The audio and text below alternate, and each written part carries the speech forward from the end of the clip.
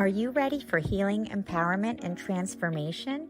Join us at the SoulSearch Enlightenment Expo October 5th and 6th at the San Rafael Embassy Suites. Free to attend with advanced registration. Meet psychics, mediums, energy healers, astrologers, and more. We will have an EES systems scalar wave technology experience for your healing, as well as relaxed saunas and detox foot baths. Get readings, Reiki, body work, and more. Purchase crystals, holistic self-care, and high-vibe products. Don't miss out on the free transformational talks. We still have booths available. To register, please visit soulsearch.io/San Rafael Expo.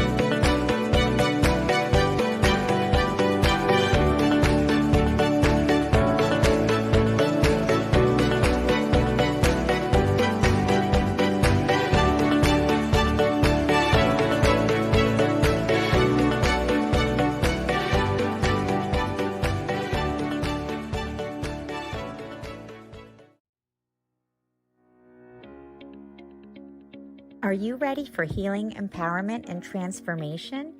Join us at the SoulSearch Enlightenment Expo October 5th and 6th at the San Rafael Embassy Suites. Free to attend with advanced registration. Meet psychics, mediums, energy healers, astrologers, and more. We will have an EES systems scalar wave technology experience for your healing, as well as relaxed saunas and detox foot baths. Get readings, Reiki, body work, and more. Purchase crystals, holistic self-care, and high-vibe products. Don't miss out on the free transformational talks. We still have booths available. To register, please visit soulsearch.io/San Rafael Expo.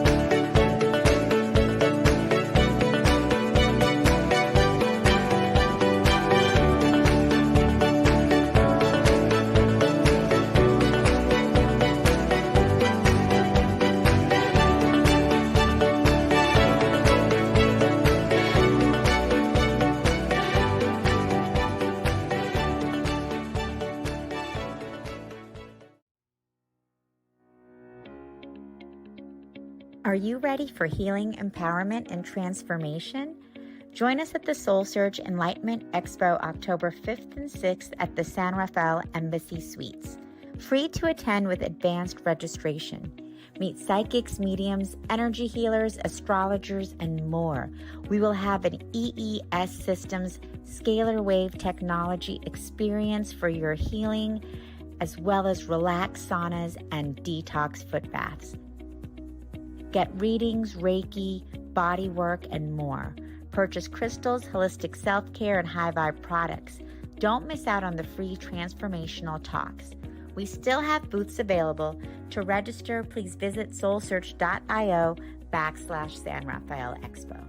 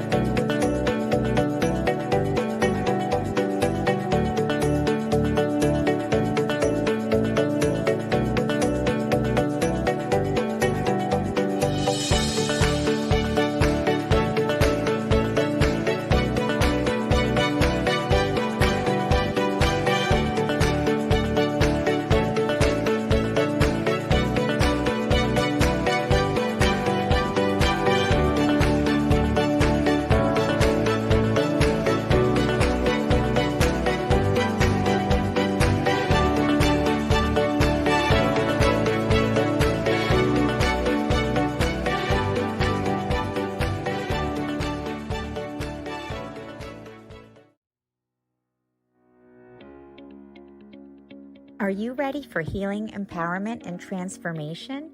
Join us at the SoulSearch Enlightenment Expo October 5th and 6th at the San Rafael Embassy Suites. Free to attend with advanced registration. Meet psychics. Hello, everyone. Welcome, welcome, welcome. I'm Tangela, the founder of SoulSearch, and good morning.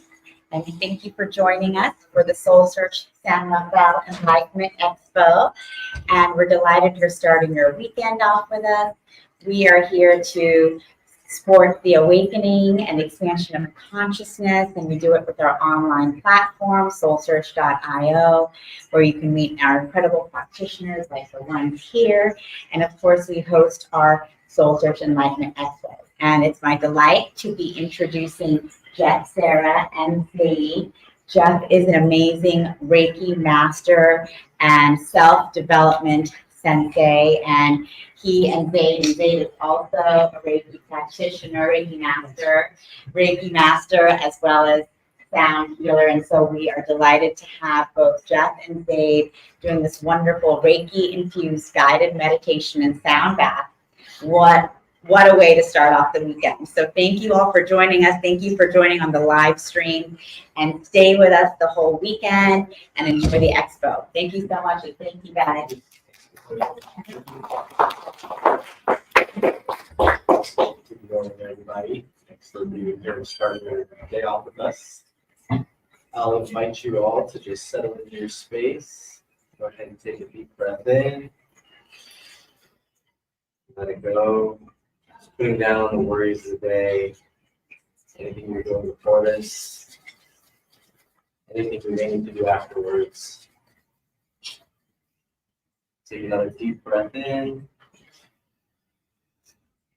Let it go. Bring your awareness down your hips. Connecting to your root chakra at the base of your spine. Envisioning an energetic red cord extending from your tailbone, deep into the earth beneath you, anchoring you to the core of the earth, allowing you to ground you into your physical body, to the present moment, to the here and now.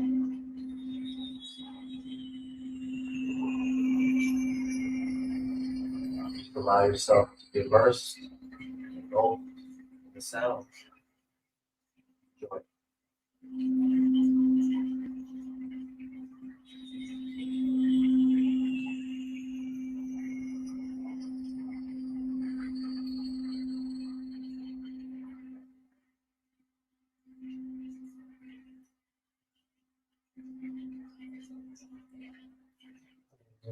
This is the next step in my evolution.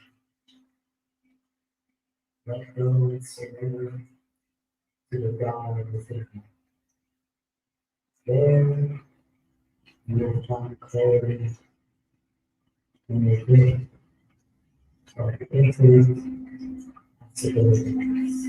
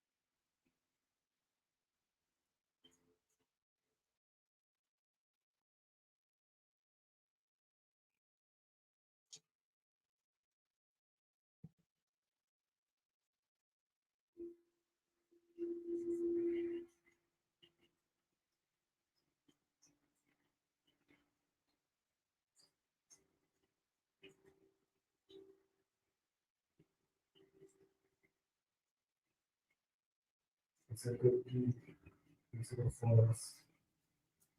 Encouraging me goes to a place where the sun is kept from shining. Place which you see without judgment. You have the power to transmute all limitations.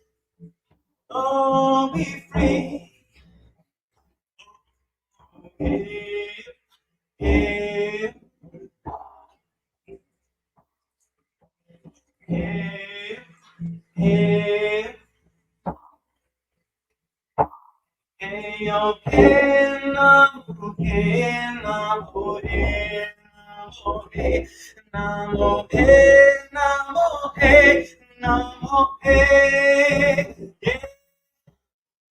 Into your heart and you see, yeah, oh, look into your heart and you see, yeah, oh, look into your heart and you'll be free and you'll be free, oh, look into your heart and you'll see, we are free, we are free, we are free.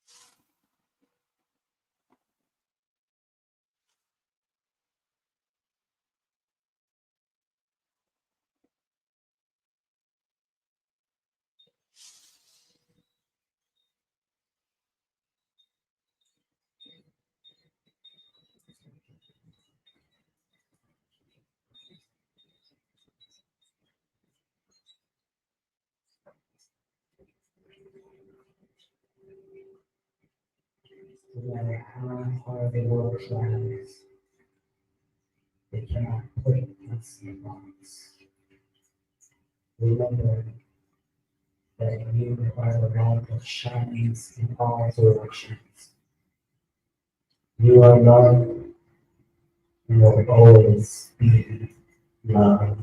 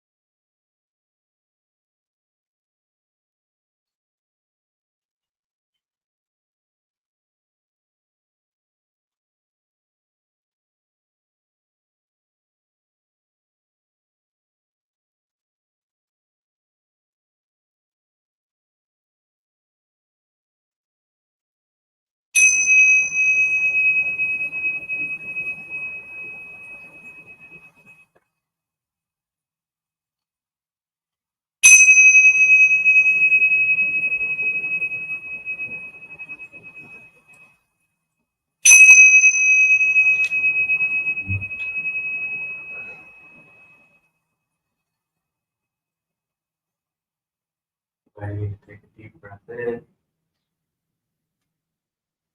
So,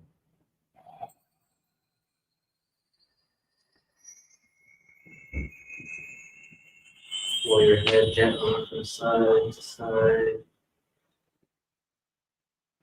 Your fingers a little wiggle. Your toes a little wiggle.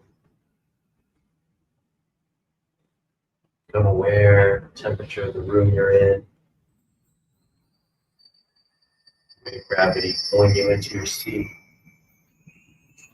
You gently, slowly begin to bring yourself back to the present moment. Taking your time, opening your eyes whenever you're ready.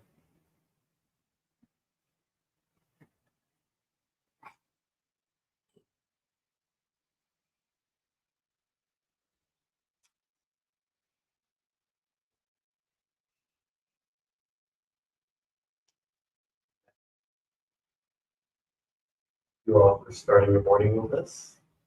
At the booth, we'll be doing Reiki sessions. If you have any questions about sound ceremonies or anything sound related, it's available in the booth today. Answer any questions. Sure.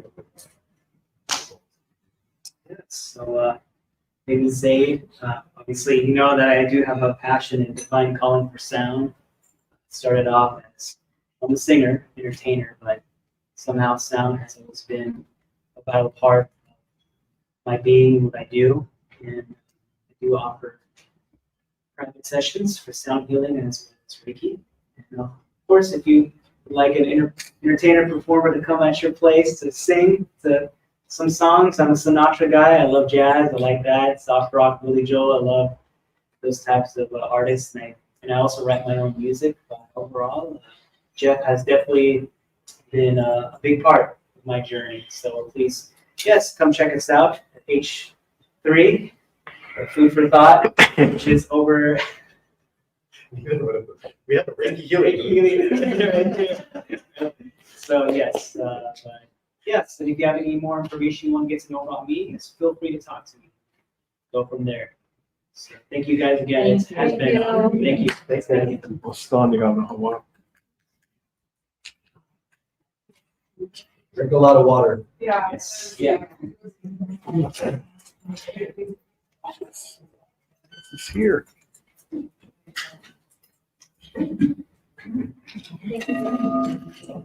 Where did you move that? So when you come in, there's two doors, double doors from the outside coming in. We've got a big tapestry with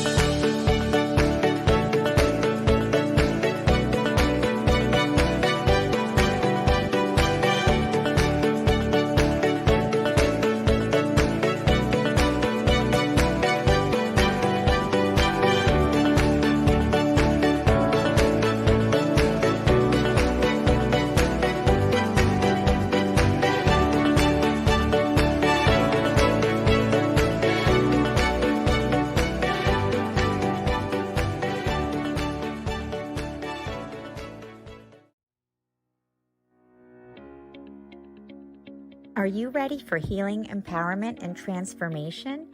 Join us at the SoulSearch Enlightenment Expo October 5th and 6th at the San Rafael Embassy Suites. Free to attend with advanced registration. Meet psychics, mediums, energy healers, astrologers, and more. We will have an EES Systems scalar wave technology experience for your healing, as well as relaxed saunas and detox foot baths. Get readings, Reiki, body work, and more. Purchase crystals, holistic self-care, and high vibe products. Don't miss out on the free transformational talks. We still have booths available. To register, please visit soulsearch.io/San Rafael Expo.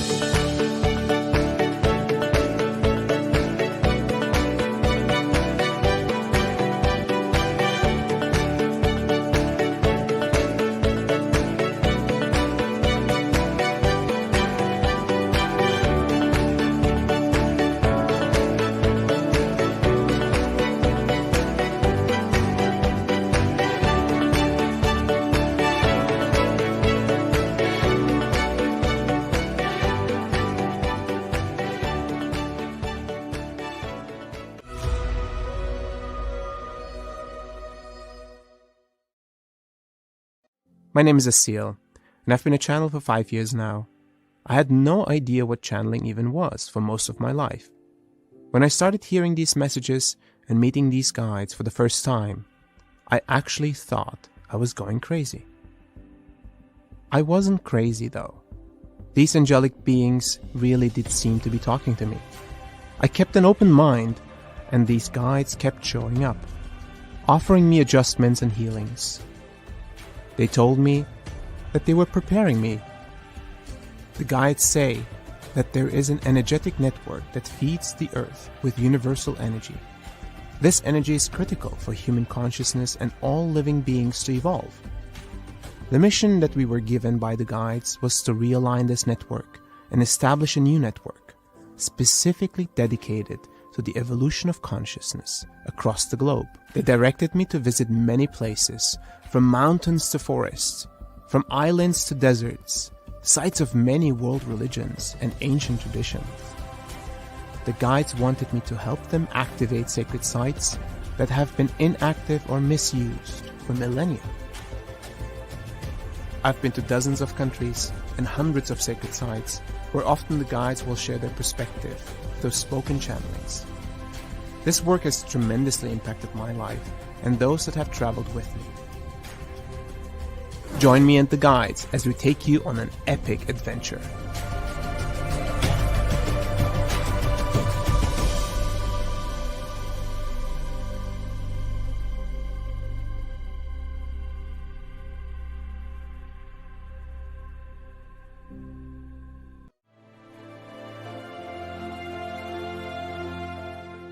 Thomas Workman and A.J. Kavanagh are intuitive channels.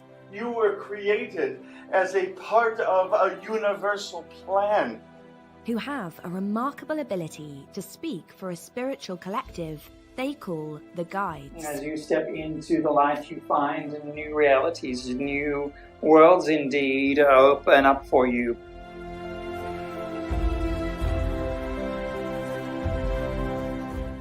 We often forget who we are, our eternal nature, and the wisdom that comes from that. The Infinite Pathway. Journey to Self-Realization.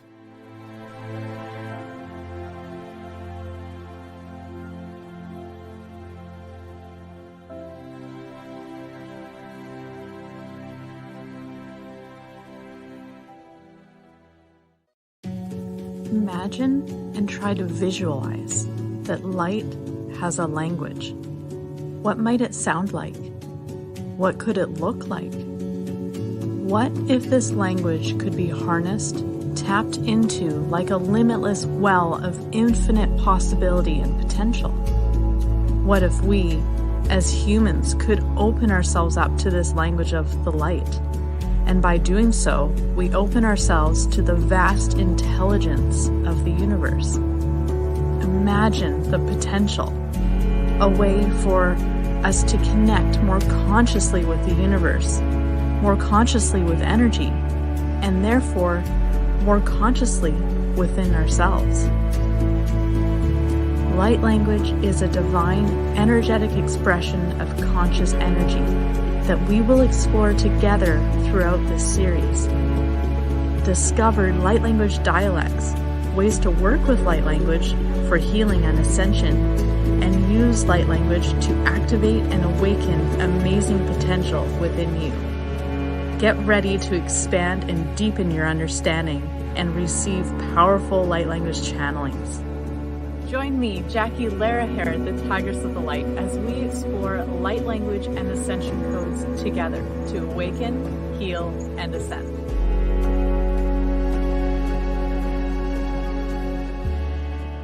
What is enlightenment? How do we get there? Is enlightenment possible for someone like you or me? For most of my life, I thought enlightenment was only reserved for a few chosen ones. But we no longer live in a world where we have to cut ourselves off and retreat to a mountaintop cave to reach nirvana. Enlightenment is within our reach in the here and now, and there are infinite ways to get there. Join me as I sit down with the leading spiritual teachers of our time to dive into and explore the enlightenment experience. Together, we discuss how enlightenment is our collective journey at this time of humanity's evolution, and we explore tools, tips, and practices to support us on our own personal enlightenment journey. Each one of us can experience enlightenment in the midst of our human experience, and it is our divine birthright to do so. You want to move this out? Yep. Okay, perfect. All right. Hello, everyone. Welcome. I'm Tangela, founder of SoulSearch, and excited to have all of you here for our SoulSearch San Rafael Enlightenment Expo. It's going to be an amazing weekend, so I hope all of you can stay with us throughout Saturday and Sunday. And also, for all of you guys joining in the live stream, welcome and thank you for tuning in. I am excited to be announcing our next speaker, Teresa Lodato, who is your elite transformation coach and founder of Becoming Aware. She is known as the modern day oracle and has an exceptional breadth and depth of expertise, including a master's level background in psychology and advanced certifications in neuroscience and relational trauma coaching. Teresa is also a Navy veteran and holds certifications in leadership training, facilitation, financial management, as well as certified and tested intuitive and Karuna Reiki master teacher. So she is an amazing metaphysical coach, but also a leadership and transformation facilitator with incredible real world expertise. And we're really excited to have her here today. So thank you so much. I'm a little tall, so hopefully the camera will picture me. No, I have a little headroom. Yeah. Perfect. Well, Sir Richard Branson says time is the new money. And I think time is the new trust. And so I'm going to trust that the time we have together is going to be worth not only your time, but also your money, even though it's a free event. Yeah. Maybe, actually, before I do this, let me just close this door.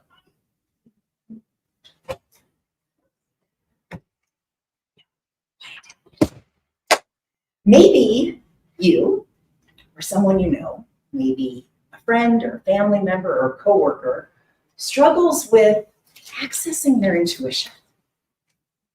Maybe they get a little overwhelmed, or maybe they have trusted their intuition in the past, but it kind of led them astray, and they start to doubt their intuition. Or maybe they're not aware of their intuitive gifts. Maybe what happens is you help them out and you give them some advice, but they never seem to listen. They always seem to be very overwhelmed and kind of running around like a chicken with their head cut off. Maybe there's somebody who is interested in their intuitive gifts, but they just don't know how to access them. Well, I'm here to tell you that everyone has intuitive gifts. And if you're here at this event, chances are you have a general understanding of that. But the challenge is that a lot of people don't have the clarity in their intuition. And so they struggle to get clear answers, or they struggle to trust their intuitive guidance. Women business owners and executives hire me when they're struggling in high pressure environments and when they're facing uncertainty in their lives, because they too struggle with accessing and getting clear guidance from their intuition. And so I help them to learn how to trust themselves and to be able to release the blocks that get in the way of them being able to access their innate gifts and strengths. I am Teresa Lodato, the modern day oracle, and I have spent over 20 years in financial services. Most recently, I worked in private banking and investments at Merrill Lynch. And the thing that has taught me over the years to really focus on and help other women executives in particular is to help them release the invisible stress that they face in their lives, as well as learn how to trust themselves. Now, I've also been a lifelong intuitive. As I've said, everyone has intuitive gifts, but I've been aware of my intuitive gifts for as far back as I can remember. In fact, my sister reminded me of a story when I was 4 years old. My mother was in the house and she was super handy, and she was unscrewing the landline outlet. Remember back in the day we had plug-in outlets, and she had unscrewed it because something was wrong with the outlet. And she was trying to figure out, and the colors of the wires weren't the standard electrical colors. And she didn't know what to do. And here my little 4-year-old self comes in and says, "Mommy, just put the green one with this wire, and this one goes with this wire." And she just looked at me, and 4-year-old little girl, you don't know anything. And I said, "Well, go check one of the other outlets." And I walked out of the room. And son of a gun, it was correct. And from that point in time, my mother, even though she had clear evidence that I just knew things, she would deny my gifts. And so I was raised constantly thinking and thinking things, knowing things, and then also being told it doesn't exist. Now, when I became a teenager, my gifts really started to develop, and I started having precognitive visions. And I can remember one day in particular, I was standing with my boyfriend and his buddies in a parking lot. And they were all talking, you know, all guys. And I was just kind of hanging out, waiting for my boyfriend to be done. And I looked over my shoulder and I saw a man on a motorcycle driving down the street. And he was going way too fast. And he made the turn into the parking lot where we were. And because he was going so fast, his motorcycle slipped out from underneath him and slid across the parking lot. And he went rolling. And so immediately, I grabbed Mike, my boyfriend, and I said, "Oh my God, we've got to help that guy." And he turns and he looks, and there's nobody there. And I started thinking to myself, maybe my mother was right. Maybe I don't have any gifts. Maybe I'm just making this all up in my head. And just as I start to explain to Mike what was happening, a motorcycle comes down the road going a little too fast. And he fails to negotiate the turn. And as he's speeding into the parking lot, his motorcycle slides out from underneath him and he goes tumbling across the lot. And we run over. The guy's okay. And then the next thing Mike asks, how did you know that? And I thought to myself, oh my God, I don't know how I knew that. And it really freaked me out. Now, at the time, my grandmother had passed away, and she was the one person who I could go to with all this information. She would always listen to me. My father had passed away earlier in my life. He was the other person who always trusted and listened to me. And so the two people that were most important to me in life were gone. I had to rely on my mother. And my mother, once again, denied it ever happened. She thought I had just made it up. This led me to do behaviors that I'm not proud of. But because I was so afraid of my gifts, I numbed myself out. Now, I'm grateful because my intuition, once again, started coming to me in my dreams. And it actually got me out of some prickly situations that could have really made some bad things happen in my life, some bad choices. But when I trusted my intuition and I listened to it, and I forgot about what my mother was telling me, I realized just how wonderful a gift your intuition can be. Now, as was announced, I was in the Navy, and then I went on for a long career in financial services, as I said. And my intuition actually served me really well. I also was carrying with me more and more baggage. I was raped when I was in the military by my doctor. And so I had that experience. I had people in the military who were telling me that intuition isn't a thing, you're crazy. So I was carrying that. And it just clouded my intuition. I still had access to it. I still made choices based on it, but it wasn't as clear as it was when I was younger.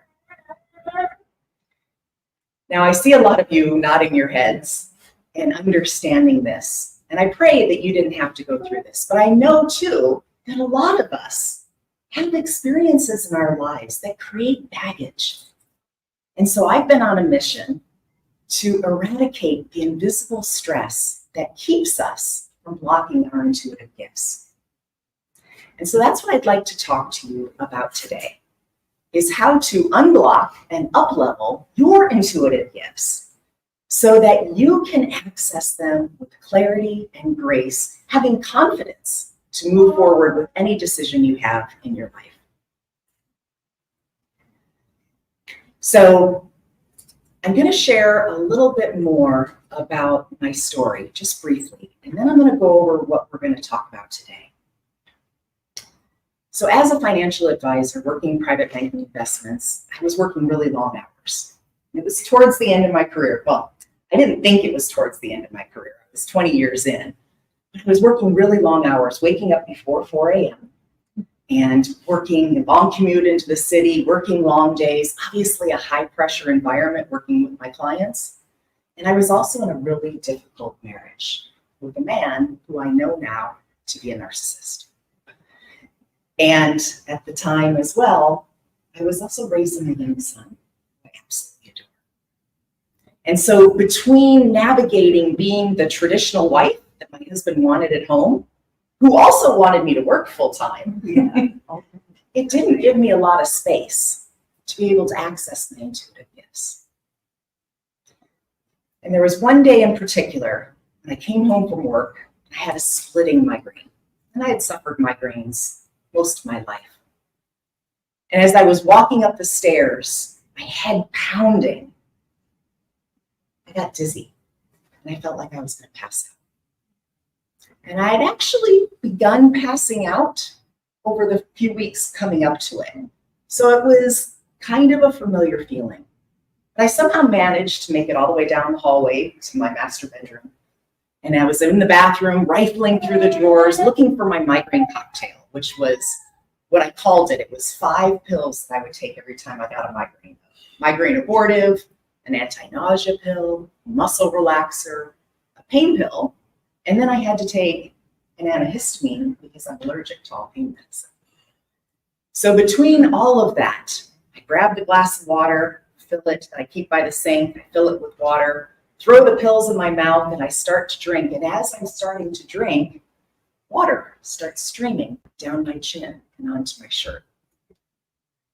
So I wipe the water off my chin and I set the glass down, and that's when I catch my look, my reflection in the mirror. Half of my face looks tortured, complete agony, twisted, in so much pain. The other half of my face looked beautiful. In fact, the most beautiful I think I've ever looked in my entire life. It was smooth and relaxed, not a wrinkle in sight. And as I'm trying to figure out what's going on with the mirror and why I'm seeing this, I start to notice that my tongue is swelling in my mouth. It feels like it's ballooning more and more. And I kind of stop to wonder, am I going to be able to breathe? So I take a breath in through my nose, back out, okay, I can breathe. I somehow manage to walk out of the bathroom and around to the far side of the bed, and I sit down and I lay back. And as I do, I realize I can't get my left leg on the bed. And so I push with my right leg, and I take my arm and I put it on the nightstand, and I'm pushing off the nightstand, trying with all of my might to roll onto the bed. And just then my husband walks in. And he's coming in just to get something for himself. And I look at him and I say, I have a splitting migraine. Can you please make me an ice pack? And before you leave, can you help me get back on the bed? And he just stands there and he stares at me. And so I repeat myself. I have a splitting migraine. Can you please make me an ice pack? But before you do, can you help me onto the bed? And then I see his face, and his eyes are as wide as saucers. And he says, I can't understand what you're saying. I'm going to call the ambulance. And so he rushes out of the room, and I hear him talking to the 911 operator. What seems like only moments pass, but it was probably 5 minutes. I hear the front door open, and I hear many, many footsteps running up the stairs. And in runs my husband, followed by 4 men in blue uniforms. 2 of them stop at the foot of my bed, and 2 of them come up alongside, one of them with a big, heavy bag.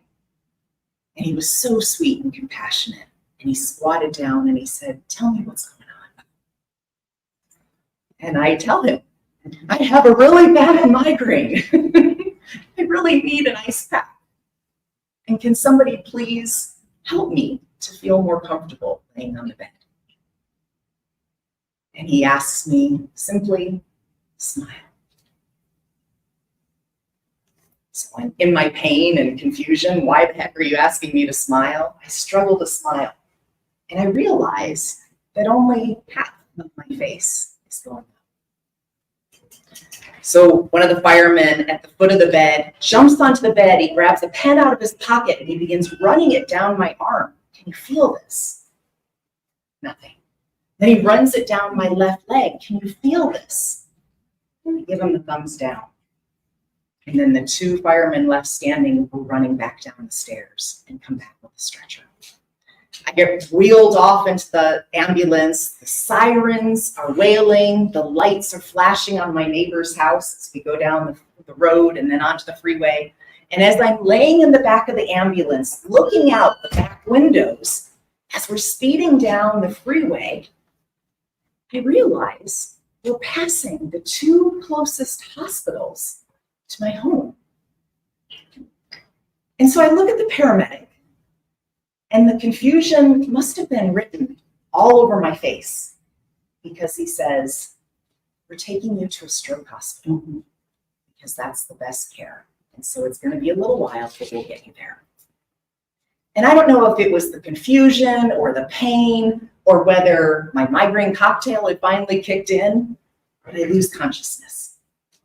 And I awake in the emergency room, surrounded by people dressed in green smocks, bright lights glaring in my eyes, and people are shouting at one another. And there's a doctor with some kind of pen, and he's pushing on my arm and my leg, and he's asking me, can you feel that? Can you feel that? There's nothing I can do. And right now I'm in a panic. I'm in the emergency room. I don't know what's going to happen. Who's going to take care of my young son? The doctor asks me again, can you feel this? Can you move your toes? Can you move your fingers? And I struggle with all of my might. And it starts to happen. And I hear, we've got movement! And the quiet descends upon the room. The doctors and nurses start leaving, and I'm left alone with 3 nurses who are drawing blood and running all kinds of tests. A little while later, the doctor comes in and he says, I've got some good news, and I've got some bad news. He says, the good news is you didn't have a stroke. The bad news is we think you have a condition called hemiplegic migraines, which is very rare and very serious. And it's migraines with episodic stroke-like symptoms. And he said, not only is there no cure, there's really no treatment. So I'm sorry to tell you, it'll probably never work again.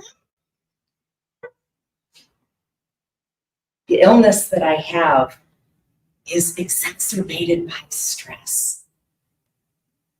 Between the long hours, the high pressure environment, the difficult marriage that I was in, and trying to be something that I was not. I was trying to be the traditional wife, cooking and cleaning, even though I had support, while also trying to fulfill my role as a successful career woman. I'd been in financial services, working in private banking investments for one of the top Wall Street firms for years. And I thought to myself, who am I? What am I going to do? Now, I started this off with, maybe you know someone. Maybe it's you. Maybe it's a friend. Maybe it's a coworker or a family member. If you know anyone who is feeling overwhelmed, who is running around like a chicken with their head cut off, trying to get everything done, who is really smart and successful, but they struggle with trusting themselves, and so they spend their times overthinking or ruminating about the past, or they numb themselves out by either drinking, taking prescription drugs or alcohol or any other kinds of drugs, or even scrolling social media for hours on end. I'm here to flash a warning. I want you to know about invisible stress. It's the stress you don't see. Everyone knows that you get stressed out when you're sitting in traffic. Everyone knows that you get stressed out when you're working long hours at a job. But what you don't see is how your own beliefs, your own ideas about who you're supposed to be, the masks that we wear, how we show up in different situations at work, with our family, with our friends. I want you to know that all of that can not only make you sick, but more importantly, it can block access to your intuitive gifts. Now, I have seen lots of people struggle with their intuition. Like I said, we all have intuitive gifts. Some of us don't know it, some of us do know it, but maybe it's a little cloudy. Maybe it's not always accurate. And so we don't fully trust ourselves. Or maybe we trust ourselves, but then something goes off the rails and we think, oh, I'm not going to do that again. I can't trust my intuition. But the truth is, we all have that intuitive guidance, and it's never wrong. We say that again, your intuitive guidance is never wrong. But what happens is when that intuitive guidance comes up, it almost goes up through what I call a prism of fear, between the beliefs that you hold, between the stories that you're telling yourself, the stories that you're telling yourself about what other people are thinking about you, about overwork, about numbing yourself out. It creates this prism. And as that intuitive guidance comes up, it gets diffracted. And so instead of getting that really clear answer of this is what your next right step is, you end up getting something that's a little bit more mushy and cloudy. And you're stuck and kind of thinking, I still don't know which way to go. So there's 3 things that can help you to better access your intuitive gifts. It's to be calm, to be curious, and to be connected. I'm going to share a little story about some of my clients that have given me their permission to share their stories, and then explain how these 3 steps helped them to be successful in not only eradicating the invisible stress they're experiencing, but now living lives they love because they know with confidence and clarity what their next right step is. So my first client is Kate, and she's a marketing executive. And she is spectacular at what she does. She works on high-end accounts like Tiffany, Dolce & Gabbana. Oh my gosh, thank you. And she knows really how to target those markets and make a lot of sales for her clients. She was working long hours, similar to me, had a long commute. And at the time I was working with her, she was actually a younger bride. And she and her husband were looking forward to having a family of their own. The problem was she was dealing with sleepless nights. She had a lot of nightmares that were keeping her up. And she, between the commute and the high stress and high demands of her job, didn't allow her to get really good sleep at night. And because of this, she was struggling to get pregnant. And she wanted so desperately to have children. She saw every single medical doctor that you could possibly see. She even went to alternative doctors. She even tried hypnotherapy. She tried Reiki. She tried everything. And that's when she got referred to me.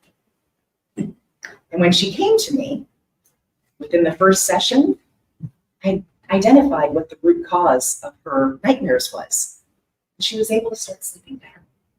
And after 3 sessions, she was actually feeling more capable and confident to be able to set healthy boundaries, not only at work, but also at home, because her husband had ideas about what a good wife and mother would be. And her mother had ideas about what it meant to be a good wife and mother. And she herself had ideas about what it meant to be a good wife and mother. And all of them were conflicted. So after these 3 sessions, she got clarity about who she was, who she wanted to be, and set some healthy boundaries. On our 5th session, I'll never forget, it was back before COVID when I was doing in-person sessions. And for some reason that day, I felt called to do Reiki on her, as well as talk her through some of the things that were going on. And as I was doing the Reiki session, I was tuned in with my intuitive gifts, and I saw a little girl just hanging in her space around her. And it was so close and so real that I felt compelled to say, you know what? I think you're either pregnant or you're going to get pregnant real soon. So because she had trusted from previous sessions that, what I was saying was really validated, it really resonated with her, she stopped by the pharmacy on the way home. And I got a text later that evening saying that she wasn't indeed pregnant. And she now has that beautiful little girl as well as little boy.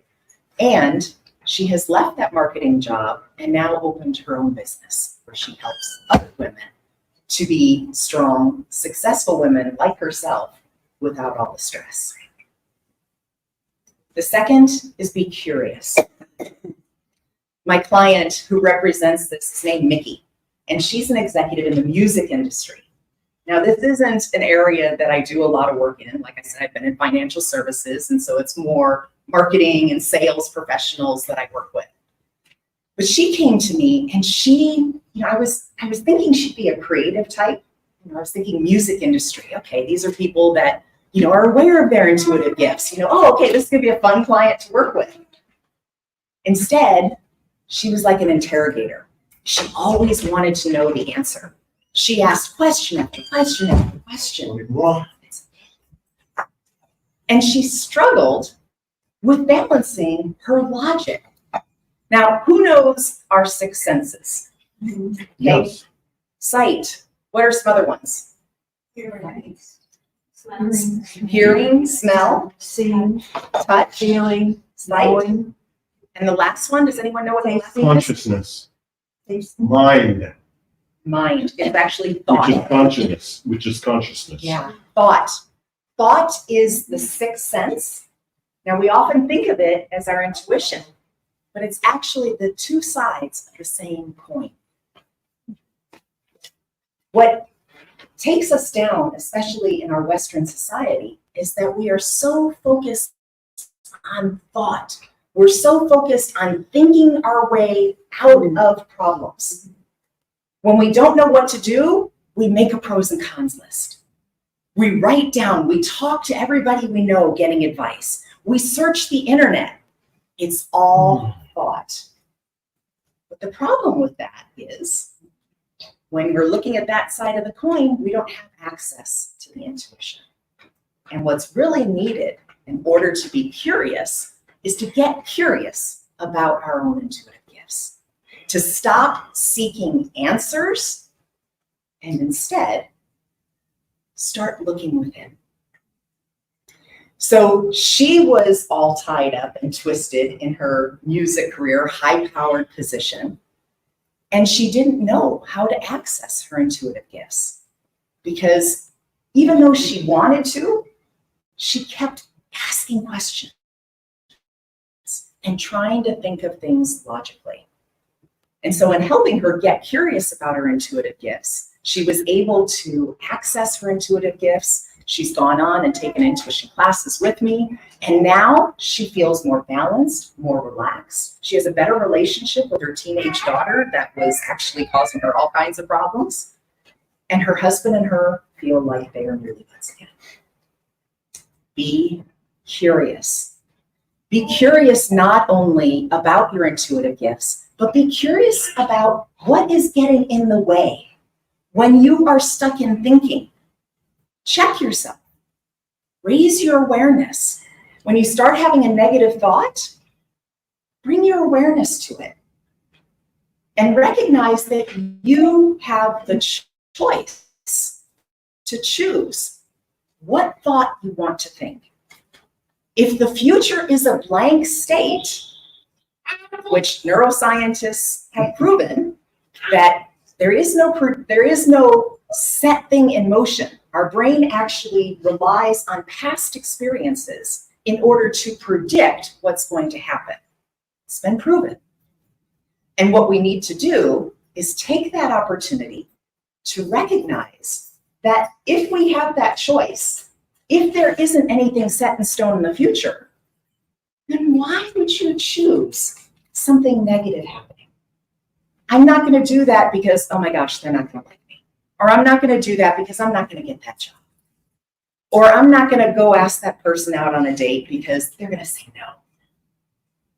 Instead, leverage your intuition. And you do that by opening a door.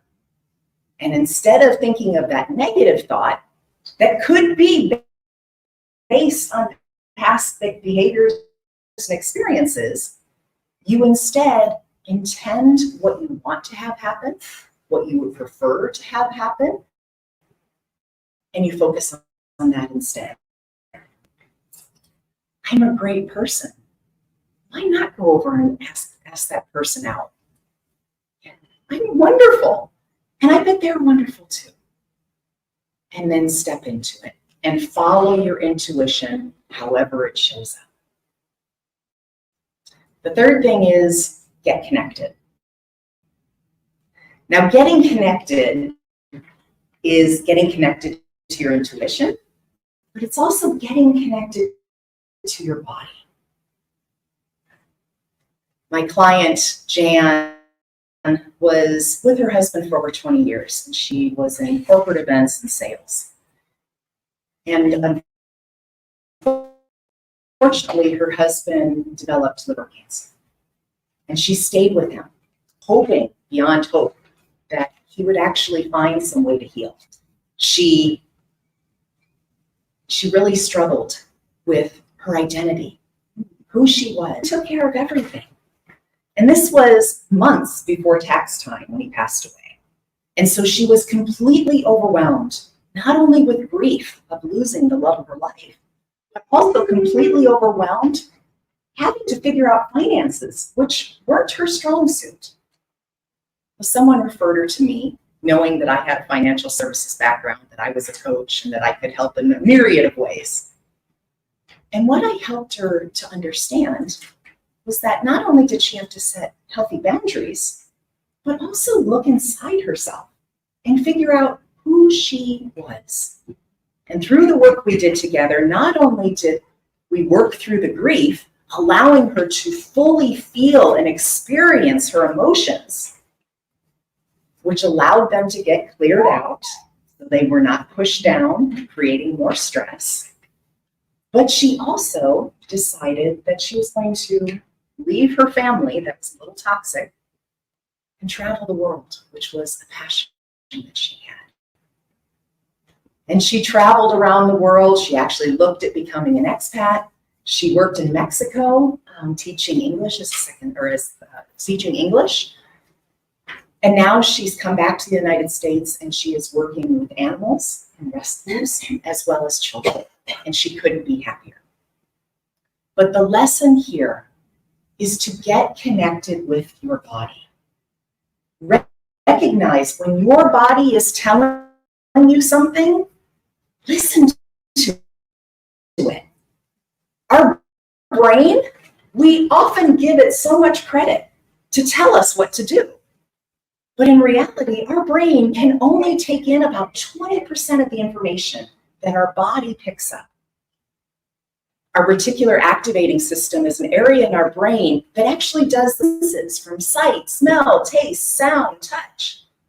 It takes all that information in, and then it puts it to the RAS, and then it decides what it's going to store in the brain and what it's not.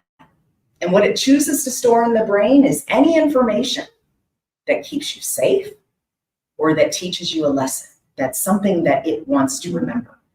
Because your brain actually uses a great deal of energy. It requires a lot of calories. And so it's really good at conserving on those calories. And so that's why it only takes in a little bit of that information. So what you want to do is to recognize, be connected with your body. And there's lots of ways you can do this. You can do this through all the relaxation techniques you probably already know of. Deep breathing, meditation, Reiki. All of these things are wonderful. But what gets in the way, and why I'm here talking with you today, is to remember invisible stress. We are great when we're in our meditation and we're doing our deep breathing.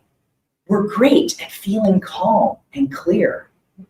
But how many of you are able to live in that state? How many of you find yourselves overwhelmed, feeling strong emotions? You're driving down the freeway, someone cuts you off. Are you able to stay really calm and relaxed? Or do you get fired up and angry? When your spouse comes home or your child, do they trigger you and send your emotional regulation system out of whack? Or are you able to maintain calmness and neutrality?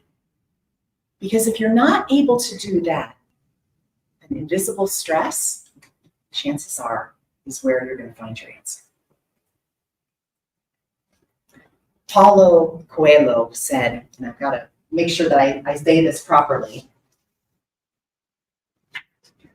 I have it. One day you will wake up and there won't be any more time to do the things you've always wanted. That quote was something that I read after I was diagnosed with hemiplegic migraines. Because at that point in time, I couldn't see a future. I didn't know how I was going to support myself. And the thing I didn't tell you is that when I was in the hospital for 5 days, my husband never once came to visit. He never once brought my young son. Oh. And on that 5th day, when I asked if he had been in, if I just wasn't in my room, and I looked at the nurse and I said, did he even call? And the nurse said no. And I knew in that moment that I had to divorce this man. This man is a financial advisor who makes a great deal of money. He's also the only child of an only child of multi-millionaires. Me making the decision to leave him, to leave complete financial security for the rest of my life, it wouldn't have mattered if I worked, was a choice that was difficult, but because I had given myself the gift, introspection, to balancing my life, to recognize where invisible stress was showing up and actually face it, I was able to follow the clear, intuitive guidance that I got to leave him. Now, I was also able to create a wonderful co-parenting relationship with him that people have come to me for years to ask advice on, because it's very difficult to co-parent with a narcissist. But we were able to do it. My son is now in school back in Northeastern, back in Boston, doing extremely well. And thank goodness, he has his own gifts that he trusts. And he calls me and asks me, hey, Mom, what can I do? How can I develop this?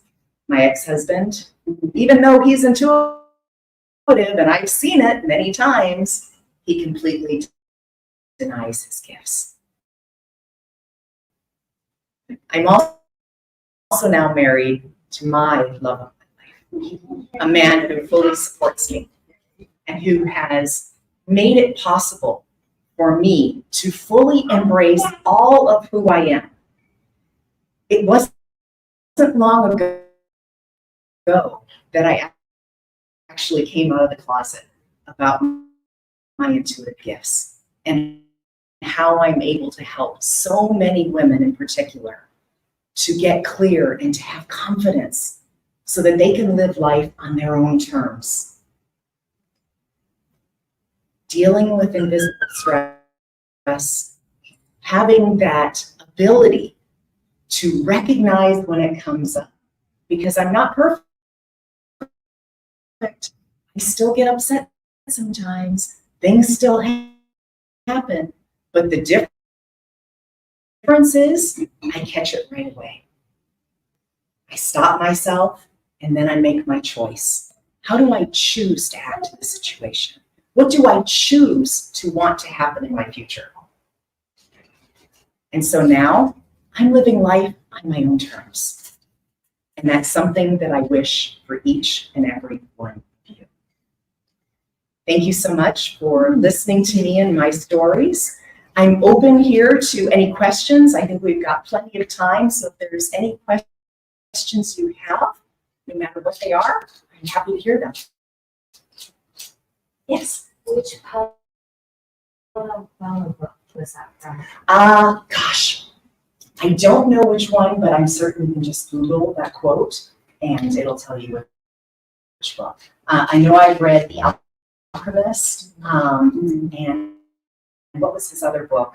I've read 3 or 4 of his books. I can't remember, but it stuck with me. It was one of those quotes that I thought, wow, I could have died. I could have had a stroke and died. And even when I was first diagnosed with hemiplegic migraines, because they're episodic, you know, they come and go on their own schedule. In the beginning, whenever you experience getting half of your body paralyzed, you can't help but wonder, is this time going to be the time that it's actually a stroke or that I actually might die? And so this quote has been a life-saving piece for me. Any other questions? Yes. So sorry about my baby. No, no problem whatsoever. So your first story like really resonated with me. I'm actually going through a divorce with a narcissist. Separated when he was we're still going through the divorce right now. What would you advise? First off, I'm really sorry. It's not going to be an easy road, but I can tell you, getting away is the best thing to do. Yes. I studied negotiation at Harvard Law School, and one of the things that I've alternative to negotiated agreements. And basically what this means and how it plays out in toxic relationships is that it's a chess game. With a narcissist, it's a chess game. You need to think several steps ahead and be prepared to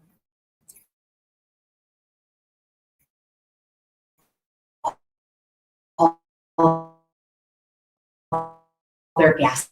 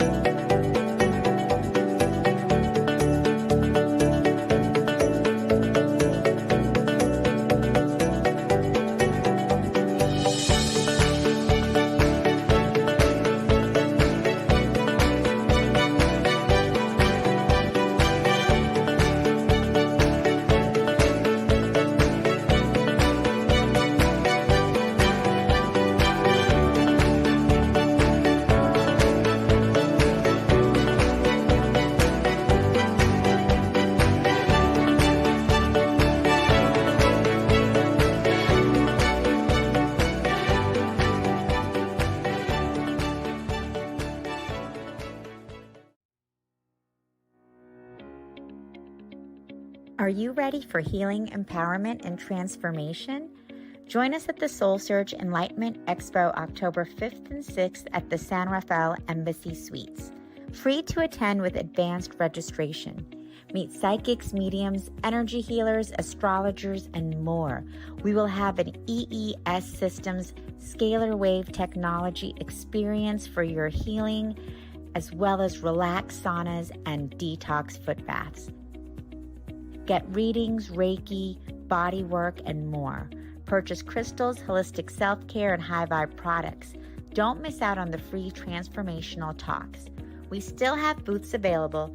To register, please visit soulsearch.io/San Rafael Expo.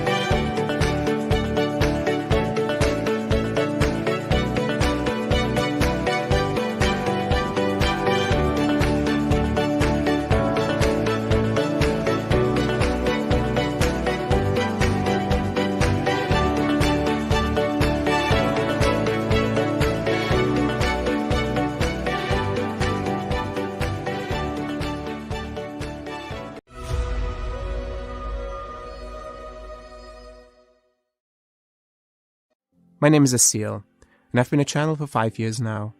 I had no idea what channeling even was for most of my life. When I started hearing these messages and meeting these guides for the first time, I actually thought I was going crazy. I wasn't crazy though. These angelic beings really did seem to be talking to me. I kept an open mind, and these guides kept showing up, offering me adjustments and healings. They told me that they were preparing me. The guides say that there is an energetic network that feeds the earth with universal energy. This energy is critical for human consciousness and all living beings to evolve. The mission that we were given by the guides was to realign this network and establish a new network, specifically dedicated to the evolution of consciousness across the globe. They directed me to visit many places, from mountains to forests, from islands to deserts, sites of many world religions and ancient traditions. The guides wanted me to help them activate sacred sites that have been inactive or misused for millennia. I've been to dozens of countries and hundreds of sacred sites where often the guides will share their perspective through spoken channelings. This work has tremendously impacted my life and those that have traveled with me. Join me and the guides as we take you on an epic adventure.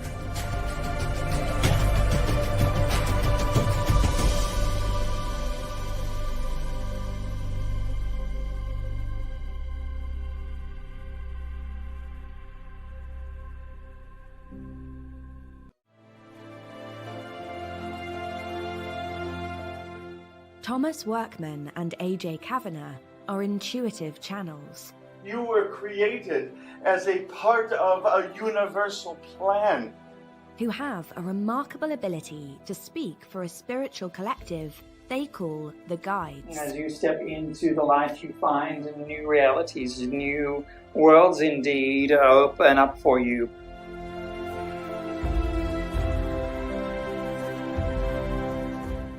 We often forget who we are, our eternal nature, and the wisdom that comes from that.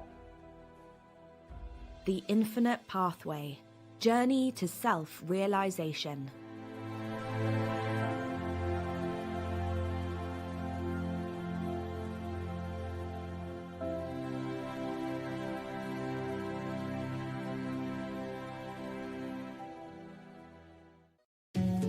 Imagine and try to visualize that light has a language. What might it sound like? What could it look like? What if this language could be harnessed, tapped into like a limitless well of infinite possibility and potential? What if we, as humans, could open ourselves up to this language of the light? And by doing so, we open ourselves to the vast intelligence of the universe. Imagine the potential, a way for us to connect more consciously with the universe, more consciously with energy, and therefore more consciously within ourselves. Light language is a divine, energetic expression of conscious energy that we will explore together throughout this series. Discover light language dialects, ways to work with light language for healing and ascension, and use light language to activate and awaken amazing potential within you. Get ready to expand and deepen your understanding and receive powerful light language channelings. Join me, Jackie Laraher, the Tigress of the Light, as we explore light language and ascension codes together to awaken, heal, and ascend.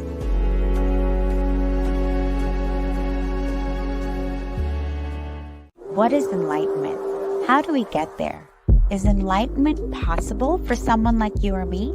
For most of my life, I thought enlightenment was only reserved for a few chosen ones. But we no longer live in a world where we have to cut ourselves off and retreat to a mountaintop cave to reach nirvana. Enlightenment is within our reach in the here and now, and there are infinite ways to get there.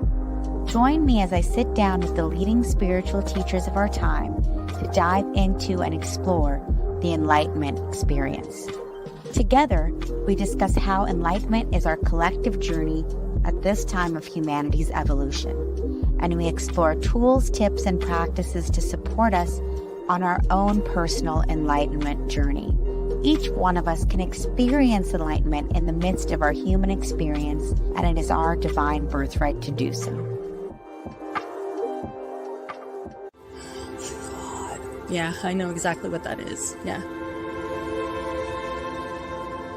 I'm Jared. I'm a medium. I always say medium just means middleman. I try to take what I get from spirit and pass it on to you without mixing it with my own thoughts, my own ideas, and letting my own ego get in the way. I just felt her say, I can smile now because I'm not in pain. The truth is that I don't have some magic gift. It's just communicating with spirit. And it was very accurate. I didn't think my grandma would come through, but I know she's always really close to me. All those things came through and he was just like, boom, boom, boom. It was. So he did struggle. Just a tiny bit, but that tells you somebody's real. The truth is that I'm just a construction worker. I'm not some guru. Spirit said to me, you need to teach these people that this is something that they can use in their everyday life. The minute I let my ego go too far and it gets too big and I start taking credit for this work, then spirit takes this away from me. I have to keep my ego the right size. I call it medium-sized ego.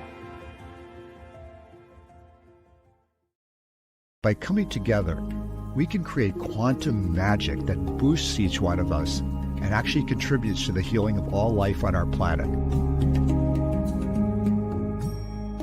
The purpose of this TV show is to inspire you, inform you, entertain you, and awaken you to the love and power of your true quantum self. You see, you are a vital part of the healing of our planet. Come as you are. Come with your light, your curiosity, and your desire for freedom and awakening. And also come with your deep pains and struggles, because those are welcome here as well. Now, by participating in this show, you can receive quantum energy activations. A quantum activation is a download of light and grace that takes you within yourself and helps trigger spontaneous healings or awakenings. As more and more of us awaken our superpowers and play our part in this cosmic symphony, we co-create a powerful, gorgeous sound that rocks this world and transforms us. This is what will save our planet. I'm delighted to be your guide on this journey of awakening to the amazing truth of who you really are.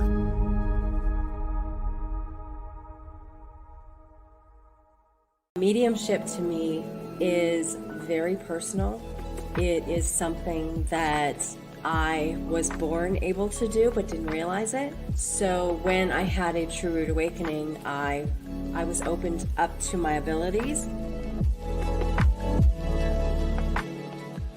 Entities or spiritual energy, they appear, they present themselves when the person who's seeking them is open to them. I am feeling, oh my gosh, so much love from a grandmother energy coming in for you. I get goosebumps when you're saying that. The Spirit's like, and she wants to know she's okay. Yes. Yes, everything happens for you, not to you. Everybody can do this. Everybody can connect to the other side. We can all share moments with our loved ones in spirit. And I'm here to take you on that journey. I am here to show you that yes, you can medium and you can medium well.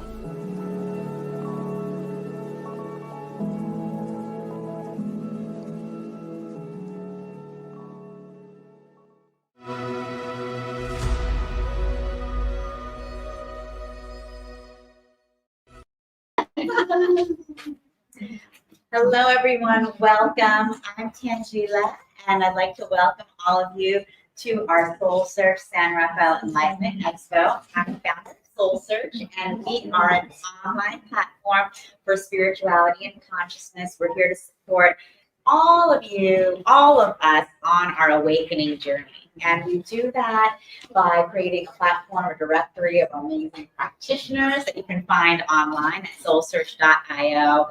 We also have our Enlightenment Expos. We do these all over the Bay Area, almost once per month. So definitely keep coming back and joining us. For those of you on the live stream, thank you and welcome. And just to let you guys know, you can watch all the talks on our YouTube channel later as well. And without further ado, I would like to welcome our next speaker, Reverend Annie Batchelor. She is a gifted channel, psychic, medium, and healer with over 30 years of experience. She has dedicated her life to helping people reunify with their soul and the divine. As Reverend Annie says, truly the divine doth works, not I. Annie's natural psychic ability has been enhanced by teaching Awakening Your Light Body, Channeling 101, and how to read the Akashic Records. Through these spiritual practices, Annie has made peace with her own painful life experiences, including being disabled with multiple sclerosis for 10 years, which amazing, Annie. You are a testament, right, to the healing power that's within us. And we have a little ghost in the room, too. I didn't bring him, but tell him to go away. So I'll look into that. But definitely, thank you all for joining. Annie is amazing. She has these incredible books written for soul consciousness, how to work with the Akashic Records, and we're really excited you could be here with us today. Thank you so much. Thanks for saying introduction. Hi. Hello. Nice to meet you all. Thank you for being here. Let's get a sense of everyone who's here. Yay. Thank you. Well, I've been a channel since 1988. I sort of fell into this by accident. I really wanted to do a class taught by Sinea Roman and Dwayne Packer. And if those names kind of ring a bell for some of us who've been around for a while, they wrote Opening the Channel. Yeah, exactly. Like and they taught a lot of people how to channel. And they sent me a letter saying, would you like to be in this class? I'm like, I was like reading this thing, vibrating. I'm like, I don't care if I have to rack the credit cards. I'm going to be in this class. And then it said, well, the prerequisite was you had to channel. So I got their book and I started channeling. And, it was like vision in the dark. I had no idea what I was doing. It all worked out. I still had the same guide, Anubis, from when I first started channeling then. And in 2013, I was in a bookstore right before Christmas because I wanted to buy some Christmas books for my sweetheart. And so I did the short version, like any good psychic. You go in the spiritual section and you go, okay, who wants to come home with me? Who would be good for my honey bugs? And if you're heat up or something, make it obvious, this one, no, not you, that one. Bring them home, 3 books, signed them all on the inside cover, wrapped them up. And in January, he opens his presents and he starts reading this one book and he says, Annie, I think you'd like this. It's right up your alley.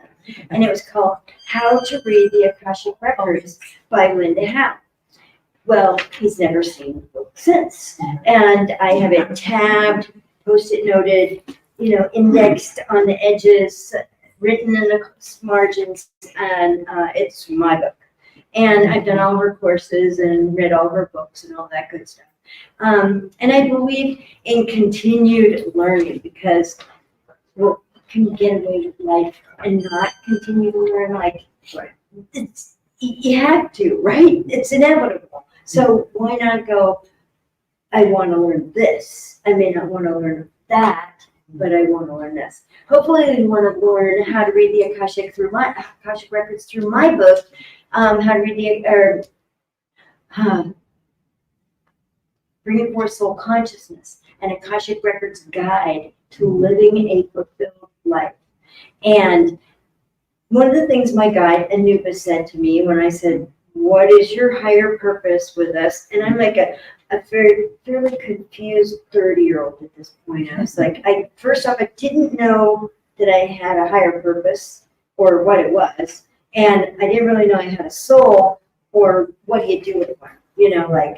Just an appendage, get in the ways, like a tail, what are we talking about? So the guy, Anubis said, our purpose together is to reunite humanity with their souls and with the divine. So, and by writing this, channeling this book, I get it. My guide said, the soul is the link. It functions as the link to the divine. So they're really big on having people embody the soul's light as a way of getting calm, getting centered, getting familiar with your own inner light and who you are. And that brings in the consciousness of the soul. The light contains the consciousness of the soul. And that helps a lot, And being able to work in the Akashic Records helps me or you with, what's the truth about me? And, how is having multiple sclerosis and being disabled good for me? Well, it turned out I needed a lot of downtime to reintegrate where I was spiritually and where I was getting ready to go. And today it really feels like I was kind of recharging my battery, ready to take some really big steps. And stop working side, jobs and just be someone who did channel readings and Akashic Records readings. And that was quite a process. The trust walk, you're like, oh, paycheck. The security thing. So I've done the whole Awakening Your Life Body series, which through Sinead Roman and Dwayne Packers, who are now dead. Unfortunately, Dwayne died last year about this time, and Sinead the year before. And they've been my teachers, and I can feel them with us, all the time. It's just really powerful, and their guides are fabulous. Anyhow, what the Awakening Your Life Project did for me was teach me to sense energy. So when I'm doing readings or teaching, I'm feeling the energy in my body, and I'm getting flashes about what the nature of this energy is and why it's there and all that. So I think it helps when I'm doing readings to say, okay, this energy is coming into this part of your body and it feels like it's doing this, and are you feeling it too? And like, okay, great, I'm on the right track. It confirms where I'm going to me. My little personality needs to know, and it confirms for the person I'm reading for that I can sense what's going on with me too. So this book started when I signed up to do a writing class, and I thought, I'm going to learn how to write really good marketing so you'll all learn how to have readings with me. And they had my guides had different ideas. So I go to this writing class, and the first day I'm channeling the first chapter, and I'm like, what's with the book? Nobody told me a book. Nobody said you're going to write a book. I never got the message. And they're like, just fine, just keep channeling, And then, they start channeling. They would channel the title chapter, and I'd be like, I know nothing about how the soul is constructed. I can't do this. You should probably get somebody else, who knows more about this. And they're like, that's okay, just keep writing. And I would just have to really pay attention to the words they were using. And there were a lot of very specific words that after I typed it out, I went back and I looked up the words, and it was like, oh, that was exactly right. And transmit, transducer, transceiver is transponder, all these terms, and the difference between software and hardware, like our bodies are the hardware that feels all of this, but the soul is the one that has installed the software that runs the show. So it's really about getting to know the souls and see why, the soul's decided I need to have a relationship with this fella, or I gotta have to have 3 triple pregnancies and a miscarriage, and then try and adopt a baby, and then have to give the baby back after 28 days.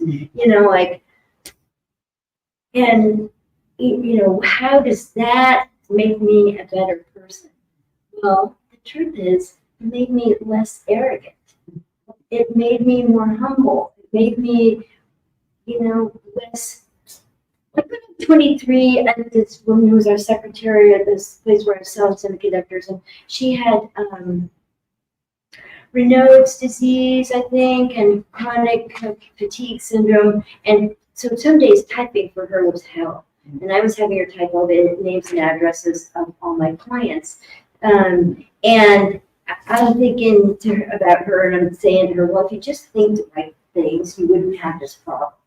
And then, of course, Croydon gets visited on self, and self learns, maybe not so. So I bless her all the time. That woman, she was a hard worker, and she's raising 2 boys on her own, and she was doing her best, and she didn't need a snotty little 23-year-old telling her what life is about. And my blessings reach her. Anyhow, so the Akashic records, soul level plane of consciousness, extremely sensitive to every vibration, every thought, every feeling, every vision you're having, all of that. And so the Akashic records record everything throughout time that every soul has ever thought, said, or done in its lifetimes. And even in the in-between lifetimes, when we're maybe not in a body here on the planet Earth, maybe we're doing some extra credit work between lifetimes with a group of consciousness beings, or we're on a different planet or a different social structure. And all of that is recorded in the Akashic records. So it's a vast amount of information and energy. Now, in the Akashic records, it's energy first. You've heard this before, right? You've heard my talk before. Energy first and information second. So it's really good. You know, if you get it, like your leg twitches, like notice that when you're in your records. You know, there's something about that. That might be some energy going in or going out, or something that triggers you. Oh, I have to be nice to that side of my body because that's my take in energy, and this is my go forward energy, or you know, that's because the energy says a lot, and the light, in its infinite wisdom, knows exactly what we need at every given moment. You know, I don't have to send the light. This light knows where to go. It knows more than me, so I can just trust it and let it lead me. So, in the Akashic records, there are 3 governing principles: judge not, fear not, and resist not. So when you learn how to open your records, you're in this environment with your masters, teachers, and loved ones who help us go next. In an environment that has no judgment, has no fear, has no resistance. So it means it's very easy to get information and put it to use. Because none of my personalities in there going, well, yeah, well, are you sure?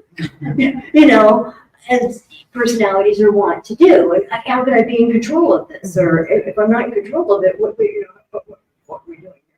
But you know, the energy of your soul is in your records. And this chapter 2 teaches you how to open your records.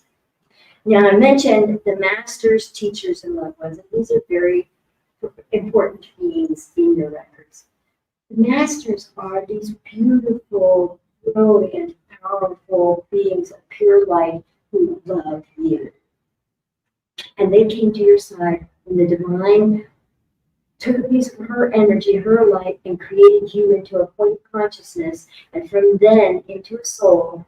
And they are with you, like, throughout everything. They've been with you since you were conceived, and they are with you right now, and they're going to be with you till whatever is that. I don't think there's an end, but you know, whatever we end up in. So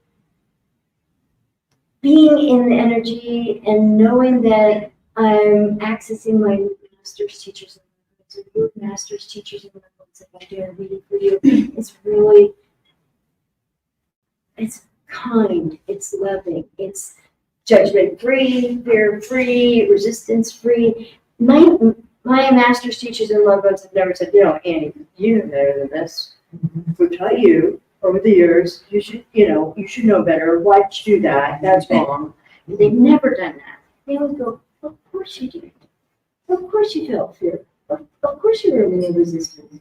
Of course you felt like you needed to control the situation from a personality standpoint. You know, it makes perfect sense. And they might say, well, you could do this next time if you so choose. But they're never punitive. You know what I mean? And that's like, oh, thank God. I'm punitive enough with myself. You know, we are hard enough on ourselves from a personality level, and perfectionistic with ourselves. And, you know, like, we keep score on ourselves. They don't. Good thing. We've lived a lot of lifetimes. Can you imagine what the scorecard would look like? And the Akashic records aren't just like the book of bad judgment for Annie Batchelder, you know. So you decided to fall in love with that dope fiend and then become one yourself. How wise was that? Well, had happened. You can talk with me later about that important subject. And you know, that was the error in that thinking was I wanted to be in the intimate dark bubble with that man so much that I wanted to feel what he felt. I didn't know And I had not counted on the fact that I would like it and want to do it again and then again and then again. So then I had to learn how to get sober, which is a spiritual experience. In replacing the divine and reliance upon the divine instead of substance, whether it's alcohol, drugs, or cigarettes, all of that has been healed through using the divine as my defense, as a help, because the divine has power where I don't. The divine has all power, and the divine is never done with dispensing miracles and blessings on us. There's like, oh, the bag's empty. That never happens. You know, like it's Christmas every day. It's Christmas every day. And one of the things I've learned by being disabled or having to call people like, what are you doing Tuesday? I need a ride from my house to physical therapy or occupational therapy. I've got to be taught to walk again, or my right arm is useless, so they're trying to get to work again. And, you know, I can't drive. So, oh, you can't do Tuesday. How about Thursday? Or next week? And I having to ask for help all the time. And my best friend, God bless her, she said one thing that really stuck with me. She said, well, Annie, you're just going to have to be someone people want to give to. And I was like, I can do that. I can do that. And people help me. And it wasn't the people you think were going to, like, that you would put on the short list if they'll show up. No, it was, you don't even know me. You know, or my sponsor would say to another sponsor, come over from Walnut Creek, pick her up at her house in San Anselmo, take her to San Francisco to UCSF, and then somebody else is going to pick her up there and take her home. Like, you know, this is nuts. But I'm a really resourceful, creative, you know, person. I can get a lot of stuff done. And when I couldn't do it for myself, I had to live on one floor where the kitchen was, where the route to the car was, where the bedroom and the bathroom were. I had to move in with my mother, and she had to do my laundry. You know, my sister had to pack up my apartment because I had, you know, one arm was just dangling and wasn't useful. So we really can't pack a box or file files with a useless arm. You know, it's really frustrating because I tried. And anyway. So there's a little story that I'm being reminded to tell. Okay, so I had to get that baby back, right? And this is the story. Of course, I looked over my records and I said, so what's the truth about this? Now, how was that good for me? It turns out, when I was planning this lifetime, and I said, I want you to be my mother, I want you to be my brother, my sister, my dad, my wife. You're going to be husband number 1, 2, and 3, and everybody said yes. And then somebody said, hey, I need you to play this part. It's a short part. It only is going to last for a couple of months. And will you do this for me? Oh, yeah, I'll do it. I'll play that part. That's what I did for this family, whose baby I adopted. The birth mother was 15, and she was an emancipated minor at age 14, which, I don't know about you, but my thinking at 14, not the best. Not the clearest. So she gets pregnant by her boyfriend, who's 18, and they think, well, we're going to adopt this baby. Now, birth mother had been raised by her grandmother because for some reason her mother couldn't do it or didn't have the attention or didn't want to or whatever. Grandma raised her. So it wasn't that the birth mother wanted the baby back. Her mother wanted a chance to do it. So, and can you imagine your mother saying, get the baby back, get the baby back. In California, there's 6 months for the birth mother to change your mind. I want that baby, I want to raise that baby. You know, what chance do I have? Yeah, right. And that was my part. Now, I would think twice. And even, I would listen when the lawyer said, I don't think you should adopt this baby. She said, this is not a good situation. Oh no. Annie's like, this is the last baby on earth for me, and I'm gonna get it, right? And I've done that with love. Like, this is the last love on earth for me, and I gotta go for it, right? And you know, talk about shortage consciousness. You know, like, oh, that's where my thriftiness or my short-sightedness and my impatience and my distrust of the divine led me. So things are a lot better now. And I have great relationship with my family, and you know, I've gotten to make peace with all those exes and all those other people who have been in my life and who probably got somewhat mishandled by me and my bad behavior and bad choices.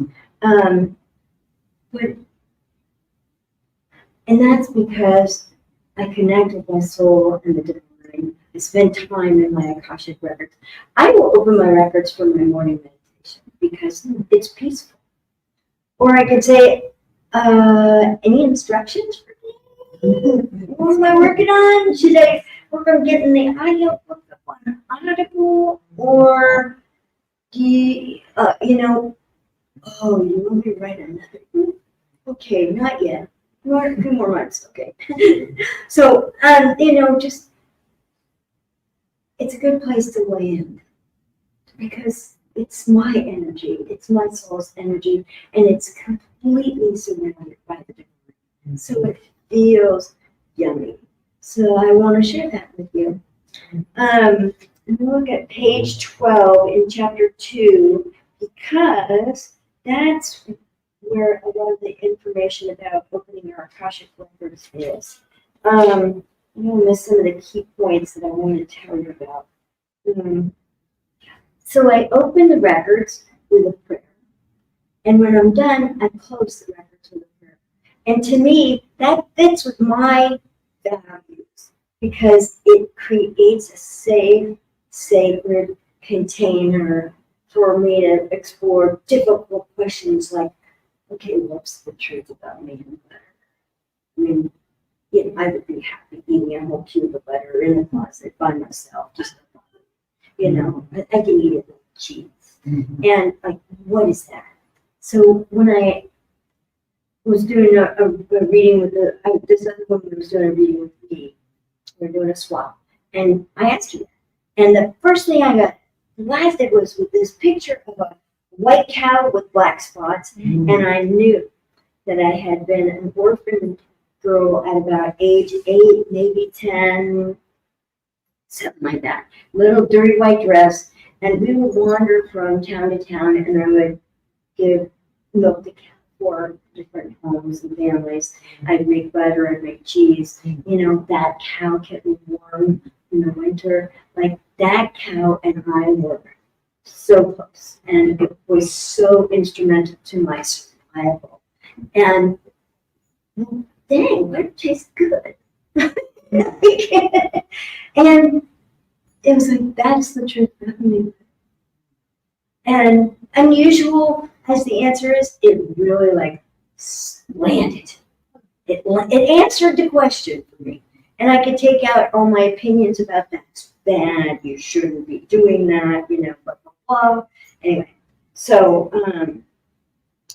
so the Akashic records are organized by your legal name. So when you open the record, you're going to use your legal name. Now, if everybody knows you by your favorite name, Sunflower, you know, Rising Moon, then, but that's not the name on your passport or your driver's license or your PG&E bill, you know, actually PG&E bill doesn't qualify. It would have to be a government issued document. You got to use Annie Elizabeth Beth, right? You wanted the Sunflower Rising Moon. Huh? You wanted the Sunflower Rising Moon name. You wanted the other name. Okay. Oh, okay. Anyway, so you open the records with your legal name. Yes.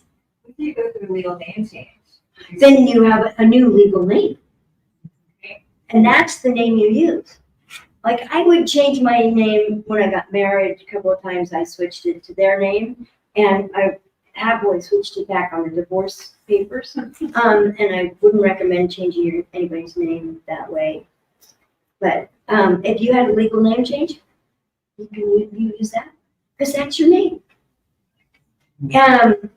But we want to get the right records, you know, and so just it needs to, there has to be some place where the lines are, right? Kind of, it's this or that. If you are much happier with Sunflower Rising Moon, and you can't stand your legal name, then you should go get a name change.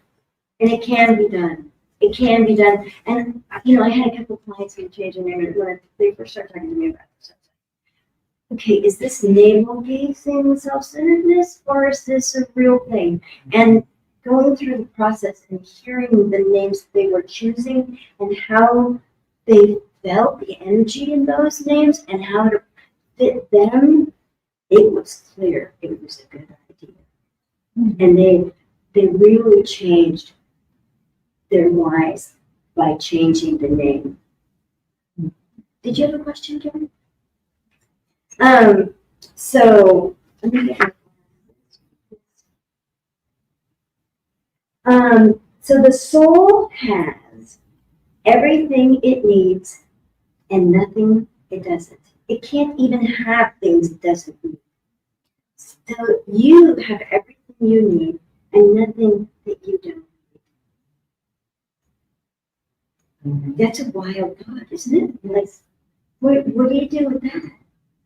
I mean, that it's like, oh, and your ace in the hole, choice. It's also where it's going to throw you off the most. But we have to try. We have to take that gamble and choose differently at certain times in life. It might have to do with a career. It might have to do with boundaries with a kid or an ex or a mother or a father, you know, whatever. We have to choose to think, believe, behave differently at times.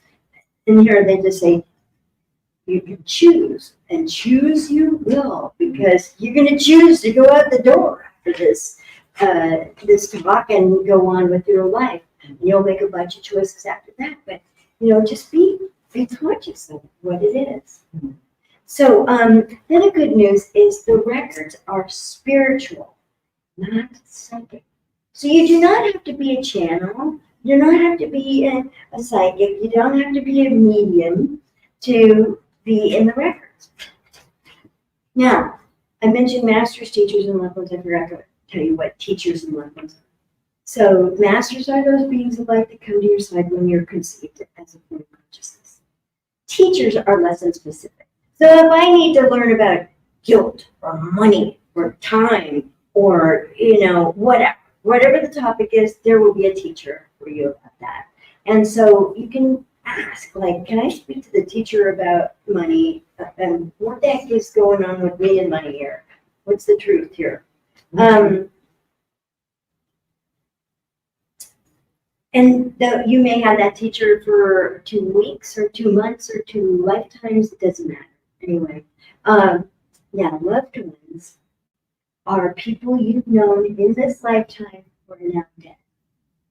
And some of them love you so much, they decided to keep an eye on you.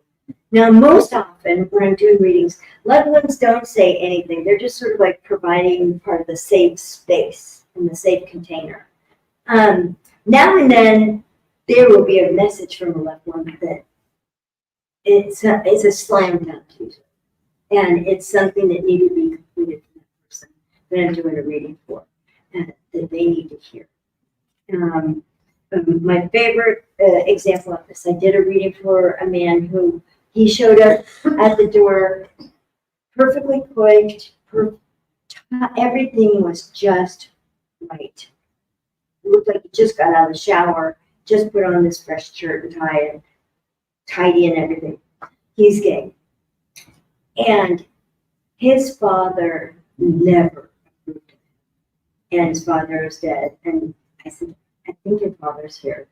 And do you mind if I bring through a message from him? And he said, go ahead. And the father said, I'm really sorry that I didn't know how to love you because you're gay. I didn't in this lifetime have what it took to love you in that framework. And, it just, I didn't know how. And that set this man free. All those years of being judged and not good enough or not right or whatever, should have been something else. That, it kind of evaporated. And it was wonderful to witness that energy just lifting off of him. Truly, truly amazing. The records usually bring forth what is really necessary for you to know at this moment. And it's always practical, applicable, pretty sensible. And, they realize that we have personalities and we need to have information and take actions that don't scare the pants off our personalities, because there will be blowback, right, if we do. If we try to, you should sell all your goods and go with the guru. That probably is not going to come through in your reading, because they're going to be aware of having the personality grow and evolve at the same pace as the soul. Now, it turns out the soul is constantly evolving. It's perfect, and it's constantly evolving. Now, we're also kind of the same thing. We are constantly evolving. And so as our bodies and our personalities evolve, our souls evolve too. And it's kind of nice that they kind of, we help each other, And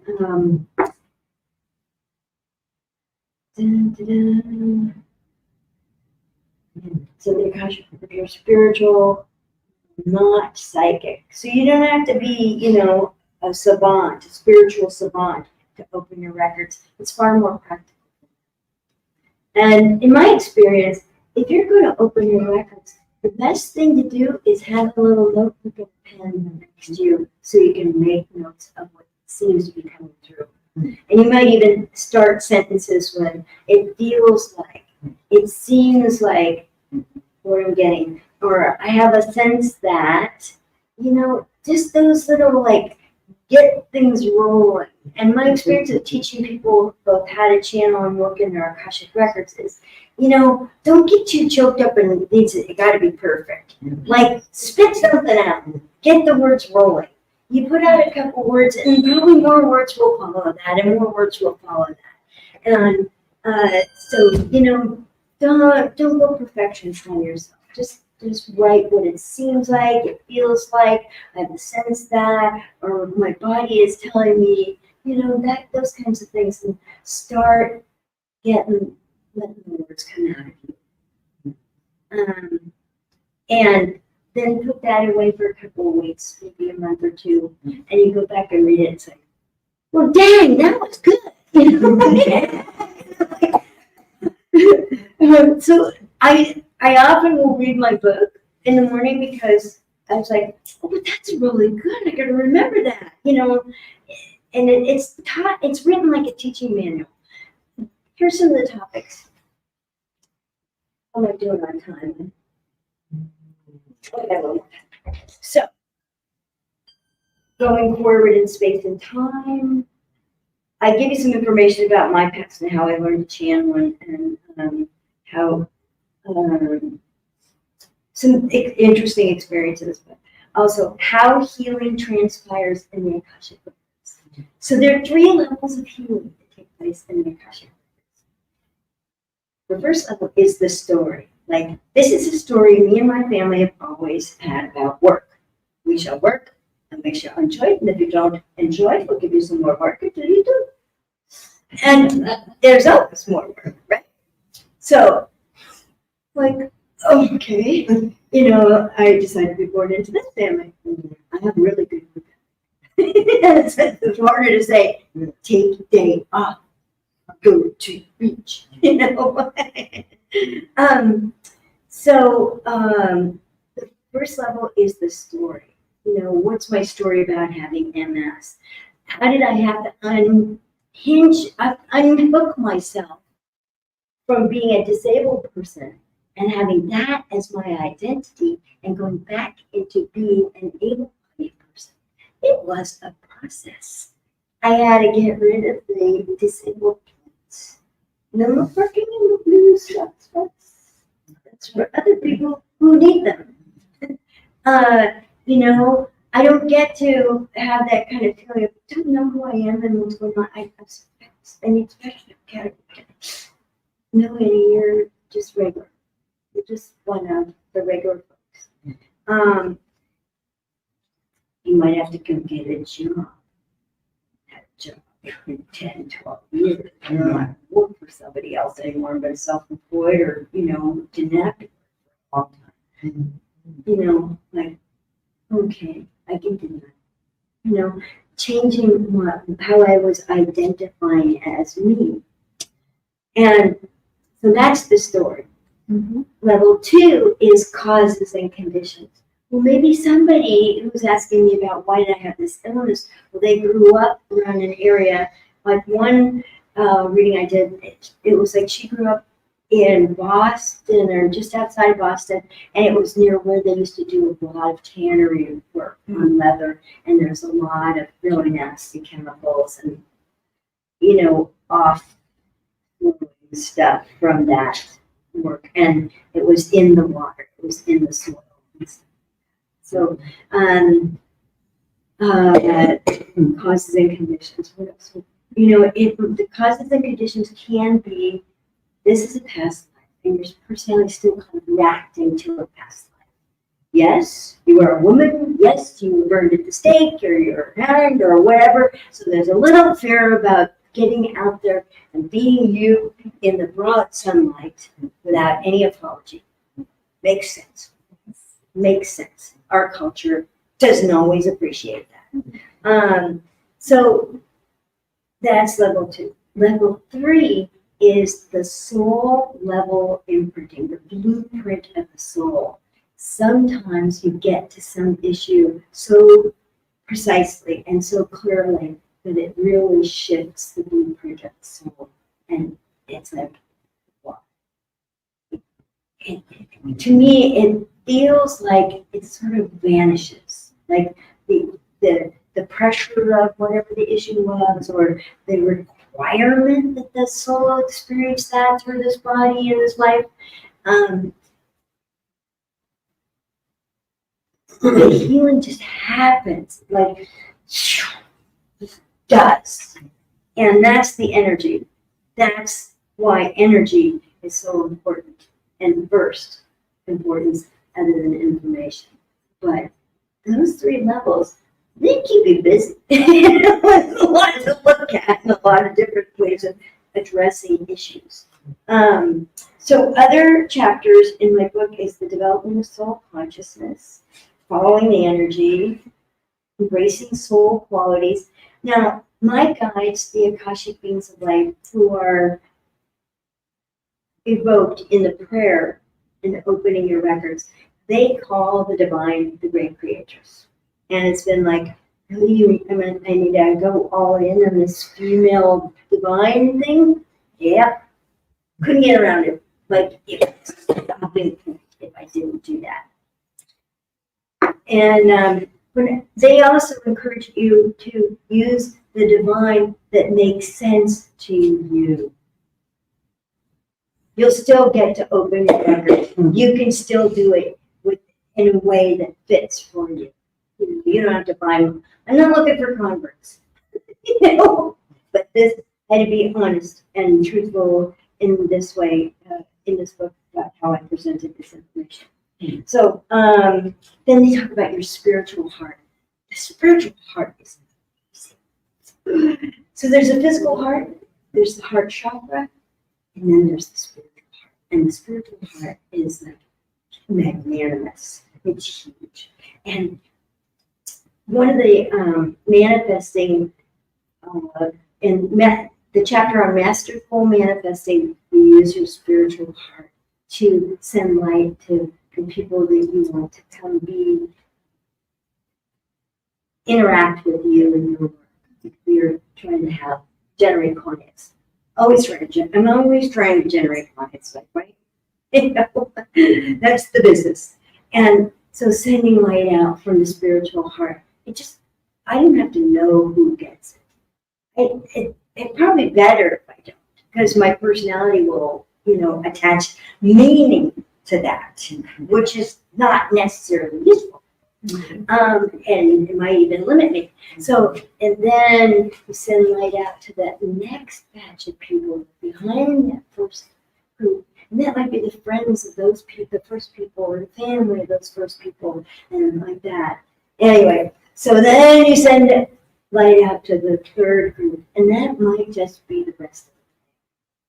And so I really don't need to know who those people are, because I might have an opinion. Or, it's just, it's soul to soul. And using the spiritual heart takes out all the personalities' requirements or definitions or, be good comments. Don't let me go there as a personality. Just send me the people. Divine, you put the right words in my mouth and you put the people in front of me, I will deliver your message. That's the job, at least for me.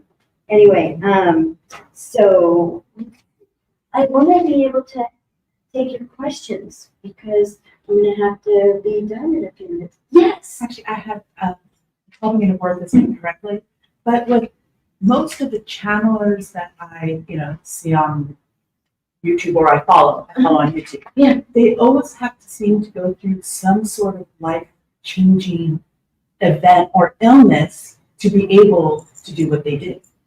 I didn't get MS until after I started channeling.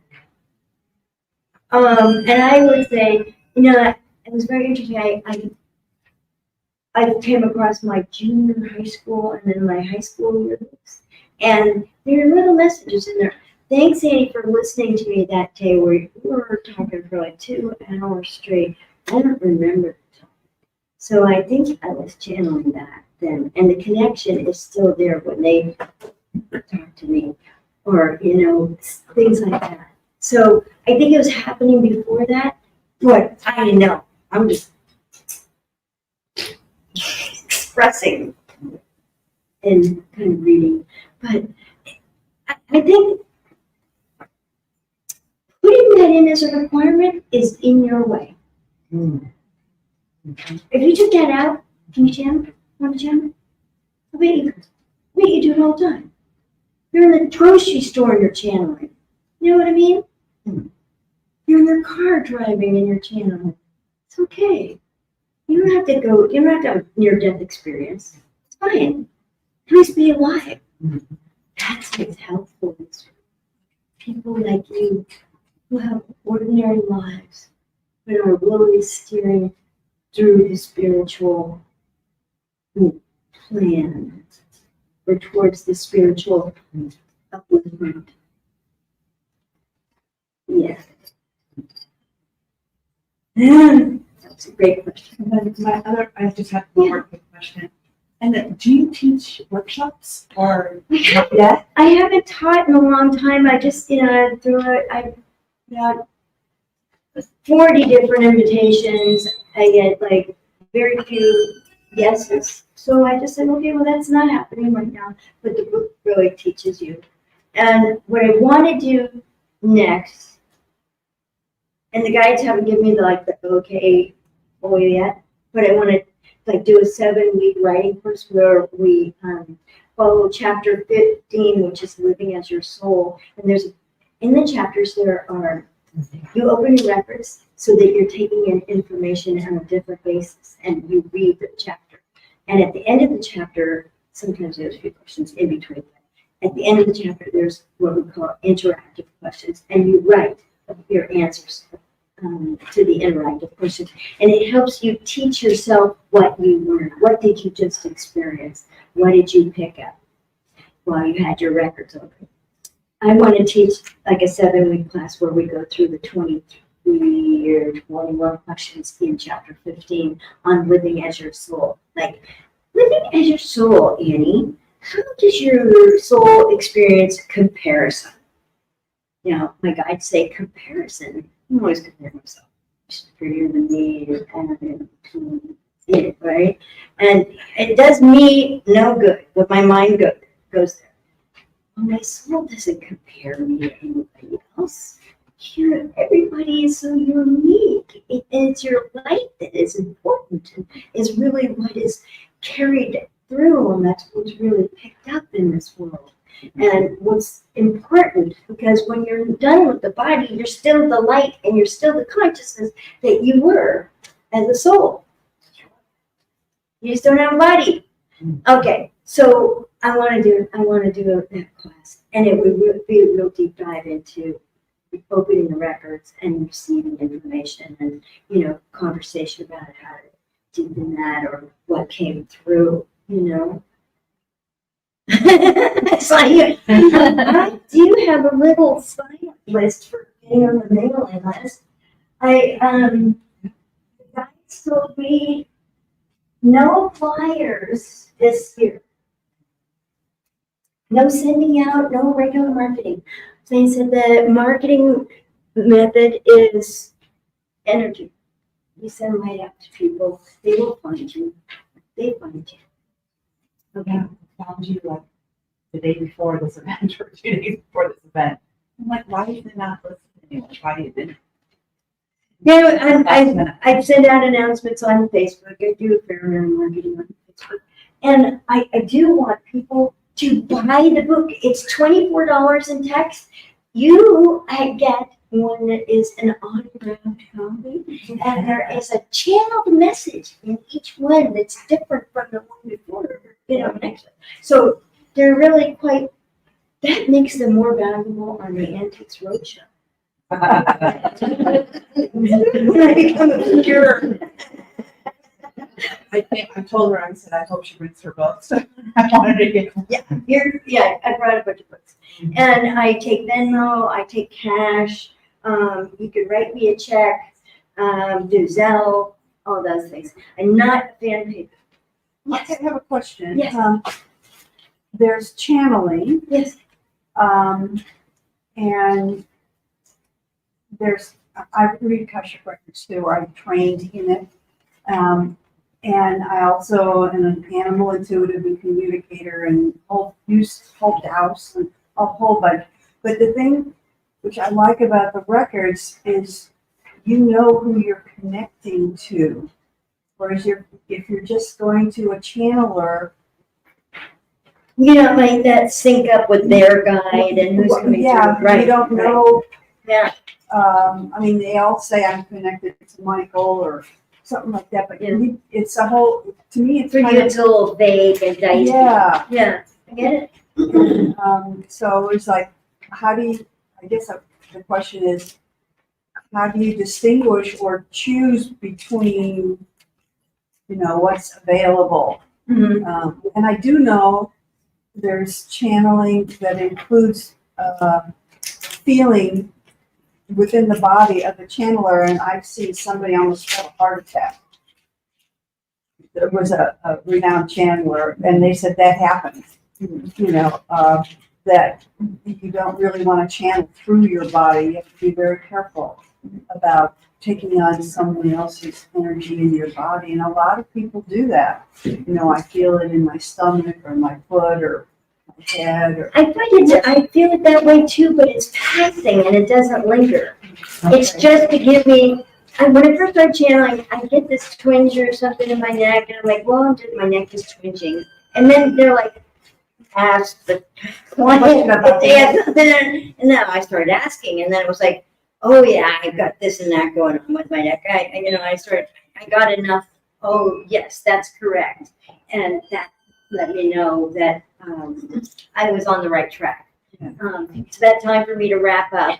I love you all. Come buy my book. It's also on a lot. The flyer that I have around has all the links to the audio books and where they're available as well. And they're available in some libraries, which is highly unprofitable, but nice, good way to get the work out in the world. To those who need it. Thank you, thank you. I know you. Okay. No, that's fine. We can do. What about this? Do I have to move this? This little one? Yeah. Oh, yeah. Put it under. Yeah, let's see. Side, yeah. There we go. Perfect. Okay, I guess we can just leave that there. Okay. And then, yeah, that. Yeah, Perfect. Awesome. You don't start. Okay. Yeah. All right. Oh, thank you. Sure. Here you go. Here, you take that.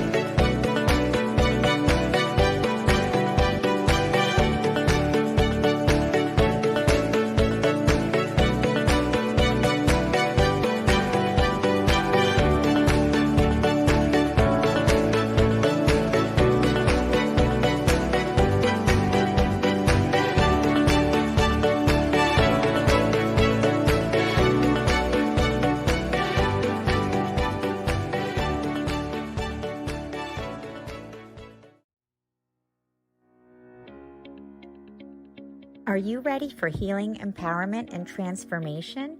Join us at the SoulSearch Enlightenment Expo October 5th and 6th at the San Rafael Embassy Suites. Free to attend with advanced registration. Meet psychics, mediums, energy healers, astrologers, and more. We will have an EES Systems scalar wave technology experience for your healing, as well as relaxed saunas and detox foot baths. Get readings, Reiki, body work, and more. Purchase crystals, holistic self-care, and high vibe products. Don't miss out on the free transformational talks. We still have booths available. To register, please visit soulsearch.io/San Rafael Expo.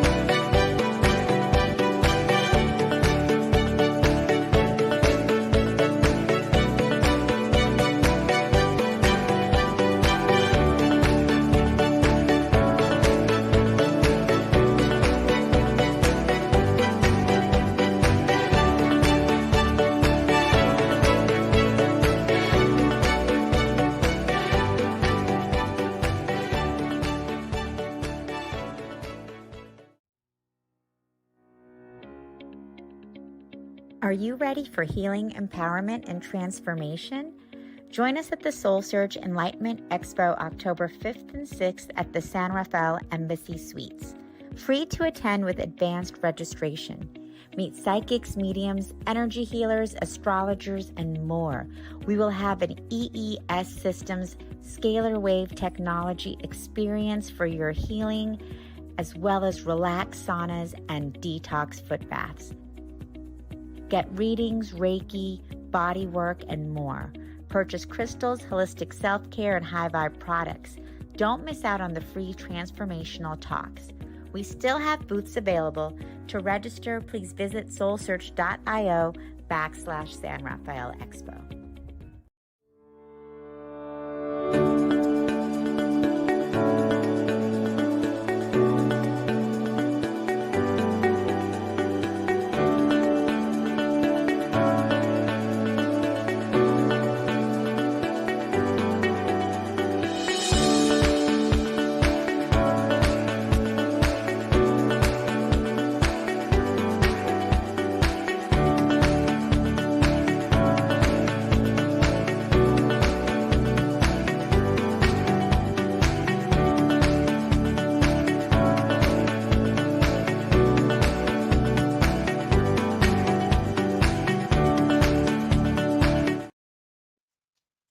Hello, everyone. Welcome to the SoulSearch San Rafael Enlightenment Expo. I am Tangela, the founder of SoulSearch, and welcome to our wonderful weekend. We hope you can join us the full weekend, Saturday and Sunday.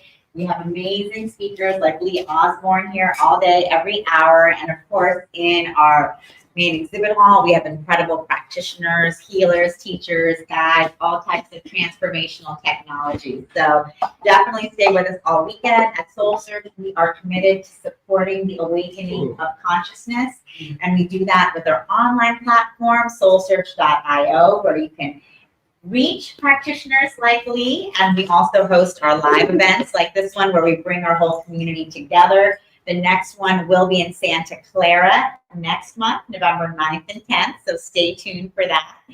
And of course, we also have SoulSearch TV, where you can watch conscious content from our practitioners as well. And now I'm really excited to be introducing Lee Osborne. Lee was born in the vortex of Mount Shasta and grew up in the area. He began his spiritual journey in 1992 in Mount Shasta and continues to this day. Lee is a gifted reader, healer, speaker, and psychic who uses a combination of divinity, angel, and oracle cards to receive messages from your angels and guides to help you live your best life. So if you're looking for how to get answers to your life questions, we have Lee Osborne here. Thank you so much, Lee. Well, that guy sounds pretty awesome. I think I'd like to listen to him talk. But you're stuck with me. So let's start really quickly by putting our feet flat on the floor, hands on our knees, and just let's take in a deep breath and let it out and let all our cares and worries go. Another deep breath, and we're feeling ourselves more relaxed, and all our cares, our worries, our fears, whatever was happening, just let it go. Third breath, and we're going to be relaxing more as we let it go. Let it go. We'll all be present here with each other in the room. And on our fourth breath, we're going to call in our guides and our angels to be with us this morning here, so that we'll get the information that we need to help us lead our best life for our highest good. Yeah, okay. All right. Thank you very much. As Angela said, I'm Lee Osborne, and I was born in Mount Shasta. And I was born in Mount Shasta, right smack dab in the middle of the last century. The old house. That sounds old, doesn't it? I am that old. Comparative. Me too. Yeah. Me too. Yeah. Yeah. Why? Yeah, you Gen Yers and Gen Zers and millennials. That's not a bad thing at all. No, not a bad thing at all, but we're not giving up yet. It's time comes. Yeah, time's coming. Just enjoy the day. So I welcome you all to this Soul Search thing. We want to thank Tangelo, Soul Search, for hosting us here today. Thank this wonderful property here in Marriott for having us. And hey, you know, we're being videoed. Professionally, I might add. So he did a video of my talk last year, and I'm very grateful that he's willing to do it again this year. And welcome all of you that are watching live stream. Glad to have you here. So, what do I do? Well, and more importantly, how do I know what to do? Well, okay, we went over the Mount Shasta thing. I grew up in that area. I graduated from high school. I went to college in Skews and Weed. You know, you've all seen the Facebook thing, Weed College, yeah. Went to Chico State. I fought forest fires. They call them wildland fires now because that's a little more descriptive, but in those days it was forest fires. I did that for 5 seasons out of the McLeod Ranger District in Sicily County. Because that's how I paid my way through college. Because U.S. Forest Service paid better than CDF did. And so I was able to save my money and didn't have to borrow very much money to go to school. Of course, in those days, the state still believed in free education. So I just had to mostly pay for it. And so when I got out of college, I stayed working for the Forest Service. Except, you know, here's the thing about when it rains and it snows, not a lot of fire to fight. So I was on winter leave. So I spent one winter like skiing and drinking and playing pool. And then the following winter, when it was time to do that, I said, yeah, you know, maybe I shouldn't do that. So I got on with the Dunsmere Police Department as a reserve police officer. Unpaid. And I worked a lot of hours because it kept me out of the snow. And it was good work and it was meaningful work. And I found that I kind of liked it. So the following year, 1975, because it's 74, 75, it was a wet winter and a wet spring, the chief of police offered me a full-time job for the Forest Service.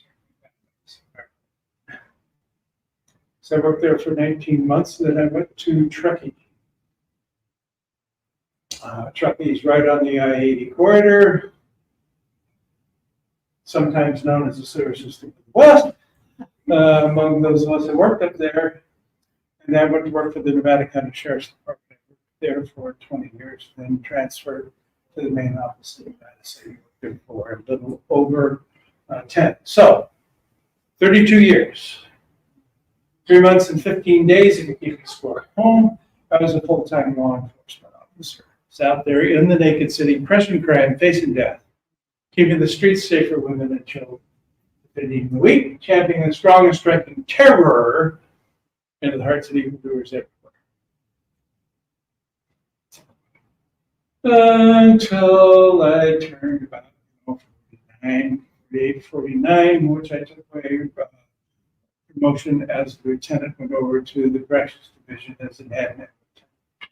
Actually, a couple of years before that, I became the admin sergeant because I knew that rolling around the mud and blood the beer was not a job for 50-year-old men.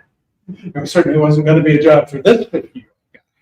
I was going to find a nice, cushy, warm in the winter, cool in the summer, fending off paper cuts left and right, you know, for the latter part of my career. So that's pretty much what I did. And actually, you know, I did a 3-year stint in the jail, and then I came back up. I was a patrol lieutenant for 3 years, where I got to pretend to be a policeman, play cops and robbers for about that 3 years. But here's where it was like, you stay right there, Lieutenant. We'll go tackle all the rest of the stuff. So how did I get from there to here? And oh, didn't she say something about starting a spiritual journey in 1992? Because now the math doesn't work really well, does it? Especially if you know I retired in 2007. Well, here's how that works. My first wife passed of cancer on January 3rd in 1990. So this coming January will be 35 years. I met her, she worked in the courts there. And we were together for a couple of years, stayed a couple of years, got married. And on our first wedding anniversary, discovered that she was ill. Did a lot of treatment and stuff like that. Figured that everything was good. You know, that took a year. She was good for a couple of months. And then the disease came back, as it always does. So I got to be her caregiver for the last few months of her life. I didn't think I could do it. The most difficult thing I have ever done in my life. But what a gift. It changed my life. It literally did. Because, see, it showed me a couple of things. One of those is that control is absolutely illegal. Because if you called and I showed up, I would get your situation under control, but believe me. But it only lasted until I got back in the car and left. Right? And I was frustrated because I couldn't control things. But here's the deal, is that once she became ill, it didn't matter what I did or didn't do. The outcome was going to be the same. So I could make it easier on her. So I chose to make it easier. A little stubborn, like. And so a couple of years after that, she died in 90. And then in 92, I'm back in Manchester visiting the family. Here's a flyer on the wall, and it's like that. Transform Your Life Weekend Workshops in Manchester. The woman's face was familiar, couldn't remember where I'd seen her from. Never met her before in my life. The poster sent her some money and said, called up, what do you think you're going to get out of this workshop? What do you think it's going to look like? I've never done anything like this before. Well, what do you think it's going to be like? I don't. I'm going to show up.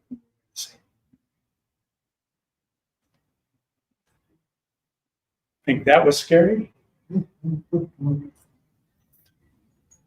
Oh, yeah. It was so powerful that a few months later, while we went through, this was in the early summer, in the fall, actually about this time of year, I went back to do another workshop. Now I knew what was coming up. And it took a very good friend of mine who had been working on herself spiritually years before I did, and kind of was showing me that maybe there is something to this. I'm the voice of reason. She can be moved.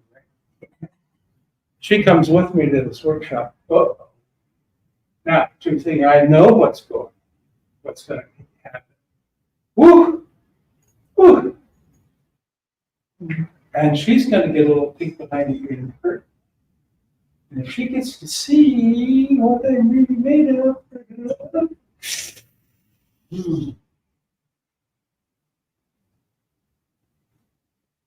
we're really, really dear friends to this day.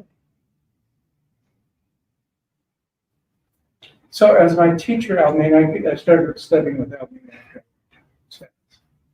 Courage is but the leap into the unknown without knowing what the truth is. And I leapt into the unknown. And I leapt further into the unknown in 1993 when I came out of a drug task force. Took 6 weeks off, went to Nevada City and went to school of massage and became a certified massage therapist. Holy cow. Now, I had been getting routine body seminars and getting massage. I don't know what I thought was going to go on. We're down there on the third day. We're practicing some techniques and stuff. So we have a talking circle. Those are pretty helpful. We pass the talking stick, and the only person with the stick gets to talk. That's really great. So that means everybody else is forced to listen. Something that we men are really good at, right? Listening.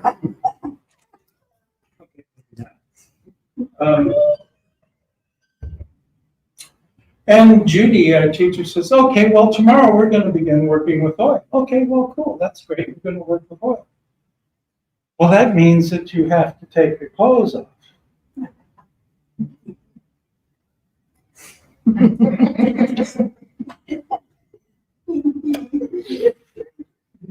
There were 35 people in the class.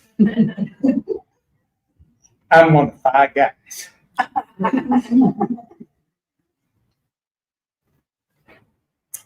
I'm going to take my clothes off for 30 women? Oh, hell.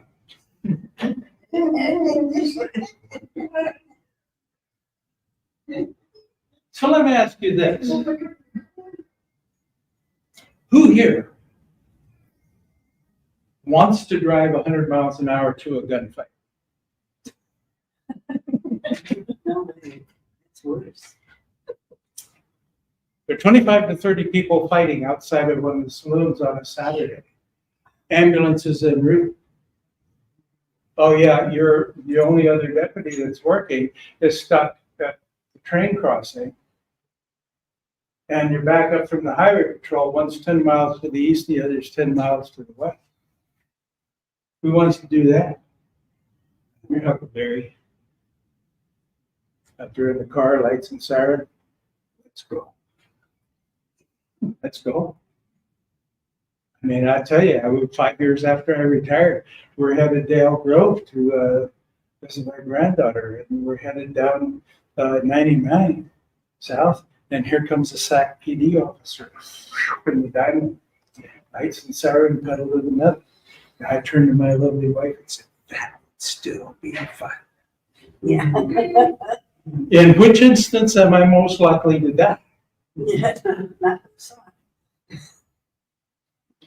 Which is the one I'm more scared of? That wouldn't be. The one in which I was not likely to die, okay? I knew what I was doing with the other calls. I had training, there's risk in the business. But you know what? I went and I did that, and then I discovered, here's what I discovered. Everybody was too busy trying to figure out what it is they were going to do and what the technique was, especially if you were the first one on the table, that nobody really cared. Looking and pointing and laughing. And the other thing is that everyone is beautiful. Everybody is beautiful. Everyone in its own way, they absolutely are. You get down to it, you take off, you're taking off some of your armor and showing another person who you truly are. So, it made me a better administrator. It made me a better peace officer. It made me a better leader. I was much more effective at my job once I started really working on myself and being able to see people for who they truly were and seeing the divine spark in the human being. And my language began to change. We're going to talk about this stuff. We're going to change how we're going to talk about ourselves. See? So these are people that understand. Not dirtbags, not scumbags, not scripts, not defendants, not crooks, not POS. You know, not somebody whose grandparents didn't have any kids anyway. So why in this profession did we talk about it? It's dehumanized. It's dehumanized. Really is. Really truly is. Because it's easier to toss somebody in jail if you don't see the divine spark, if you don't see the divine. It's easy to just throw them in jail and not worry about what's going to happen later. Spoiler alert, everybody gets out of jail. Sooner or later. Everybody comes home. So, Now, how do we talk about ourselves? Too old, too young, too tall, too short, too fat, too skinny. Not good enough, not smart enough. Another question, who in this room is a psychic?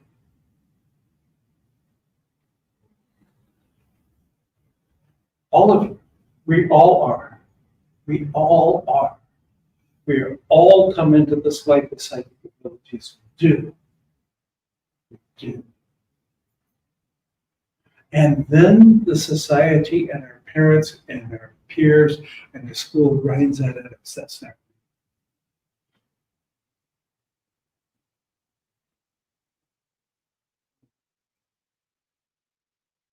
Well, I can't do what you do.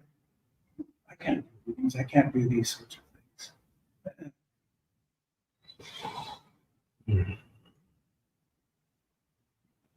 I don't know how. Oh. See how it shifts? But wait, I haven't learned how to do that yet. I haven't learned how to do that yet. See how that shifts? So suddenly, oh, wait a minute. Now I can choose or not choose to learn how to do this. We didn't know how to walk. And if you watch little toddlers, they fall on their butt a lot. Okay. We didn't know how to ride a bicycle, read a book, write our name, swim. We didn't drive a car. We didn't know how to do that. It's not I can't, I didn't know how to do it until we learned. We can all develop our self-abilities if we so choose, see? So it's all in how we talk to ourselves. This is what self-awareness is all about. It's when we're like, wait a minute, stop. I did this. I haven't learned how, and I choose not to because this is. There are no mistakes, there are merely learning opportunities.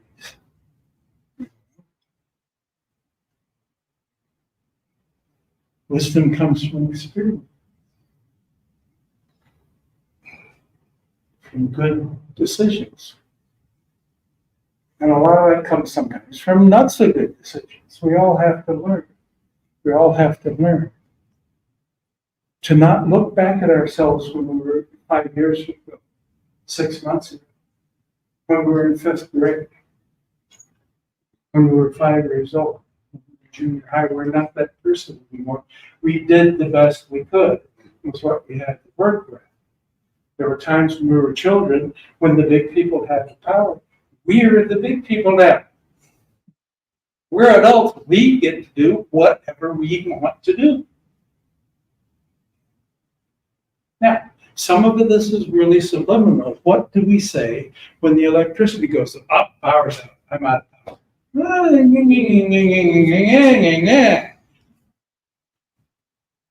this was tough for me because this was something that no, the power is not out. You still have your power. You are with the electricities. The electricity, see the difference here. Can we see the difference here? I still have my personal power. And I still have choices in how I can deal with the fact that the electricities are going to be off for how long it's going to be off. But I still have power. I am not. So see, by reframing how we talk to ourselves, we get to reframe ourselves. Now, how does this all translate? Well, that's a question. Because it's one of the things that I'm here that I'm sharing, how to look at yourself and how to get these messages. What I do is I tap into your team of guides and angels. We all have a team of guides. Now, our team of guides tends to change as we go through our stages of life. But our guardian angels come into this life with us, and they stay with us all through this. They're always there. We can always call them.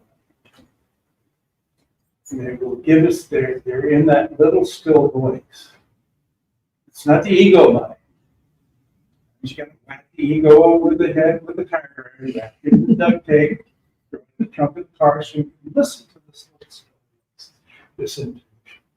And this is what I do. I tap into this using the medium of the cards to give you the messages that you need. Questions about relationship, money, right livelihood, where should I live? Change your location,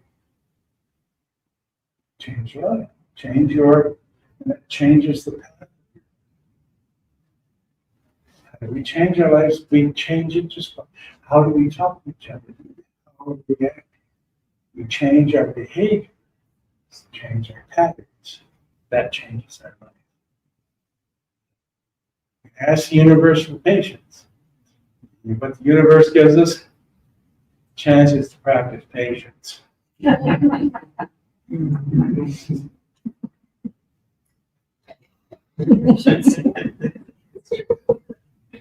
mean,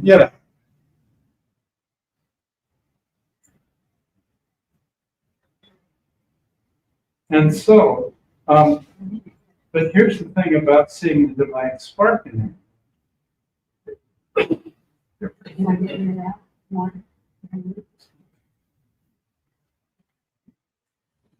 Is that, when the person cuts us off in traffic, it's okay to give them the 1-3 salute.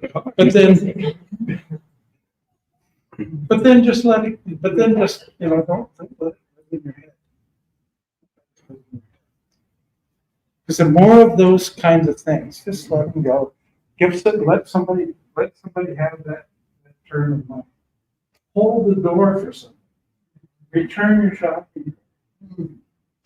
Give somebody, if somebody wants some money, give them some money, give them $1, Well, it's only $1, but wait a minute, whoa, what's the power of the dollar? How many people live in the state of California? 36 million? If everybody donates $1, that's $36 million.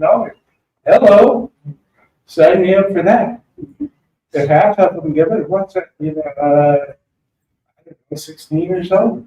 17? I'll even take a quarter of that. I mean, come on. All we do is we do our little part. And that changes the world. Thank you.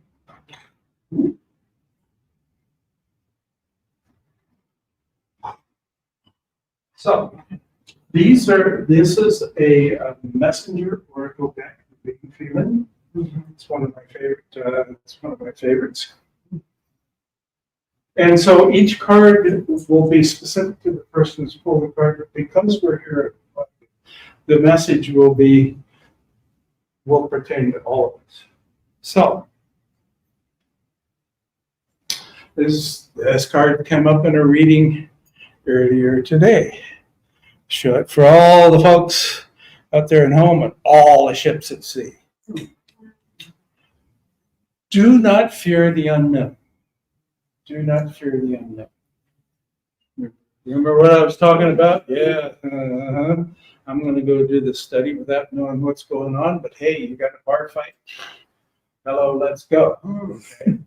But look, it's in the unknown. It's in the uncomfortable. It's stepping out of our comfort zone. It's where the growth occurs. It's where we become who we truly are. It's stepping into our power as the strong, beautiful, powerful people that we are and being truly ourselves without worrying about what somebody else says. Without apology and without explanation. Do not fear the unknown, because that's where the juicy stuff comes. That's where the growth is.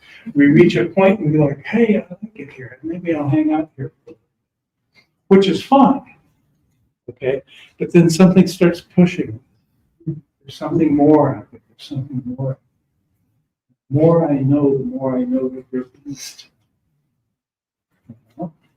Hey, I get an astrological reading at the first of the year because I kind of want to know what's coming.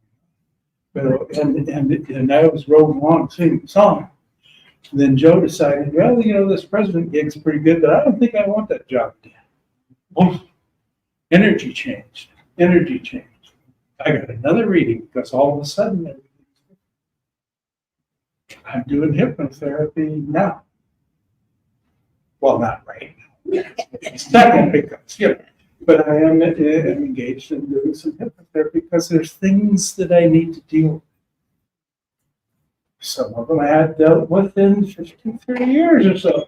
But, have courage. Have courage. You're stronger than you know. You're stronger than you know. Courage is merely the leap into the unknown without knowing the truth of our next step. That's what my teacher teaches us. Boy, oh boy, and I mean it every time. Okay. And if any of you are Western fans, thinks that's courage, dead, afraid, sad, betting. Okay. And I had guys ask me, I go back to my high school reunions. Yeah. Well, are you like ever scared? Scared shitless. Yeah.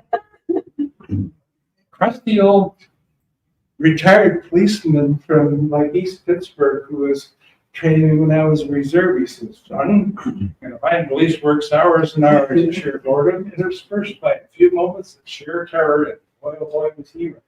Boy, oh boy, was he right. I tell him I don't want to work with somebody who's not afraid. That's somebody who's wash away your burdens. Wash away your burdens. Okay. We asked today, when we started this, we did this thing. Wash that away. We can also, I forgot to show you folks. Oh, this is the other card. Sorry.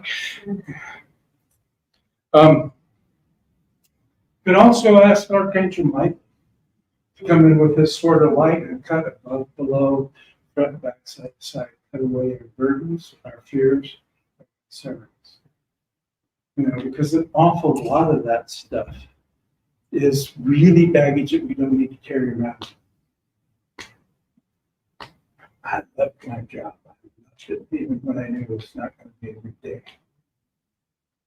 I left my keys on the desk the last time, closed my office door, and I stepped out that back door and went from us to a them that fast. It was like somebody lifted 500 pounds off. Wow. Yeah. There was a burden. I was in Corrections Division, largest, most complex division that the Sheriff's Office had. I had 120 employees to look after and 175 inmates a day. And a $13.5 million budget.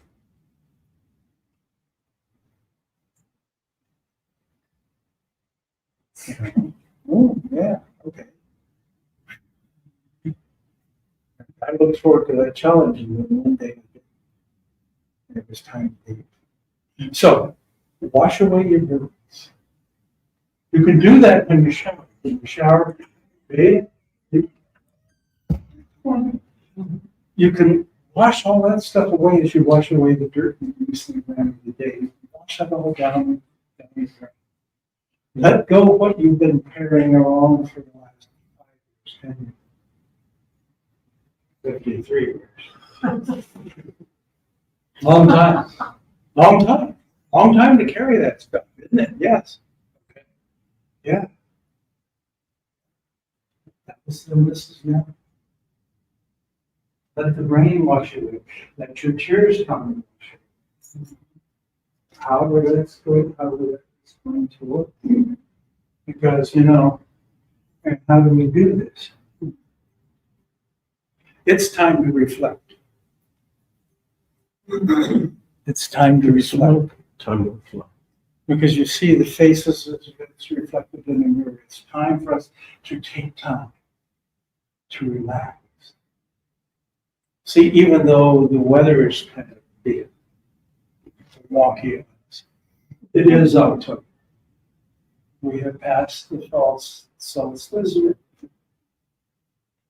Periods of daylight are getting shorter. We are getting into that period of time. It's Rosh Hashanah in the Jewish tradition, the end of the old year, where we let go of the old so that we can make room for. We're coming up into the Halloween where the veil remains.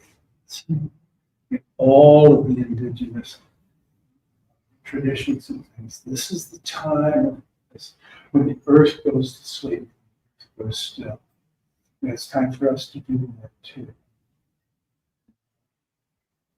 If you were in indigenous tribes back in the 1800s or so, we made up in the wintertime. Snows came. And they took the winter off. Who's the savage? Who's the savage? Because we sure don't.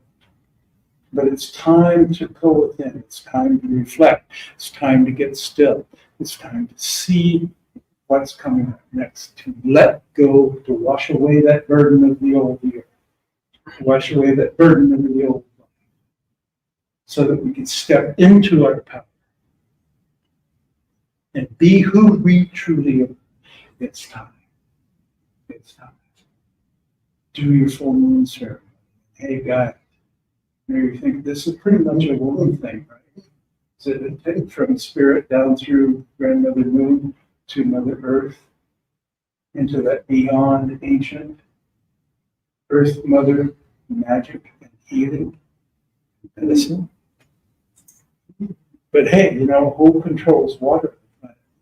We're 97%. So it affects us too. It affects us too. So what's our job? Our job is to hold space for women while they do their ceremony. That's going to help you. A little bit at a time, a little bit at a time.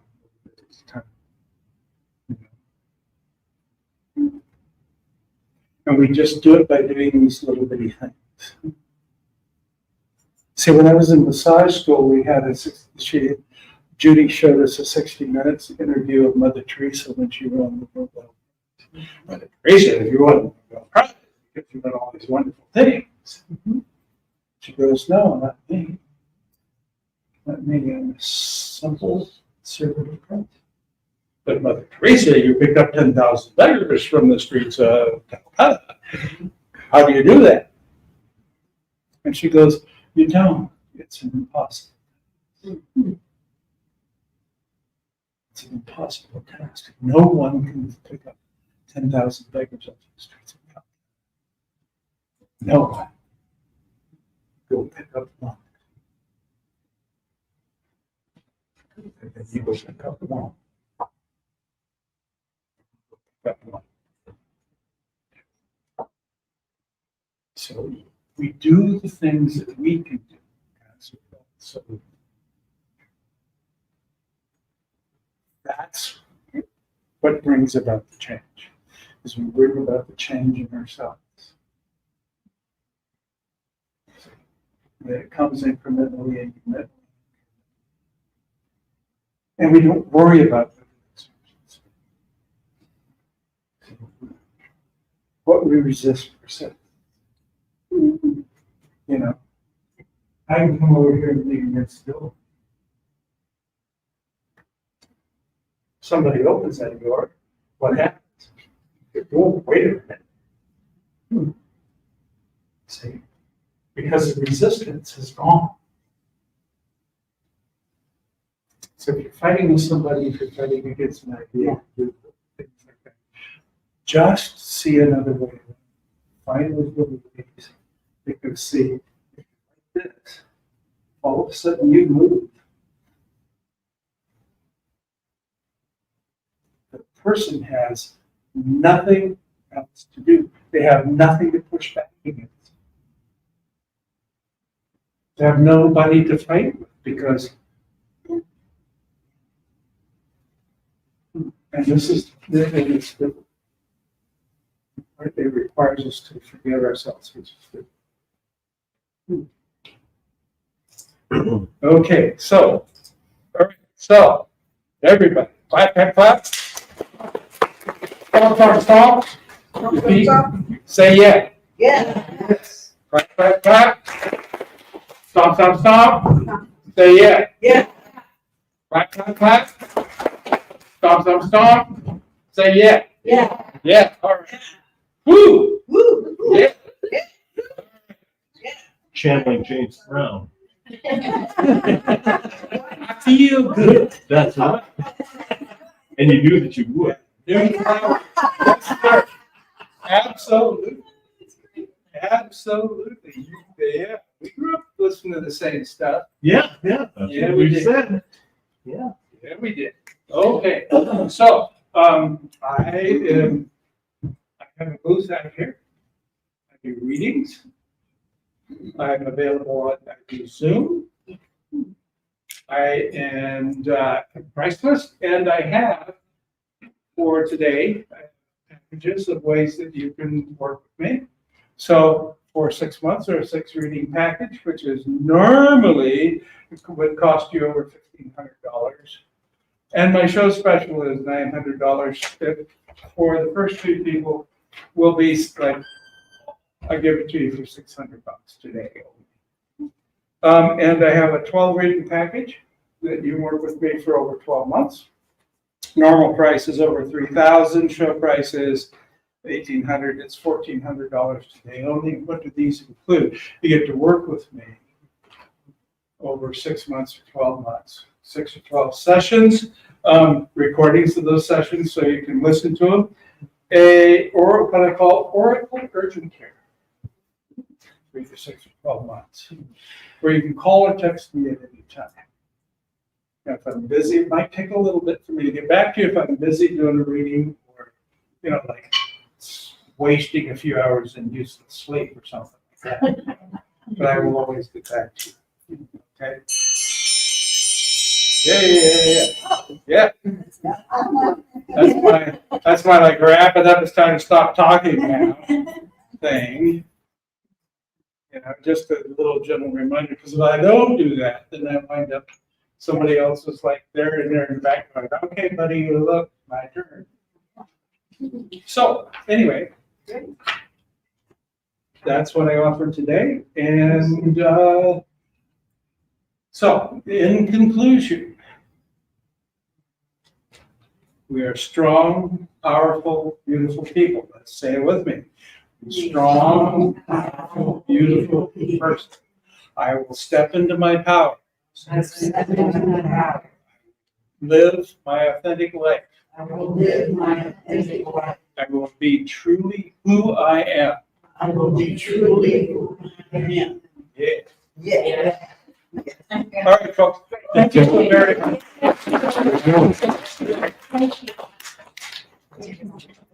I don't know who's next. Well,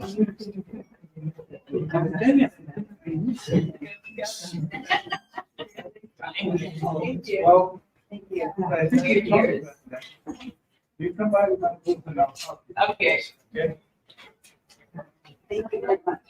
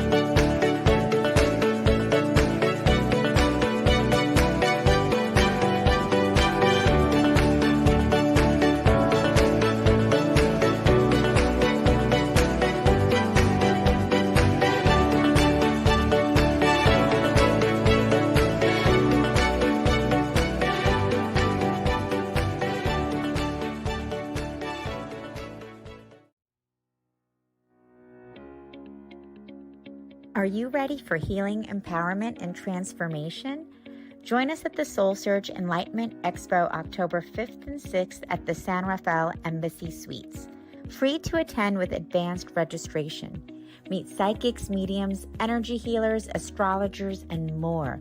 We will have an EES Systems scalar wave technology experience for your healing, as well as relaxed saunas and detox foot baths.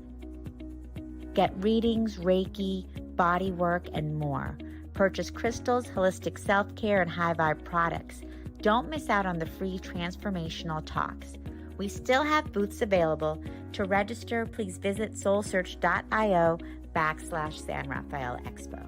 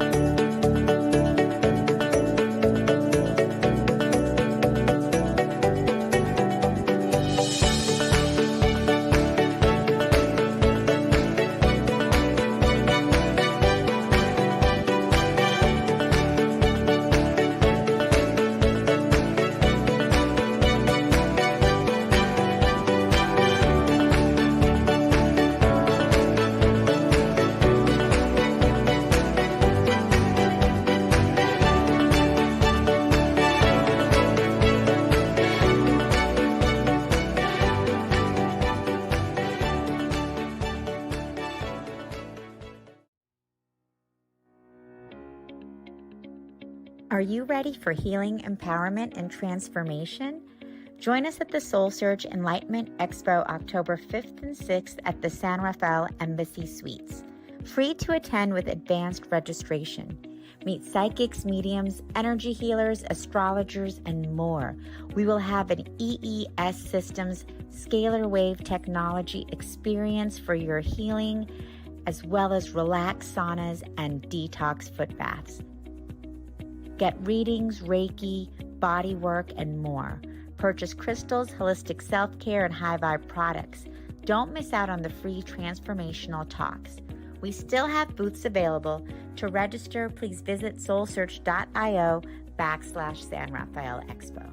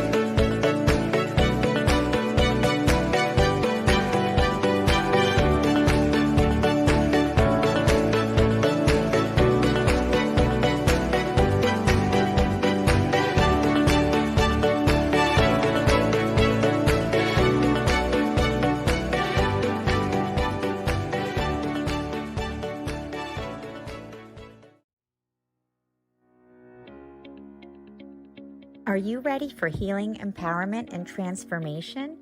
Join us at the SoulSearch Enlightenment Expo October 5th and 6th at the San Rafael Embassy Suites. Free to attend with advanced registration. Meet psychics, mediums, energy healers, astrologers, and more. We will have an EES Systems scalar wave technology experience for your healing, as well as relaxed saunas and detox foot baths. Get readings, Reiki, body work, and more. Purchase crystals, holistic self-care, and high vibe products. Don't miss out on the free transformational talks. We still have booths available. To register, please visit soulsearch.io/San Rafael Expo.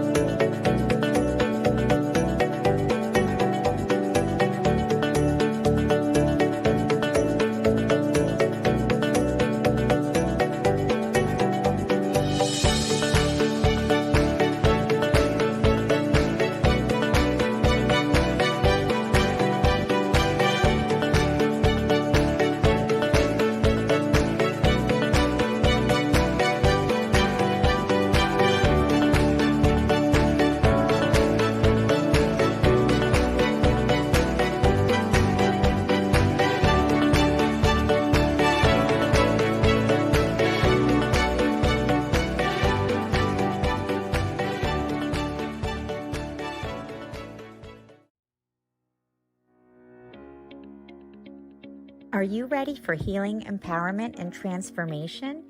Join us at the SoulSearch Enlightenment Expo October 5th and 6th at the San Rafael Embassy Suites. Free to attend with advanced registration. Meet psychics, mediums, energy healers, astrologers, and more. We will have an EES Systems scalar wave technology experience for your healing, as well as relaxed saunas and detox foot baths. Get readings, Reiki, body work, and more. Purchase crystals, holistic self-care, and high vibe products. Don't miss out on the free transformational talks. We still have booths available. To register, please visit soulsearch.io/San Rafael Expo.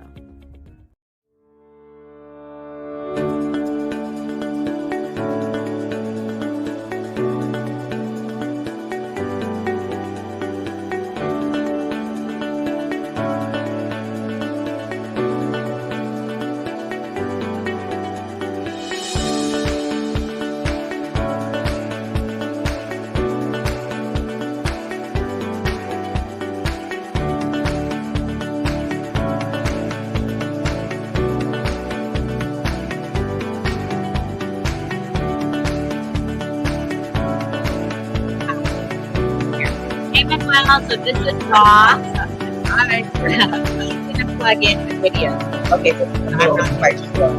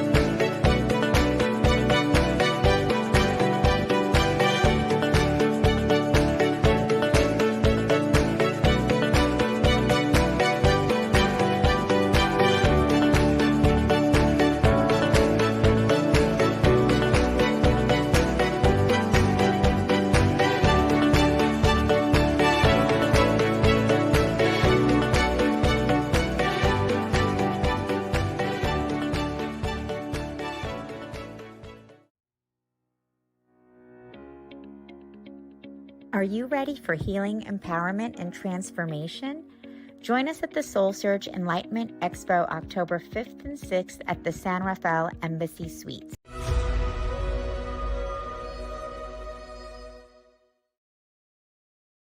My name is Asil, and I've been a channel for 5 years now. I had no idea what channeling even was for most of my life. When I started hearing these messages and meeting these guides for the first time, I actually thought I was going crazy. I wasn't crazy though. These angelic beings really did seem to be talking to me. I kept an open mind, and these guides kept showing up, offering me adjustments and healings. They told me that they were preparing me. The guides say that there is an energetic network that feeds the earth with universal energy. This energy is critical for human consciousness and all living beings to evolve.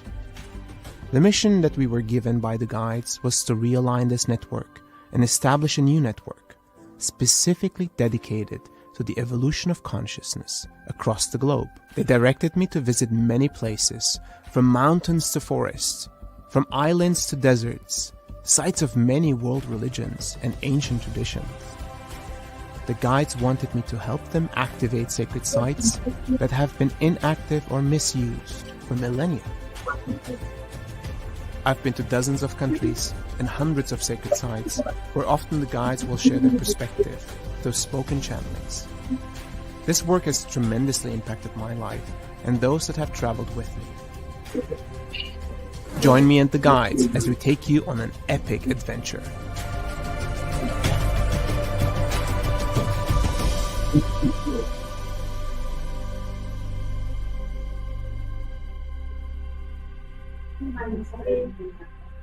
Don't mix up that.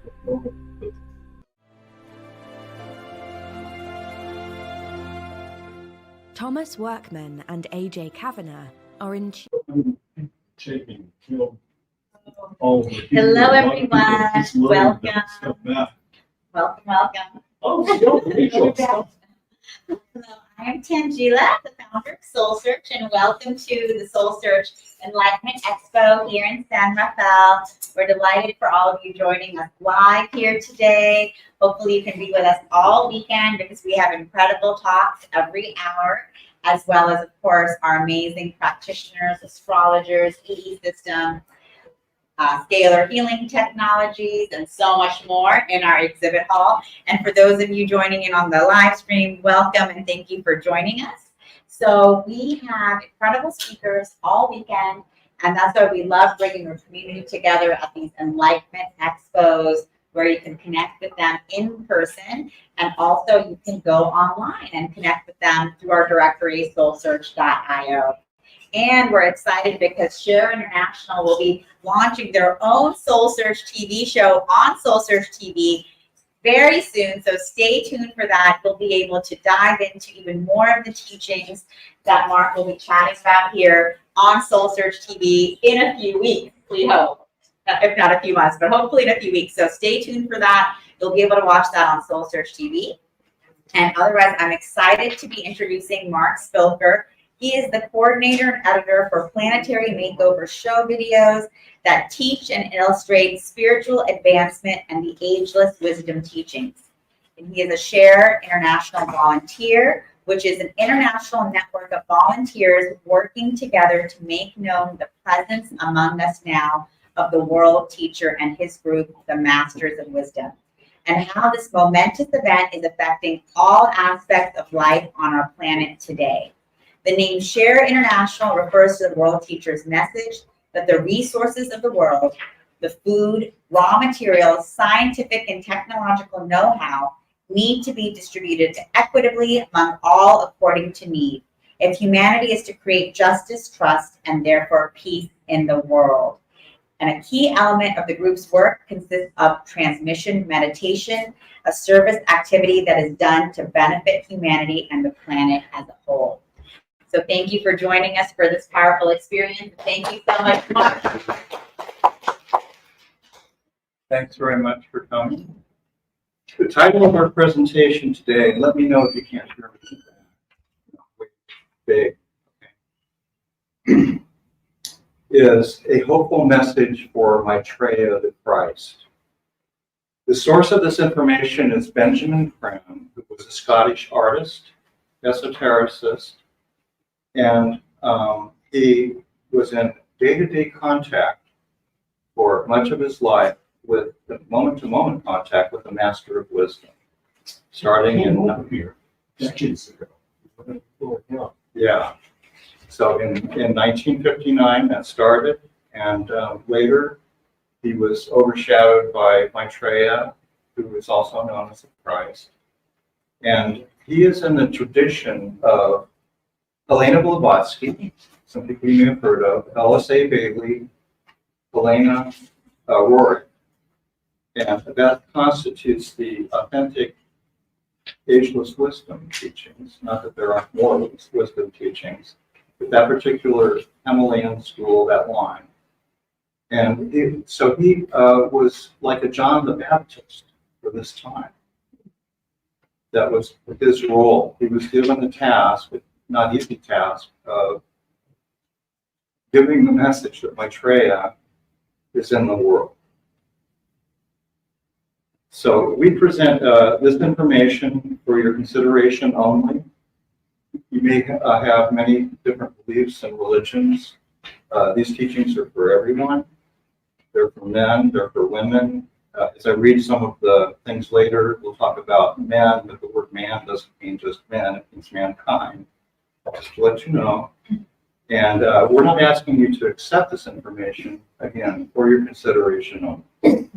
So just rest with it. In a few minutes, we will play a recording of Maitreya, who is, again, the world teacher and the Christ, giving a message through Benjamin Creme. Maitreya is the Christ's personal name, and he will remain with humanity for 2,500 years through the Aquarian Age. As Benjamin Creme explained in the introduction to his first book, The Reappearance of the Christ and the Masters of Wisdom, published in 1980, and I'm going to quote from it, "The Christ, the world teacher, is now in the world to inaugurate the new age of synthesis. We are moving into a period of climax, leading to events which will fundamentally alter life as we know it.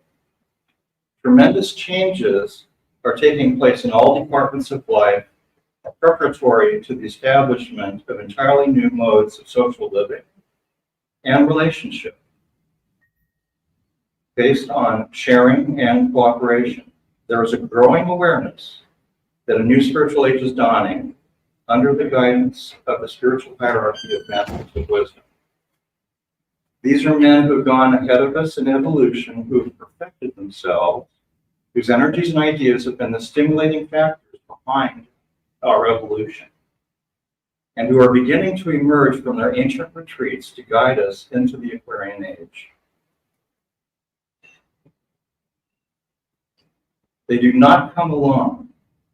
They are returning to outer work in the world with their hidden leader, the world teacher, the one we in the West call the Christ. On 19 July 1977, the great one, Maitreya the Christ, the Lord of Love himself, entered his point of focus, as it is called.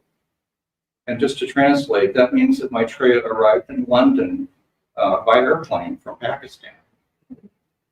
He will show humanity the steps which it should take to regenerate itself and create a civilization that is based on sharing, cooperation, and goodwill, inevitably leading to world brotherhood.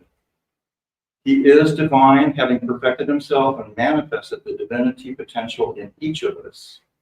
He is a man, too, and comes as a brother and teacher to inspire humanity to create for itself a better and happier world. To those who can respond, he will show the way into the state of being in which reality, or God, is an ever-present experience, and of which joy and love are the expression. We are here to present a message of hope. There is a plan unfolding, and our help is needed. We have every reason to expect a successful outcome to these challenging times, Are you sensing that we're in challenging times? Yeah. Even though we may see increased divisiveness and chaos around the world, we do not stand alone. There is help of an extraordinary kind. In fact, Maitreya and the Masters are here in the everyday world. So who is Maitreya? Who are the Masters of Wisdom? Why are they here now? Maitreya and the Masters of Wisdom are people like ourselves, but they are further along the path of evolution of consciousness. These elder brothers and sisters have trod the path to spiritual liberation and are committed to helping humanity evolve. They are teachers and guides who have been helping humanity from behind the scenes for millennia, while living in the high mountains and deserts of the world. In 1977, in response to humanity's cry for help, Maitreya left the Himalayas and took up residence in London. Maitreya and some of the Masters of Wisdom are now living in the everyday world. Although the wider public is not yet aware of their presence, there are many signs of the emergence. These signs and the details of Maitreya's emergence have been well documented in Share International magazine, founded by Benjamin Crown since 1982. So for 42 years, Share International magazine, which accepts no ads, has been publishing information about the emergence of Maitreya, messages from Benjamin Crown's master, encounters that people involved in Share International have with Maitreya and Jesus, or their, we could say they're familiars. The masters are masters of themselves, and Maitreya is one of the first to fully evolve on earth. He is the elder brother of all the masters. He is the source and director of all the energies flowing to humanity. He embodies love for the whole planet and distributes the energy of the true spirit of the Christ. He is also the custodian of the plan for humanity. And yes, there is a plan for humanity. Maitreya embodies love, and he directs the energy of love wherever it is needed.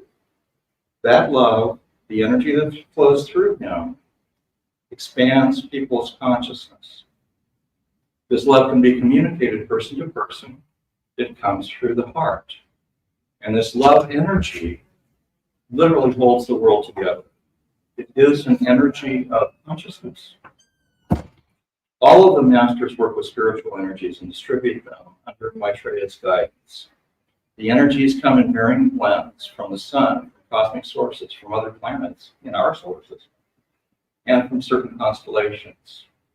When we absorb these energies, they expand our consciousness, and ultimately the expansion of consciousness will lead to the spiritual liberation of all of us, of all humanity. Love will bring people together in unity, and we will come to recognize all of humanity as our family. Love indeed makes the world go round. You may wonder whether the masters will solve the problems of the world.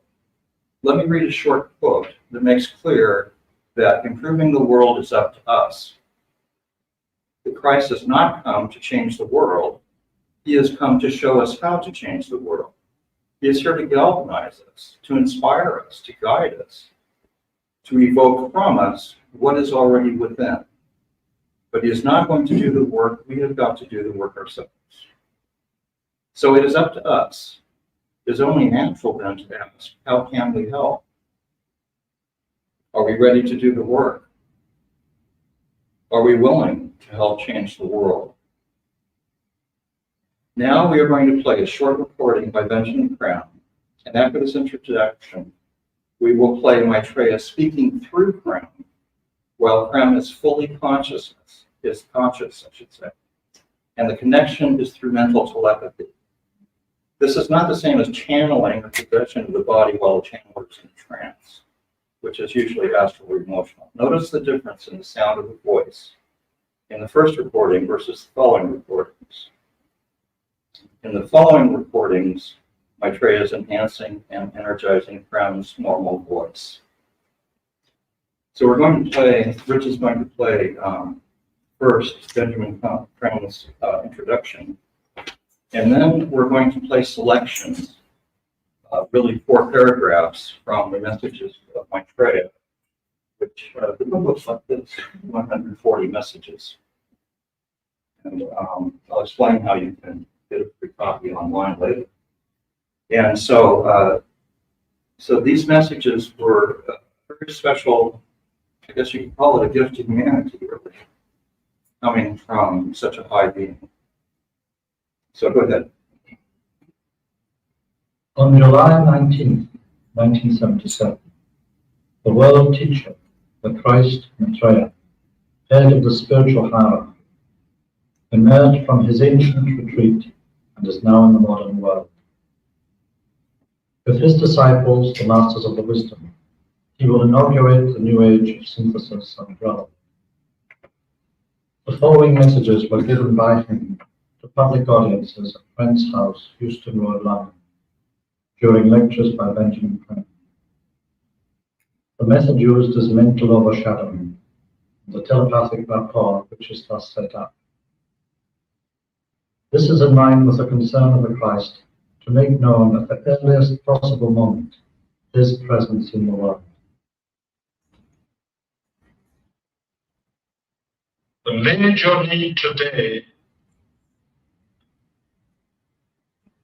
is for the transformation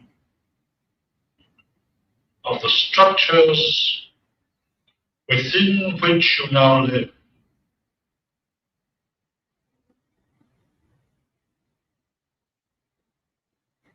Your civilization, my friends, is dying. Nay, it is already dead.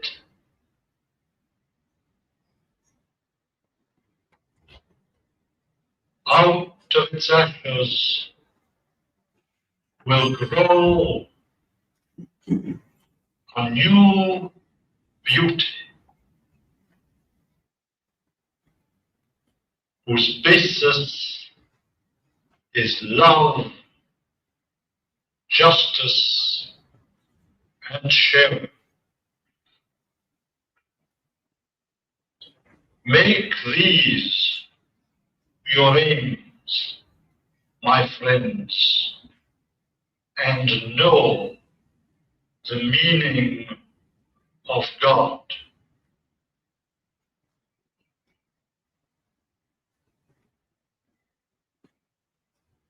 Make these your aims, my friends, and know the meaning of a full and happy life.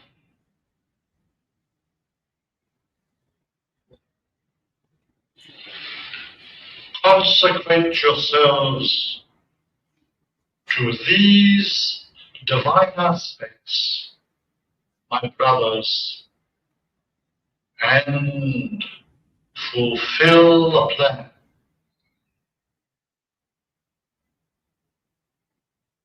Okay, I'll just comment as we go through. Really, it's 4 paragraphs. So that doesn't sound good. Our civilization is dying. And what we're really in right now, and why it seems chaotic and difficult, is a change in the ages. The Piscean age was all about individuality, developing the individuality of humans. And Aquarius is more about group activity. We're going to demonstrate later, if you stay around, transmission meditation, which is a group form of meditation, given through Benjamin Crane in 1974. And it's definitely for groups, taking 3 or more, and I'll explain about that later. I'll just note that Maitreya is calling us his friends. So we have that kind of relationship. He's not asking that we worship him. It's not that kind of a relationship. He's here to help and teach. And his masters are here to help him teach. And again, they're masters of themselves. And we will all be masters of ourselves. That is our fate, our destiny, as we evolve more. Maitreya has stressed sharing and justice for the world at this time. We have obviously people starving, a large kind of proportion or too large a proportion of the human population. And poverty is a serious issue, not in many countries. I think you can go on. Let's go to the next one. My law is beginning to be fulfilled. The ways of man are changing. This I see more clearly, perhaps, than you can. But if you will believe me, it is so.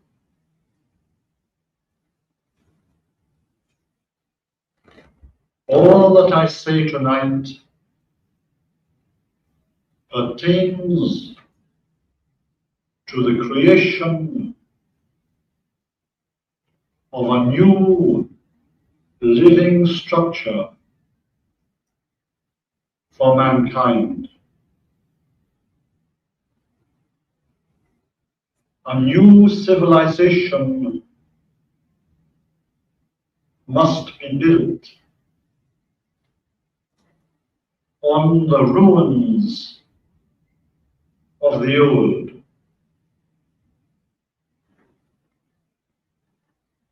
That which is precious and worth preserving will be so preserved. But all that hinders the manifestation of man's true greatness must be discarded. A time is coming, my friends, when you will see around you cities of beauty, glowing creations of love, and all the manifestation of man's dreams of himself as God. Thus will it be. So isn't that beautiful? Time is coming, my friends, again, for my truest friend, and you will see around you cities of beauty, glowing creations of love, and all the manifestations of man's dreams of himself as God. So the essential questions are answered in the Ageless Wisdom teachings. Who am I? Who are we? What are we doing here? What should we be doing? How do we relate to others? And the religions have done a good job in many cases in getting us, progressing us along that path to be able to understand material like this. So this is a promise from Maitreya that we will see cities of beauty. It's a definite promise. And growing creation of loves, maybe it'll be in several hundred years, the next several hundred years, but that's what we have to look forward to. We are souls in incarnation, you could call us sparks of the divine, returning to the Father, returning to God or the monad or the absolute or all that is, pure essence, or however you express it. Move on. My friends, I am near you indeed.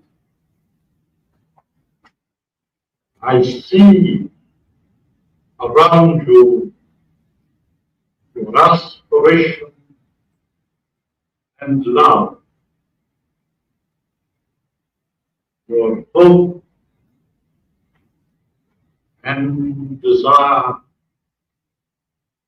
for a better world. Believe me, my friends, all these will be fulfilled. That new world is now in the making, is formed in thought and desire, and slowly descends. Therefore, my brothers, no fear.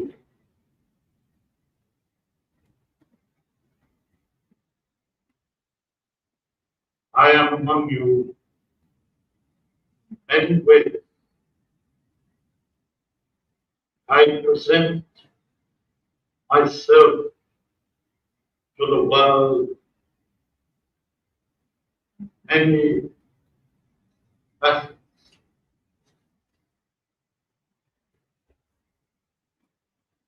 I galvanize all forms to change. I stimulate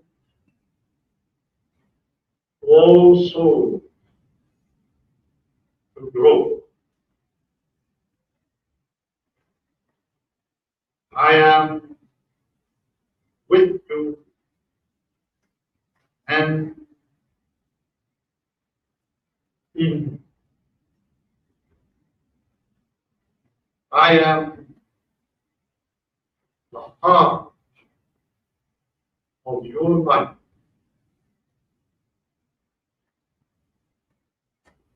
I seek to place before you the law which are God. I aim to evoke from you the love of your heart.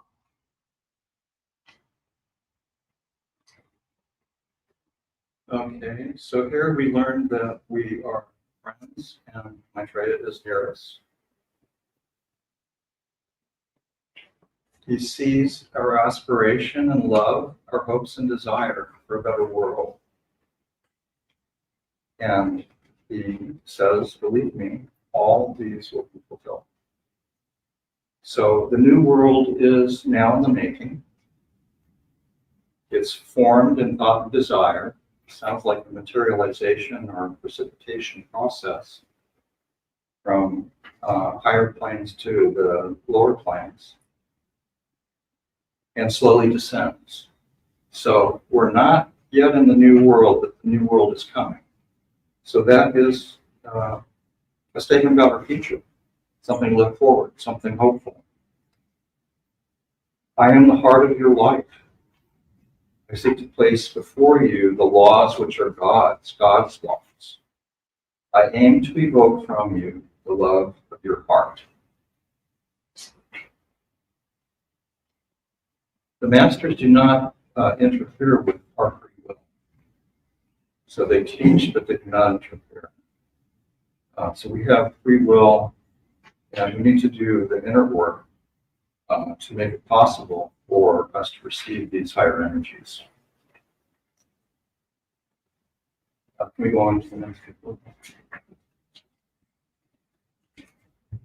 I am the Prince of Peace. I am the sword bearer. I am in your hearts as now.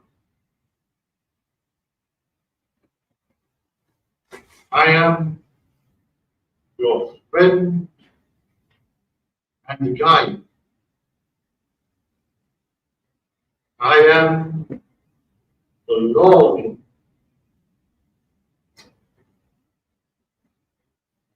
I know God's purpose. I teach His plan. I long to serve. I greet the new day. I bring joy.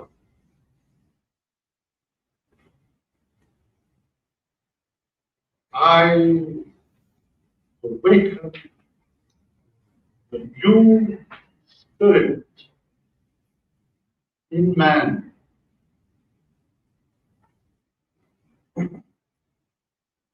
I come prepared for my task. I call you as help. I take you by the hand to the source.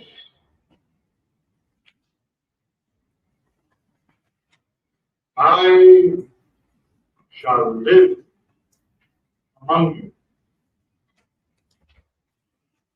Okay, so here he mentions that he shall live among us, but he is already living among us. And he is awakening a new spirit and comes prepared for his task. He's calling us as helpers, so we have a role to play in the new world, in the changes. And again, I am your friend and your guide, taking you by the hand to the source. This is an amazing statement. So that takes care of the messages and commentary. Is there anything Rich should add? No, I think that's you. Okay. If not, we'll move on. Yeah, you have a question? Yeah, I had a quick question. So lately, everything that's happening in the world right now is basically for this shift and this change in humanity that is coming. And it's starting, I guess, October 24th is when it's supposed to start. And all these wars that are happening and everything is is to shift humanity and to bring the love back. And right now you have like the Seraphins that are working 24 hours a day. And people from the other side having these soul contracts, sorry, just getting the chance, that are signing these contracts to come down just to be killed, to be brought back up again, just so this shift in humanity happens faster. Right. Wow. I mean, it is. It's a difficult question to answer. However, remember that we are souls in incarnation. And I mean, Shakespeare said it this way, that we are players. We're like in a play. All of us came here to play a role in an evolution, and some people may take the evil parts, and there's karma that comes with that. That's my understanding. I hope I'm not going beyond what Benjamin Crane would say. Rich, do you have a better answer for that? I think the law of karma, the masters are working with the law of karma. And karma goes back thousands and thousands of years. So you're seeing players here whose karma goes back thousands of years that we don't understand. especially in the Middle East. That area has been gone back and forth by civilization after civilization, back and forth for thousands of years. Between Egypt, between what is now all the basically Middle East countries, civilization in the past. And we don't have a view of that memory, but it's being played out now. So all these things are coming to a close. They're being resolved. And if you understand about reincarnation, you know that people are not, they're not dead. They just will continue on. And so we're seeing something being played out on this vast stage, and we're also going between ages. And so there's energies which are coming in, which are destroying the old structures, and producing the beginning of the new structures, and it's consciousness. And because America is one of the most materialistic societies, it's difficult for them to let go of these old attachments. So that's why people are suffering. They're holding on to the old structure. And so the joy is releasing from that hold and realizing who you are in the deep. So that's why America is having a time. And war is a move because it's so difficult. For patterns which we've been doing for hundreds of years. So the masters are there helping continuously to adjust all of these issues in consciousness for humanity. So there's a new age that's coming. We have to let go of the old structures from the past, which are holding, because the soul cannot manifest through a frozen, crystallized structure. It's holding humanity through the past. That's the most important thing to humanity. Yeah, and it's just sad to know that all these people on the other side are signing contracts just to be killed, just to be reborn, and God says that He takes the soul away first before they even feel the pain. But it's just this cycle that's happening right now, and you got like the seraphim angels that are just working 24 hours a day, bringing up the souls back just to die again and to make this shift a little faster. Yeah, yeah. It's speeding up for everybody on the planet. It's a very special time to be alive and witness this and be a part of it. But a new civilization is coming, and we're based on brotherhood, justice, and freedom, and love. So this is really starting to feel difficult. I wanted to mention Benjamin Franklin has also said, no one incarnates,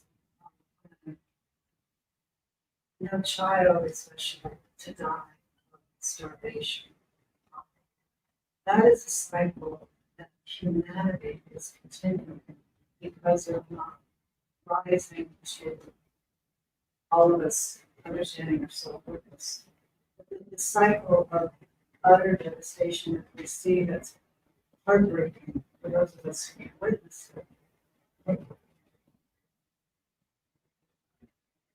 To change that is up to humanity to understand that our purpose is to share the resources of people, to treat each other as a brother, and so then usher in a world of peace. But no one is signing up to die of starvation. Children that we're seeing that it's not to die from starvation, it's just to make the cycle go a little faster. It's not their soul's already taken before. They're just helping this ship come faster. It's supposed to start in October 2024 is what they said, or the galactical people like Bashar or the archangels that are coming and channeling through people are seeing the exact same things. That's what I'm hearing. Well, I don't know the think truth. we can't confirm the time from the Benjamin Franklin standpoint. We do appreciate your question. Interesting. Sorry, I didn't want to talk. Yeah. That's great. Yeah, so we'll go, if we could go on to transmission meditation, we're going to give a demonstration of transmission meditation, which again is a group meditation. But before I start, I'd like to make sure that you all have the great invocation. So if somebody could pass that, I'll keep talking. So this meditation is a way that you can help yourself evolve and also help humanity. We have been talking about the spiritual hierarchy of masters and the transformative energies they send into the world. Energies are coming down all the time, continuously. That is how progress is made. But the masters are operating at such a high level that most of the energy they send down cannot be directly absorbed by humanity. Instead, they bounce off. So here is one way you can help. You can become personally engaged in this process through the technique of transmission meditation. In this meditation, you can help speed up the process of stepping down these energies to a lower level of consciousness where they can be absorbed, utilized, and produce effects. How does transmission meditation work? It is not a personal meditation. It is a group meditation involving at least 3 people. You invoke and receive energies, and through your energy centers, through the chakras, the energies are then stepped down as they flow through you. As this occurs, your chakras are changed, activated, and heightened in their activity. Over time, a connection is built between the brain and your soul. So transmission is a way to help the masters of wisdom and to serve the world. Also, it is a highly effective means of personal spiritual development. Just a couple of few details. 3 is the minimum number of meditators, but the more who join, the better. Much more energy can come through if there's a larger number. The spiritual energies are not directed by the meditators. The masters know where to send the energies. And it's safe, non-denominational, and will not interfere with any other religious or spiritual practice. In fact, it will enhance those. So we will we'll meditate until close to 50 minutes after the hour, which gives us about 10 minutes. So all we do is just sit in our chairs. No yoga posture is needed. Very simple. Just as the teaching that we read is very simple. You notice the short sentences. A junior high school student could read that. And so just relax, physically, mentally, and if you can, emotionally. So just chill. Think Om silently and inwardly, and hold the attention on the Ajna center, which is between the eyebrows right here. The Ajna center is the center of the will and a controller for the chakras. If the attention drops from the Ajna center, think Om, and you'll find that it will return to the Ajna center automatically. So let's say the great invocation together, and then we'll close our eyes for about 10 minutes. And if you have other questions, come and see us at our booth. We're in kind of form. From the point of light within the mind of God, let light stream forth into the minds of men. Let light descend on earth. From the point of love within the heart of God, let love stream forth into the hearts of men. May Christ return to earth, center where the will of God is known. Let purpose guide the little wills of men, the purpose which the masters know and serve. From the center, which we call the race of men, let the plan of love and light work out, and may it seal the door where evil dwells. Let light and love and power restore the plan on earth.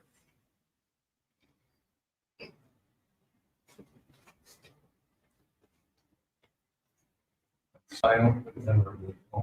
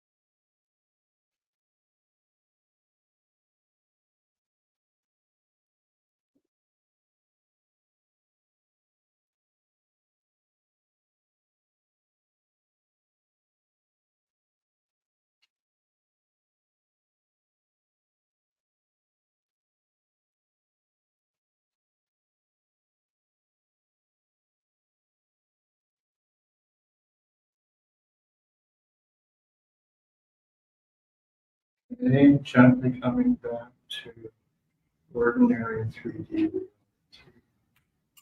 Here we are. The transmission meditation groups, if you're interested in trying it, we have found that on Zoom during the COVID, when we experimented, the energies really flow quite well, and it works well for people. We also can connect even if you don't have 3 people with you physically, through mental telepathy. It really helps to get started by looking. We have physical meetings in some locations, like in Berkeley. There's one that meets, and then there are many other Zoom transmission meditation meetings. So we have a flyer. If you're interested, let us know or come by. We have some here. I don't know if we have a lot of other information here, but we have plenty of information at the booth. We are very happy to answer any questions you may have. And I hope you enjoyed this talk on the path of love and this demonstration of the transmission meditation as well as the simple teachings from my friend. So we have to let the room, clean up the room, get home. So thank you very much. Thank you.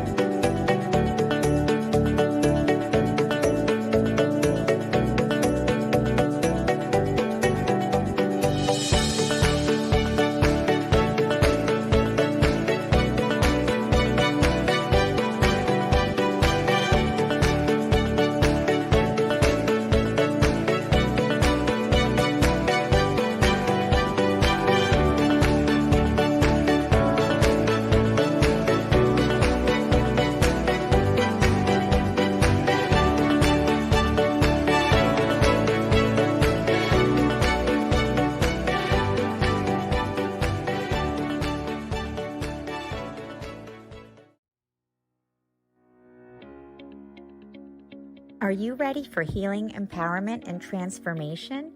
Join us at the SoulSearch Enlightenment Expo October 5th and 6th at the San Rafael Embassy Suites.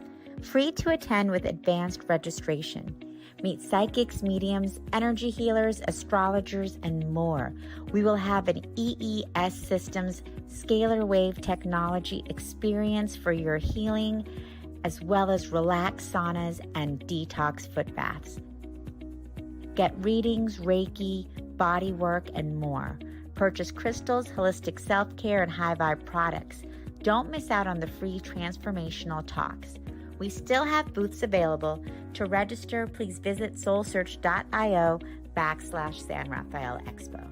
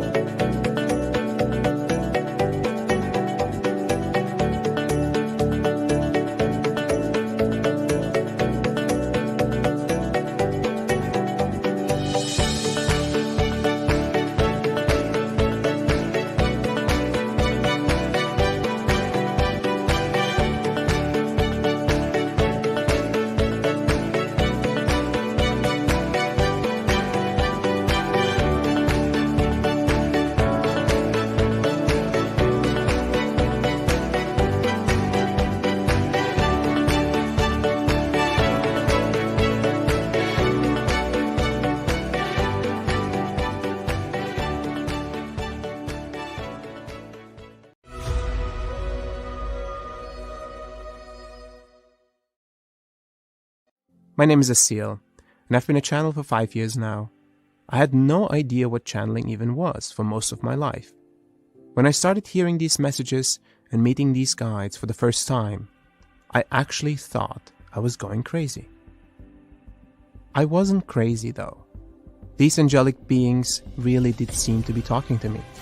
I kept an open mind, and these guides kept showing up, offering me adjustments and healings. They told me that they were preparing me. The guides say that there is an energetic network that feeds the earth with universal energy. This energy is critical for human consciousness and all living beings to evolve. The mission that we were given by the guides was to realign this network and establish a new network, specifically dedicated to the evolution of consciousness across the globe. They directed me to visit many places, from mountains to forests, from islands to deserts, sites of many world religions and ancient traditions. The guides wanted me to help them activate sacred sites that have been inactive or misused for millennia. I've been to dozens of countries and hundreds of sacred sites where often the guides will share their perspective through spoken channelings. This work has tremendously impacted my life and those that have traveled with me. Join me and the guides as we take you on an epic adventure.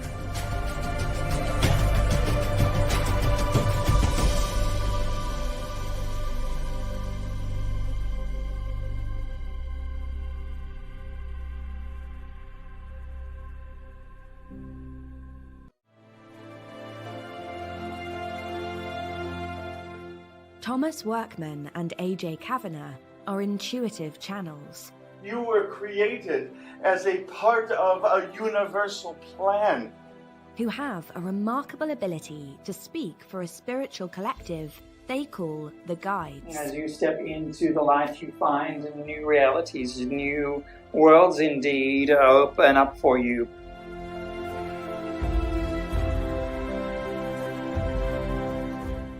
We often forget who we are, our eternal nature, and the wisdom that comes from that. The Infinite Pathway, Journey to Self-Realization.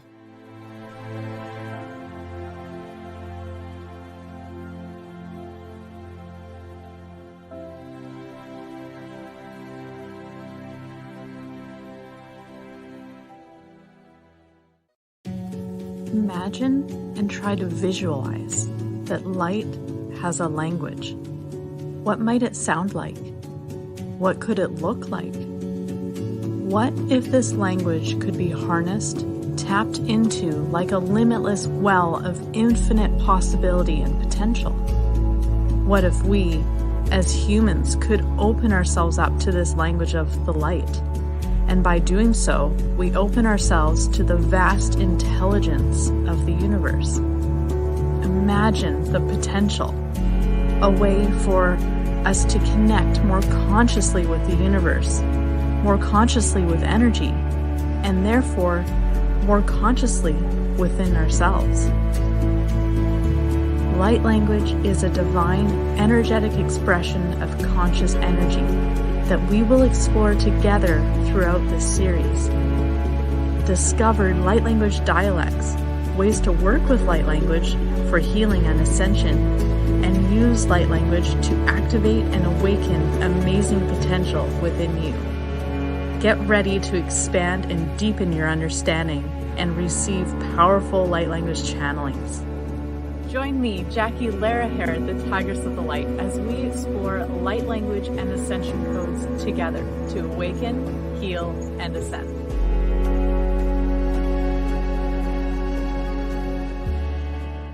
What is enlightenment? How do we get there? Is enlightenment possible for someone like you or me? For most of my life, I thought enlightenment was only reserved for a few chosen ones. But we no longer live in a world where we have to cut ourselves off and retreat to a mountaintop cave to reach nirvana.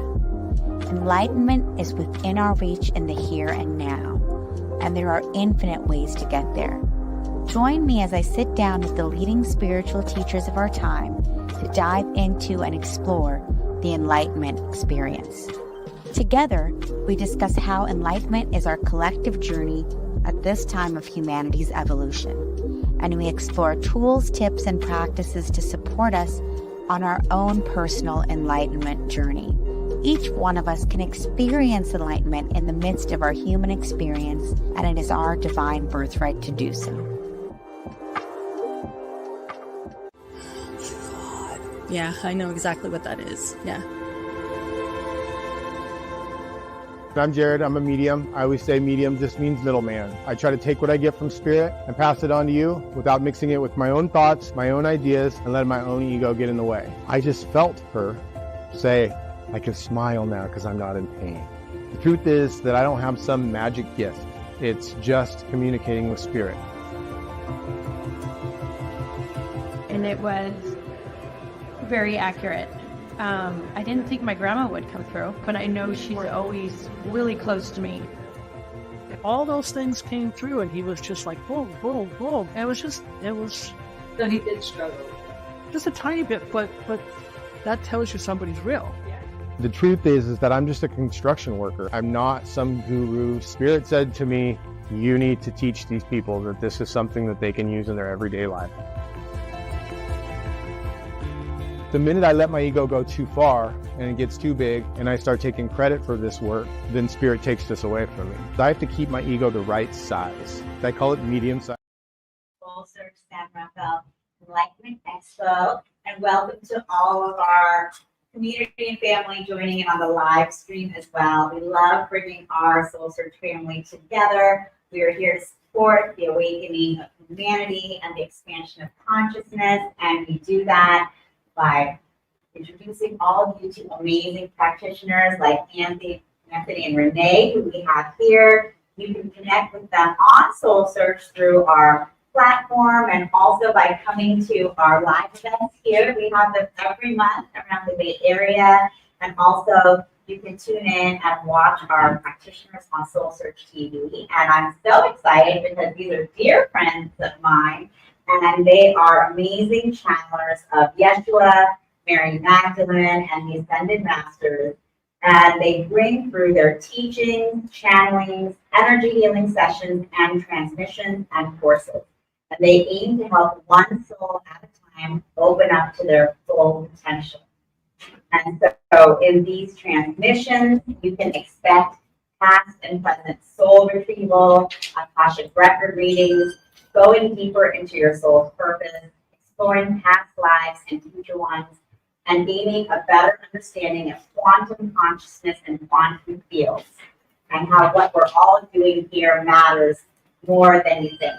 So Anthony and Renee are here to bring through their guides, Yeshua and Mary Magdalene, and take us on a journey with Gnostic teaching, quantum healing, and the Shekinah energy. So thank you guys so much for being here. We love this show. We love it. We're so grateful to be here. So thanks for joining us today on a very hot one. On her live soul stream that we did, I think it was earlier this week, we're all like, y'all, it's going to be like 105 degrees this weekend. So come to an air conditioning hotel in San Rafael and hang out with us. So anyway, on the agenda, we had that we were going to talk about masculine and feminine balance, which we will. We are going to talk about that because it's a big part of our work. But Anthony decided this morning to come on deeper and talk about consciousness and our soul streams. So we're also going to explore that as well. Yeah. How does that sound? Okay. Really what I want to do is I want to get to know all of you, see what's on your mind, things like that. We're going to do those things. Let me see. Try to do it. Are there any channelers in here at all? Anyone that channels? Psychics? Intuitives?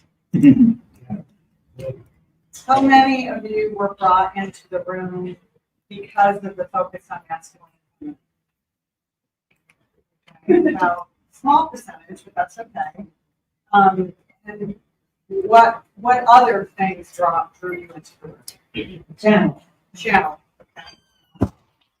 Anything else? She did. Oh, Lindsay. She's one of our regulars. So what do we know about, let me stand up so I can see you. What do we know about channeling? What is it? What do you think it is actually? What do you think? Yeah. What do you think? There's a wire there, careful. Yeah. Yes, okay, so I think it's receiving messages from higher power. Kind of, yeah. But what is that higher power? Who is it? What is it? What energy? Anything in the world of the spirit. World of the spirit, good. What were you gonna say? The energy of the world. Energy of the world. The universe, that's good. It's actually even closer. Yeah, that's good. Do you know what it really is? It's you. It's you. It's your higher self. And we all have the ability to channel. That's Right? what it You all is. know that. Right? We all have the ability to bring in our higher self, which is connected to the all, the universe. So when we talk about masculine and feminine energy, that is what some people came here for. The energy stream, if you like, that we are bringing in is that frequency, that balancing frequency. Does that make sense?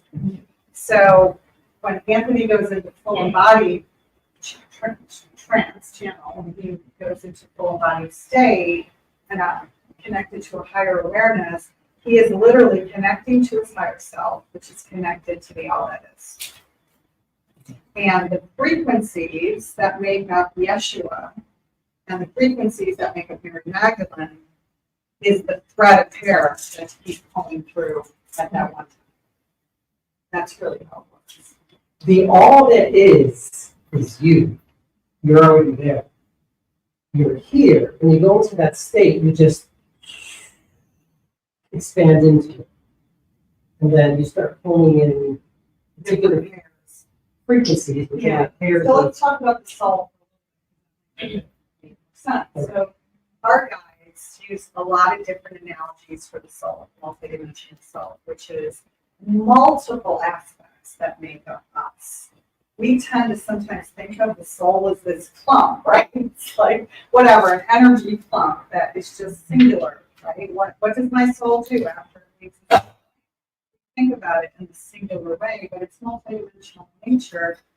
So we are having multiple experiences all at the same time. Our energies are fragments of our energies, like the hairs on our head. So for example, say this is the soul. This little tiny hair here is Tangela, right? This little tiny hair is the aspect, the fragment of the soul that is coming down and having this experience here on the earth realm at this time. But it's also all these other hairs having experiences everywhere else as well. Think of your soul as having a multi-dimensional experience in a multi-universal way, all at the same time. But what's most important is that here in the present moment. That's what's important. What goes on here. Because what you do here, you affect all of the other aspects of who you are and all of the other beings that are connected to you as well. If you love here, you will love everything. What you think, you become. What you say, you manifest. That's really how it works. But it does take practice. We're here to help you practice. And you're here to help us practice also. That's how it works. What are you doing? Yeah. Maybe we can edit things.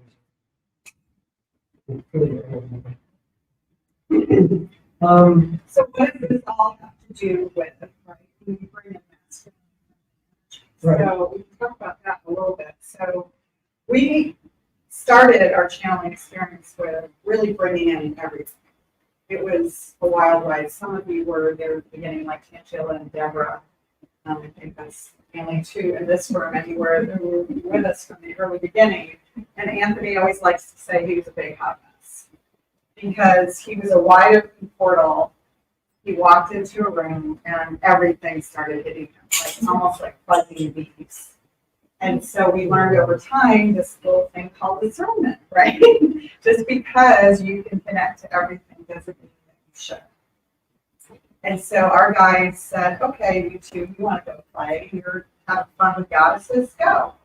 Have some fun with goddesses. And so we brought all the goddesses in. We brought in the angelic realm and the seraphim, and we got a little crazy there. Alien or beings outside of the human consciousness. And then when we started channeling the void, Nothingness. the nothingness, right? That was the point where our guides came in and said, okay, enough is enough. You played. Now you understand how to discern different frequencies and energies that you work with. And now it's time for you to choose. It's time for you to do the work that you were here to do. And so when it came forth for us that it was going to be Mary Magdalene and Yeshua, what do you think someone who was traumatized by every single religion out there wanted to do? I wanted to run pretty fast. I was like, you gotta be kidding. Anybody else? But it was Yeshua and Mary. And the reason for it was because as a couple channeling, bringing their energies, or you can look at those archetypes together, is really to heal that past trauma, where balance of the masculine and feminine have been. So when I'm going to an expanded state of awareness, I can do it alone, but it's nowhere near as strong if I don't have Renee next to me. They're going to refer to her as Gaia also. They'll say that the energies will come to her first and then to me. That's how it works.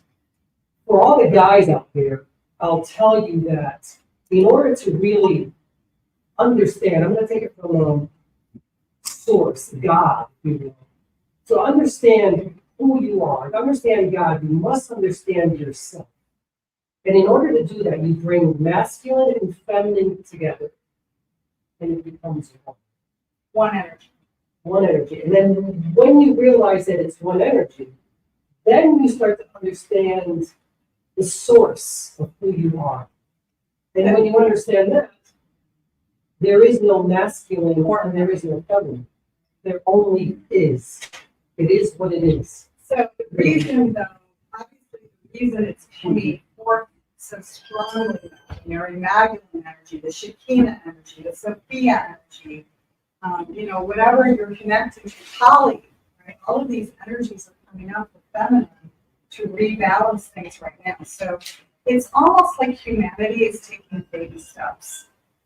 We're taking baby steps to say we need to understand the masculine and feminine right now because we've gotten it wrong for so long.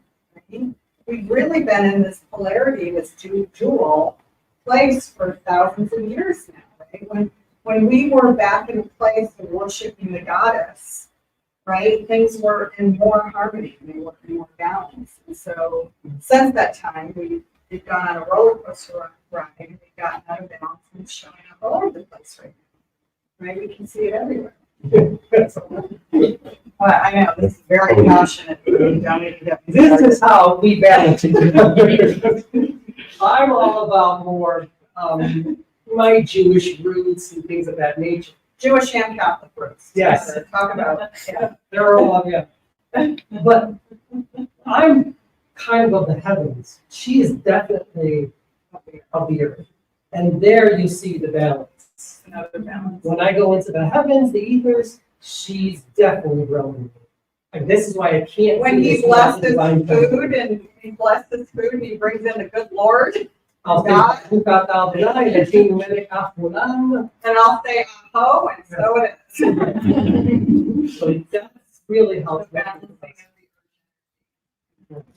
So that's another piece of masculine. That's really the earth energy grounding from. And I would recommend that to everybody that who's on this journey. Play with the energies, play with Gaia, play with the heavens, see where it takes you. You can always find that balance. It's neither one or the other. It's always a balance of both energies. And then you bring them together. And you want to see what resonates with you.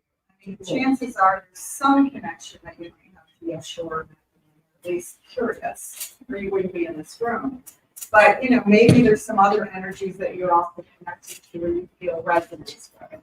And you should dance with those as well. You should start playing with these energies and feeling which ones call to you and start working with that energy, right? We're talking about channeling for all channels, right? This isn't a how to channel class. We can't do that in 50 minutes, but you know, really that's how it starts. It starts by being open to the process of channeling, by being open and saying, yes, I get it.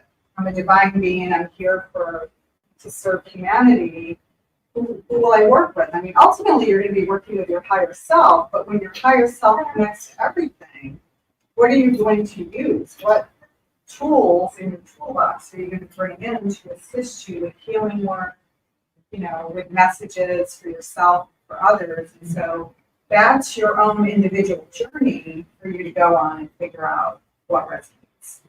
Because if it doesn't resonate, you're not going to be in alignment. If you're not in alignment, you're not going to be able to. No, you definitely have to be in the energies. Are there any questions?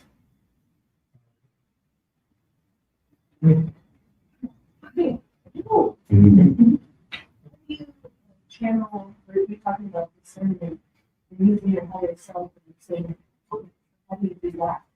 So how do you decide what energies to work with? Well, so there's many ways, of course, but I would say one of the best ways is how you feel. So our guides will always say, you don't get there through the mind, ever. You don't get there through the head. So unless you're feeling with your heart, you know, there's people, like, sometimes people will be channeling, I call it muck, right? It's like, what do you call it? It's not clear. It's not clear because you're not in alignment. And you can feel that in your system. Are you feeling excited, exuberant, in the zone, joy, you know, purity, love? Or are you feeling fatigue afterwards? Are you second guessing yourself? Or, you know, all of these things that don't feel. You know, when you're in the zone, you're like, shh, everything works. That's when you know that you're in alignment. So unless you're feeling that, then start working with something else. You should feel joyful and happy, yeah, and content, and yeah, energized. Yeah, I mean, after he comes out, we do these 2 membership programs where we're online with people twice a month. And every single time, we've been doing this a long time, when he comes out of channel at the end of the session, we both look at each other and we're in awe. And that's what's happened, or wow, or I'm still like, yeah. That's how you know. This is pretty cool stuff. That's how you know. I'm still like, I'm always amazed when I go into the expanded state, and it's fun. And the other thing that you'll feel is divine love. Yes. That's the other thing. If you're not feeling that, or if a guy has some political agenda, medical agenda, whatever agenda, business agenda, whatever, that's not in alignment with source, right? I mean, that's common sense, right? So your higher self knows what to do. It's already connected. You have a question back there? When you are channeling non-terrestrials, what is the difference in sensation when you're channeling first? Those guys. No, I don't want to say that they're not of love, because they are. They're all of love. But my perception of love is not in the alignment of their love. They're very highlight beings. Yeah. So it's so by out of alignment, it doesn't mean that it's bad or wrong or evil. Here's a great example. This is a great example, actually. You know, when I am hanging out with accountants and numbers people, because I'm an artist, so sometimes it's like this, right? We're just not kind of in the same, like things are really structured, you know, these. Or, you know, people that have to be everywhere on time, I'm always 10 minutes late. You know, those people, right? The creative and the non-creative, when they're coming together, it's kind of like this. That's what it's like. So sometimes when we channel some of the galactic beings, we're both artists, you know, and so he's Italian and I'm French. We hug people a lot. We're very touchy. We're very, when some of the galactic energies that we work with, they're coders. Like sometimes when they come through, they'll literally go into your auric field and they're pulling energy things out. That's kind of how At least my perception that's how they come is to not us. Yeah. very touchy-feely. That's only my perception. But that may not be your perception. Yeah. It's my That's what it perception. feels like. Because you asked what it feels like. Yeah. That's what it feels like. So think of it as just two different doctors working differently. One's using this tool and another's using this tool. A lot of times the galactic energies will tell us they work for our DNA and our guides will work for our auric field. So they're both of love. They're both servicing the universe. They're both doing that. They're just doing it in their own unique way. No, what I asked, since you're the grounded one, I figured you'd know more about the elementals. Oh, the elementals. I'm sorry. I thought you were talking I didn't ask about galactics too, so I was wondering what the deal is between the two of them when you channel elementals. I see. They're funny beans. I'm not really big with the elementals. They have a little bit of ego there that's, I'm like, okay. Well, but to be fair to the elementals, they're pissed off at humanity for what we've done. They get a little mad at humanity. Yeah. What's going on under Earth. Right. That's at least what I felt. Rightfully so, by the way. Yeah, but they're funny beans, actually. They're funny beans. What do you want to say? You have a question? That was kind of the follow-up to that, with the extraterrestrial versus extra-dimensional. Do you distinguish between the ancient ones and those that might be more recent and deceptive? No, I don't, because I don't, for some reason, everything that comes to me is of love. It doesn't matter what it is, it's all of God or source energy. It just manifests itself differently. Nothing I see is dark. It's all love and light. But I know there are things that go bump in the night. I just choose not to go there. Or for some reason, my soul says, Anthony, you're not going there. That's not who you are on this lifetime. So you've never been up in nature and had Sasquatch communication? I can feel things around me that are a little percolating. Like, you know, I can feel that. If I go into a house where there are a lot of beings that are positive, they feel kind of like. You can feel them all. Like, okay, just relax and find your happy place. Everything's gonna be okay. And then when I go into an expanded state of awareness, this is also for all of you. Everyone's slow as well. And love comes. The ego goes. And no matter what happens, everything is okay. Everything will be okay. But he does feel things in nature. For example, when we were in Panther Meadows, a great example, also sit down on certain parts. So Panther Meadows up in Mount Shasta, you know, when we were going through a hike, not when we were there with you, this was 2 years ago, but he said there was thousands of beings watching us. Because I was scared I was big surveys, you know, by someone to be just suddenly. I just felt that it didn't want me. Yeah. Yes, but you know, you allow yourself to show who you are, that you don't mean harm, that you're of love. They won't bother. You know, they don't bother you. At least that's what I've experienced. But then again, I don't put myself in those situations too often. That's who I am. I love love. I love the light. I love source, and that's who I am in this life. But truth be told, right, while we're talking about love and light, you know, darkness and the shadow side is something as you go along on your path of enlightenment, you're going to get there. And our guides will always say, don't dance around it. You can't always get to the light unless you're also working with the darkness. So that's our choice not to go there, but it doesn't mean we haven't had, what's the word I'm looking for, just hiccups along the way to go through some of those shadows. Because, to get to that expanded state of awareness, you need to go through dark nights of the soul. If you don't go through that, you're not going to understand That's who true. you are. You do go through those darker nights of the soul. I've been through it. I've been through them. I'm good with it. I'm good. I don't want to go through that again. But that darkness is just the other side of ourselves. So sometimes people will see them as darker entities or whatever, and our guides will often say it's just aspects of you. And so you can transmute those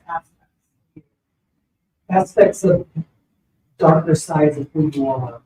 I guess you can call it just different aspects of yourself. That's really what you are. Because remember, we're connected to everything. So we are, right? This is the non-duality. And there's going to be aspects of that shadow self to be healed. All right. Not to be afraid of. It's when we bring fear to something, and we bring more fear into our faith. I'm going to go into an expanded state of awareness, often over channeling. And the first things that are going to come through are those that I feel most comfortable. They are our guides that have been with us for 10 years now. And Yeshua will come, and now will come. You can ask questions, whatever questions you want. Remember, you're being filmed, so don't make it too personal. I have a dry sense of humor. The things that come through me, they'll be very similar too. They'll look at you funny. Are we all ready to rock and roll? Let's have some fun. Have fun. Have a light heart. There's no, it's, if you're so serious all the time, what good is the journey? Have fun with it, okay? So humor, just so you know, on our path, this is a big part of this year for us. We've been through a few very serious years, and our, the guys we work with said, okay, we need to really breathe in more fun. You're not having fun. If you don't have fun and a light heart, you're gonna, just gonna burn out too quickly. So 2024, this was the year of building more fun into our lives.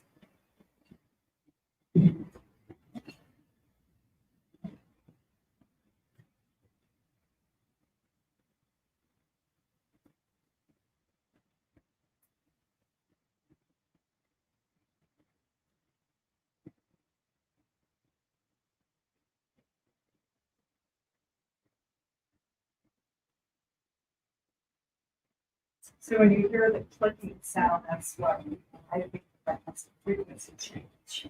So frequency change where they're coming into his field or joining his field. But Anthony doesn't go anywhere. They're merging. They're merging things.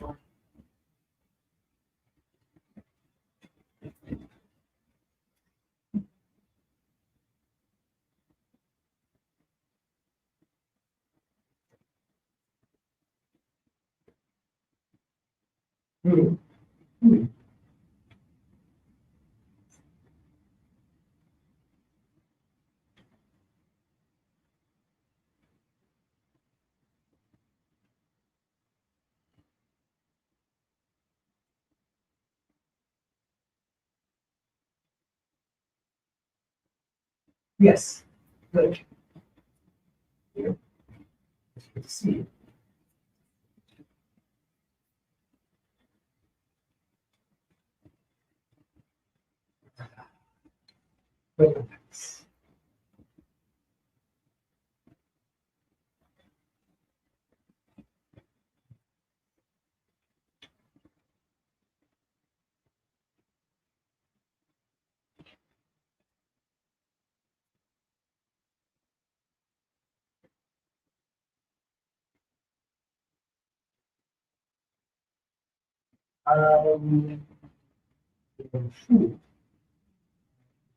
Shoot. It's good to see. Just be it. Loving be it. Grace and gratitude be it. Remember who you are. Remember who you are. You are love. And you are light. You are soul and you are spirit. And you are one big divine at all times. I am here to have you remember. As I say now, I am not here to raise the dead, but to raise the living. To connect you with who you are in this lifetime. If you choose. If you want. The journey is yours. It's not yours.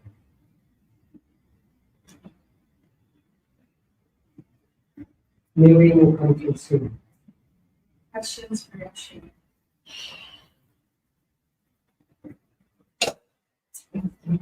What is the transitional time that we are facing as humanity and any instruments which that you can isolate first transition? Transition where? Into a higher stable state that humanity sees to go through. I don't. So.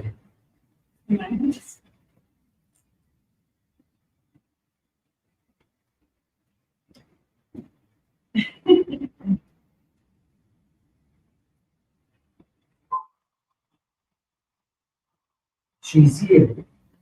I believe you just transitioned. Didn't you? At a great moment in time, you transition. Does your heart wish for transition? There you are. You see how easy it is? It's a fact. You are here now. Your heart is open. Your field is open. Therefore, you transition. Something greater than yourself. You will do this with others, won't you? Good. That's how it is. You see, it's so hard, it's easy.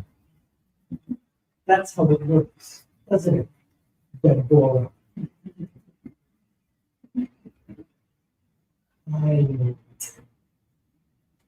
Wait.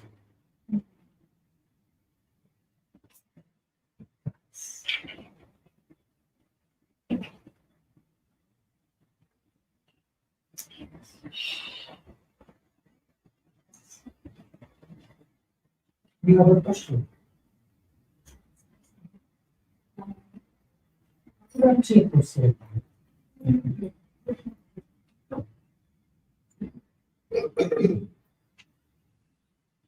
Let's stay through. That's all right.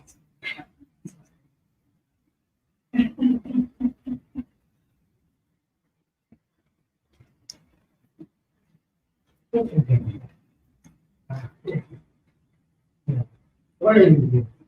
Violation.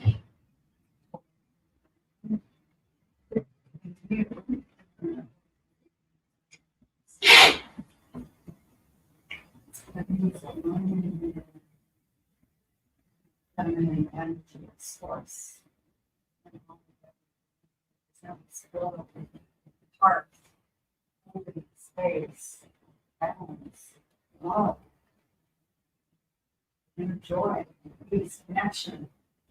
These are all the attributes of the divine feminine. Are you the divine feminine?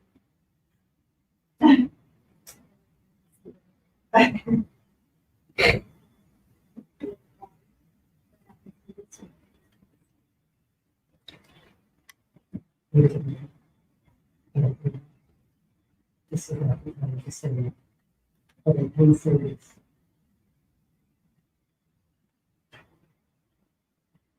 You have a great deal of Isis energy. A lot of goddess energy. There are a lot of goddesses around. Those here also became sisters. Miriam of Magdala as well.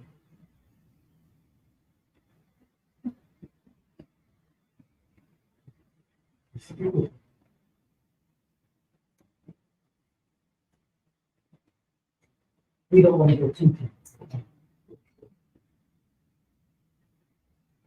We are us, always. The reason they go back and forth between I and we and they is the teach last of the school. And so when Yeshua is saying I, it's also we. It's also we because we're connected. How many hairs do you have on your head? Who are you?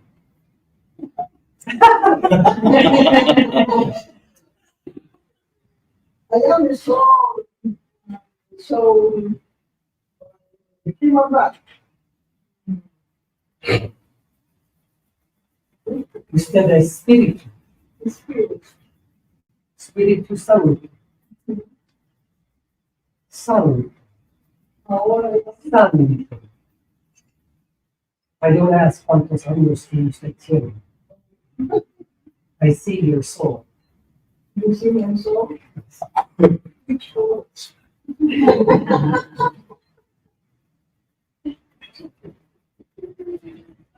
How about a rainbow? A spectrum of frequencies. Oh, wonderful.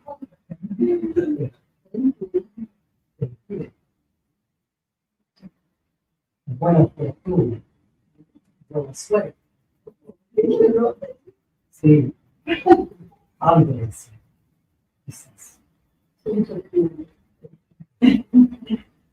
Something like that. And you, who are you?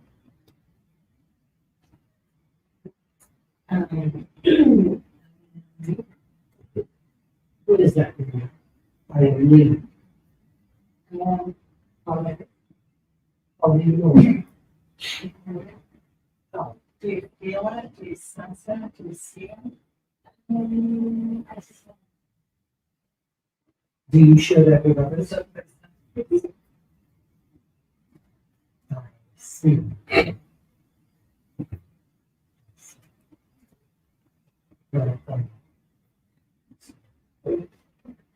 Beauty in all of its manifestations.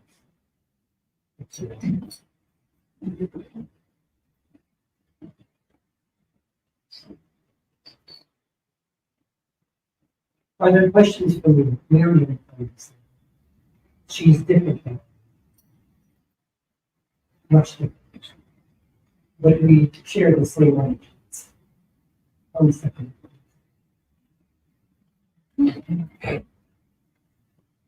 Are you ready? Yes. You've been waiting. Feel really strong.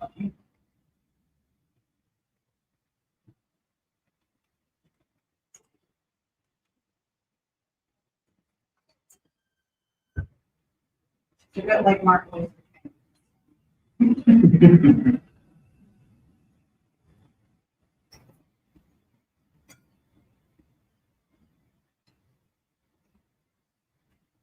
Good. I am good. It's good to see you.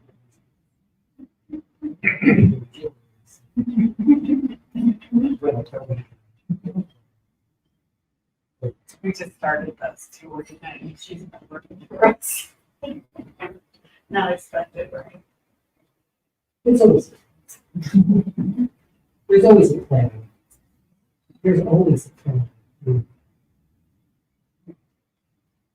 You think I don't have a plan for you? You'll see. You'll see. Let me tell you.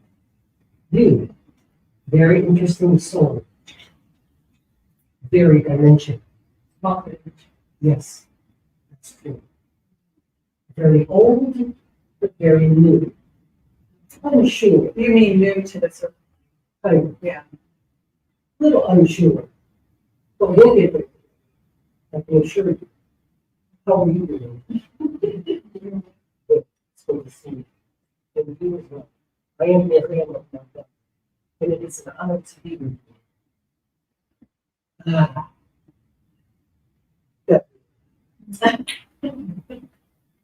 My heart beats even harder. I know the work that you've done for women and for the ascension process. And I salute you. Yes, it is. So many of you are all feeling that things are shifting very fast, right? Very fast compared to a year ago. And why is that? All the work that all the individual hairs on the head are doing. And who is rising, guys? The feminine is rising. The woman is rising. The energy is ascending, isn't it? Yes. Yes, it is. And men, you must be there to help the ascension. We can't do it without you. But as the woman rises, then you will see the equilibrium of both energies coming in together. They will flow together, become one energy. And I think too, because a lot of people say, why is Magdalene a man? And she works for me too, obviously, in ways through the book that we're writing and jewelry and everything Why else. do I come to you? So you come to me to show that the divine feminine can work through the divine masculine and not be afraid. You got it. To demonstrate that. Yeah, because he really was an alpha male when I met him, right? Italian from the Bronx. How you do? He had short hair, he drove a black Camaro, he had short hair, wore all black, and was tough. He was the opposite of who he's become. But I am tougher than he is. You see, the female is stronger than the male. The male just doesn't surrender to it. But the male will. It's happening. You're seeing it happen. There's an organization called the Founding Mothers that just started in July. It's grown all over the world. Feminine in leadership, real strategic plans to go to all countries, exchange what's going on in the world. So I just want to emphasize that because it is happening. The women are, and it's not just for women, it's for feminine principles. That's right. For men. Yeah, does everyone understand that when we talk about the divine feminine, it doesn't mean man versus woman, it means the divine energy that we all carry. So you're talking about carrying a lot of masculine energy. We all have masculine in us. And so it's really up to us to blend those together into this unity consciousness that's happening right now. So this is coming through all of us. It's coming through all of us. So that's your purpose in your own unique way. You have pretty eyes. So she's giving you clues. Triangles around pyramids. Egypt. Might be time to take that trip to Egypt. These energies keep running through you to give you clues of who you are in this life. You manifest them. You color your eyes and wear the things that you once were to remind you of who you once were. That's how the soul works. It helps to activate things in your field. So we've all been everything, right? We have past lives, there is no past future, right? There's only now. We've had, look at it as other experiences in Egypt, in India, probably as a nun, all of these, as a healer, all of these things. And so when she says you're manifesting it in your field now, it's, think of it as, think of it as a flavor of an ice cream. And we're going to play with vanilla. That's what we do with pyramids. We're going to bring that through, and that's going to awaken another flavor. That's going to open up another flavor, another one. Until you feel it. That's kind of how it is. She is a sage and an angel. She can wear all of these things. Don't deny her. Just add one.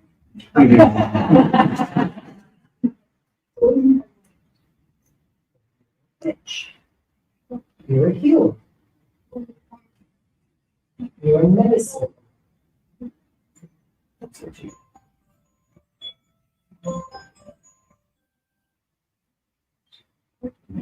Anthony has on the back of his card, which used to be my card. My other card is a person. You see, when I say these things about women, I don't mean them in a pejorative way. I mean that as a witch, you were a very important healer for the time. As you dabble in it now, bring back these memories of who we once were. Like curving pyramids, sacred Good to know. shapes. And that's what I'm starting with the herbalism, the master herbalists. So these are things just to waken up more of your souls. Think about like our physical bodies. It's physical or perceived physical, but as more energy and more memories come in from the past, 5 minutes. As more memories come in from the past, it's waking up more of your energy body. I only have 5 minutes. Okay, I need to finish what I'm saying. Yes. Okay, thank you. That's fine. And so you're expanding the soul so that you can connect to everything. And then you're not just connecting to the pyramids or to the medicine woman or the shaman humans work. You can connect to all of it. That's how it works. So every time you're activating new things, it's like new remembrances of your soul self. It is good to see you. It is good to see you. Touch them. Give them your energy.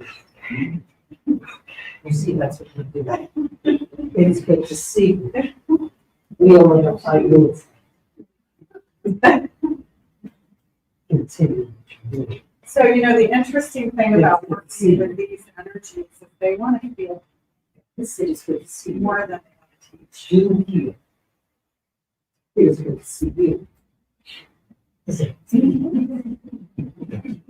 What good is it to be in a form like this if we don't touch each other? Touch. Yes. And you too, sir. It's good to see you. It's good to see you. Beautiful, Julie.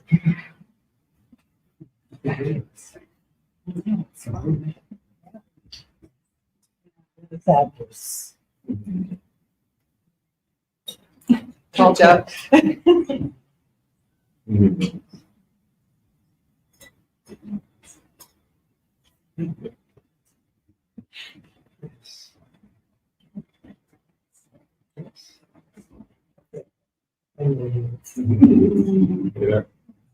I told you.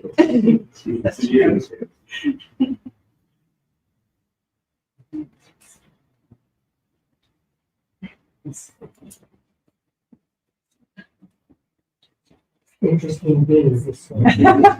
Not from around these parts, if you know what I mean. Right.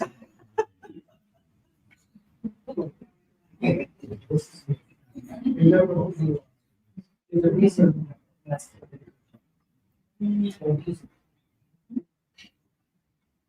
so, I mean,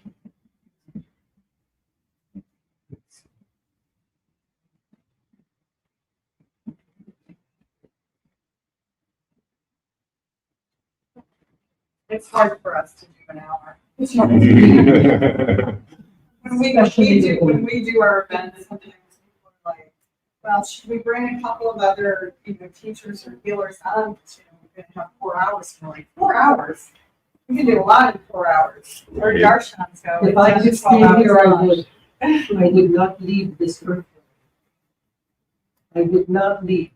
Because of you, and because of you ladies, I would not leave. I would stay here forever, through him and through her. But remember, you as the soul have the power to say who comes to you and who does not. It's always your choice. Amen. To stay or to leave. But I must leave. That's how But you did tell us that when we go to France next late spring, early summer for our Magda retreat, she's going to stay in Anthony for the entire retreat. Nice. I did. She's going to stay in. So She gives me permission. we've been working on it for a few years now, so we hold her it's Sweet. time. She'll stay in for 5 days. Love being the grace and gratitude you give all. Share these qualities with your powerful efforts. Continue the ascension process.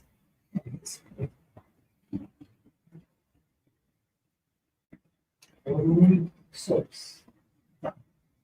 Lightness.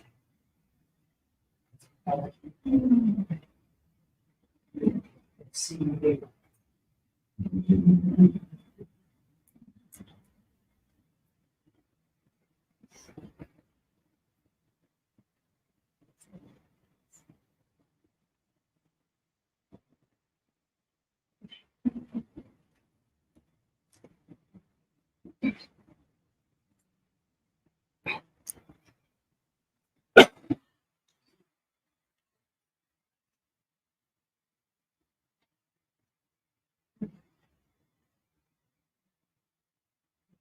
It's nice knowing that.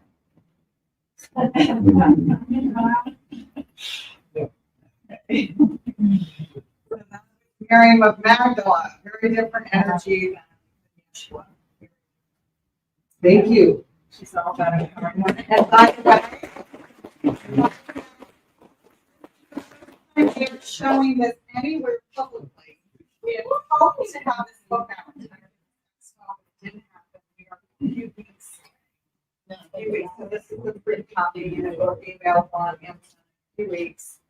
So we didn't want to be remiss to mention that. So we do have a booth out there where we do Yeshua and Magdalene. Our booth is literally right out front, and there's also some Magdalene infused jewelry out there as well. Thank you. One with Magdalene and one with Yeshua, and we need quite a lot online. Yeah.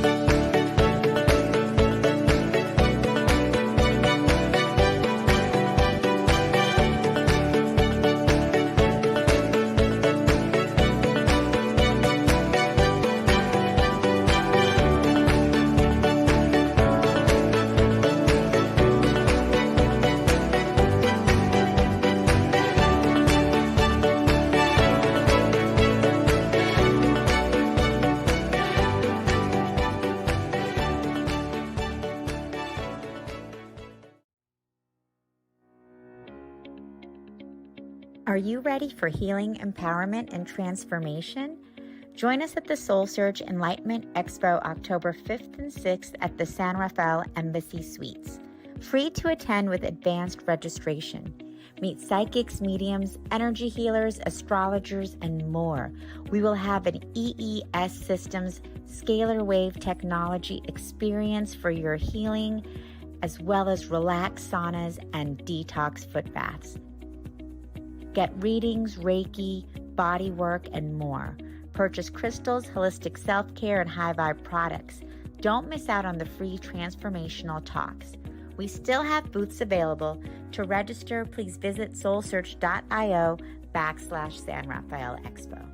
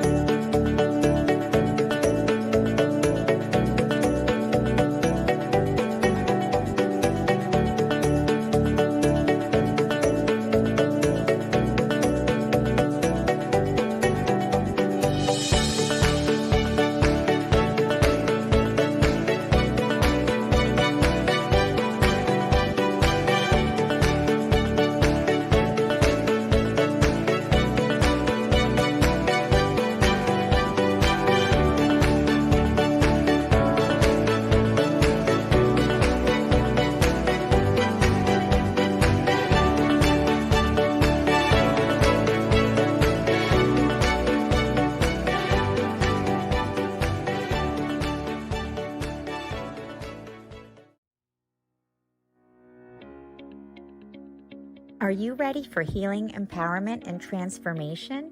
Join us at the SoulSearch Enlightenment Expo October 5th and 6th at the San Rafael Embassy Suites. Free to attend with advanced registration. Meet psychics, mediums, energy healers, astrologers, and more.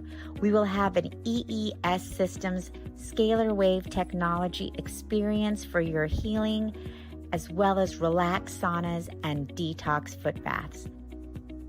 Get readings, Reiki, body work, and more. Purchase crystals, holistic self-care, and high vibe products. Don't miss out on the free transformational talks. We still have booths available. To register, please visit soulsearch.io/San Rafael Expo.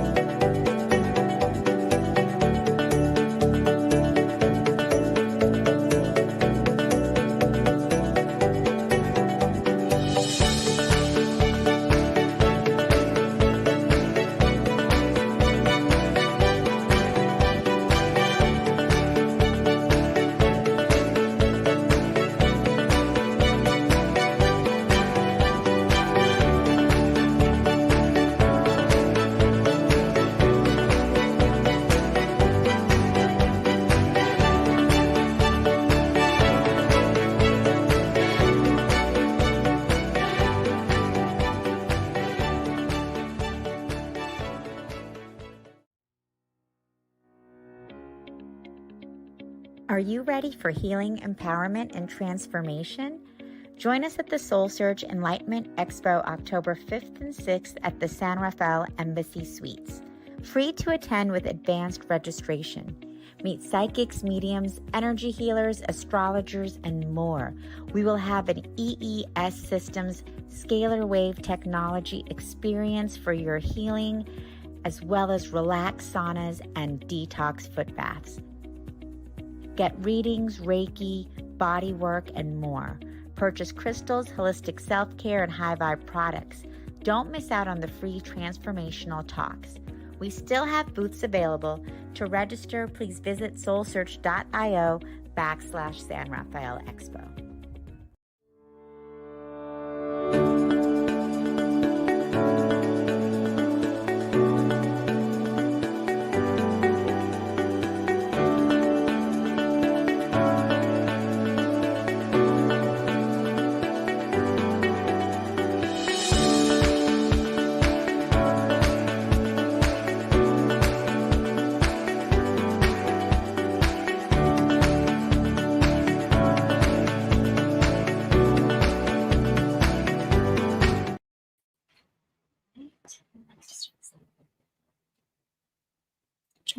Hello and welcome everyone to the SoulSearch San Rafael Enlightenment Expo. We're so delighted to have all of you here with us today. I'm Tangela, the founder of SoulSearch, and welcome to our gathering of soul family. And we are here committed to the awakening of humanity, the expansion of consciousness, and we love supporting everyone wherever they are on their consciousness journey. And we do that with our online platform where you can connect with amazing practitioners like Odysseus here, and also by creating these Enlightenment Expos, which we host throughout the Bay Area once a month. So stay connected. And for those of you joining the live stream, thank you for joining us and hope to see you live soon as well. And of course, you can watch our amazing practitioners on SoulSearch TV. Odysseus has actually been a really fun guest star on Darren's show. So yes, you can check him out on there. The Stitz we did, yes. Exactly, yes. Exactly. And so just to introduce Odysseus Andrianos, he is a coach, mentor, author, and quantum healer. He has been coaching for over 20 years and has built 2 coaching facilities in Northern California. And Odysseus actually started out in health and fitness and owning gyms and working with people on healing at the physical level. But then he started delving much deeper and really began to become a quantum healer. And that's what he is now. He is the owner of Alchemy Healing Academy, and he is passionate about helping people to heal, because we know that we all have the power to self-heal, and we do not need to depend on anyone outside of us, no matter what we've been told. And so Odysseus is here to help us awaken that ability to quantum heal within each one of us. So thank you, Odysseus. Welcome. So thank you, Tangela. Thank you, everybody. I think I've done like 10, almost 15 presentations here with SoulSearch. I love what you guys are doing here. The world needs this work so much. And I love that you mentioned awaken, Tangela. And one of the things, since I'm speaking about shadow work, is that I always like to tell people it's really about not so much ascending, but it's really about descending and feeling really safe in your body and connecting with the earth. So to start, just for like about a minute, I want to do a little grounding practice, just to make sure we're all just feel like really safe in our bodies and calm. So what we're going to do is just for a minute, we're going to inhale into our bellies and then exhale down to the earth. Inhale from the earth into the belly, and exhale back down to the earth. Inhale from the earth into the belly. Exhale down into the earth. Just feel yourself connected to the earth. And one last time back into the belly. And exhale down into the earth. Beautiful. Did that for you guys and for me too. Gotta get grounded, right? So one thing about connecting with the earth is connecting with the soil. And what's interesting, the word soil, you change one vowel and it's soul. So essentially when we talk about shadow, we're talking about darkness. but essentially the darkness reveals the light. So today I'm going to take you guys on a little journey, and I use this as my roadmap. Anybody ever seen this symbol before? Right? So I use this as a roadmap for people, specifically with shadow. So the key thing here is recognizing the light in our darkness. I'm going to be taking you guys on a little journey today with my stick figure skills and my little boat here and sharing some tools. I'm going to share with you guys the process of shadow work, and specifically Shadow Awakening, which is the name of my book, which has been the best part about writing this book is I have people all over the world taking selfies with it and sending it to me, like saved my marriage, changed my health. I had a lady who recently did my program and she beat Hashimoto's after doctor said that she couldn't keep it. I was like, whoa, that's the magic when we actually learn to heal ourselves. And I like to say the big part of doing shadow work is feeling really safe in your body. And that comes down to two simple things. Okay, it comes down to integration of suppressed emotions and regulating the nervous systems. Anybody know what I'm talking about, regulating the nervous system? So we get a lot of people in the world today, they are stuck, or shall I say, addicted. We're going to talk about the addiction cycle. They're addicted to being in fight or flight mode. You guys notice that in the world today? Anybody? Right? They're like, pedal to the floor. I got to make more money, buy more stuff, stay busy, take a pill to numb myself, and get back to work so I can make more money and buy more stuff. And they're driving themselves crazy. And people, anybody here who's empathic? Like we're at psychic healing fair. Everyone's like, yeah, I'm empathic. And like for me, I ignored my empathic abilities for years. And this led to a range of health problems because I was like, no, I'm not going to feel that. I was stuffing it into my shadow. And that's what led me to this space where I'm now teaching shadow work because it literally saved my life. Now, does anybody here know what shadow work is? I'm just curious. What's shadow work? What's shadow work, Eleanor? The unconscious aspects of your being. Yeah, absolutely. You've worked with me a little bit, so you're already going to know. But yeah, if anybody here studied Jungian psychology, well, it's all about making the unconscious conscious. So in a moment or a few minutes, I'm going to explain to you guys this kind of journey. The key thing here is I want to use pictures because our subconscious mind only works on images. I'll say that again because that's a gold nugget right there. Our subconscious mind only works on images. So I'm going to share with you guys the story of how this works. But first, I want to break down what is shadow work and how does it work in the body. So in my book, Shadow Awakening, I got 5 copies left at my table. If you have any interest, please let me know. It's only $20. And it's a full toolkit for you. It's actually a workbook for you to do this work on your own. I feel like everybody in the world could use a little shadow work. But there's 3 steps to shadow work.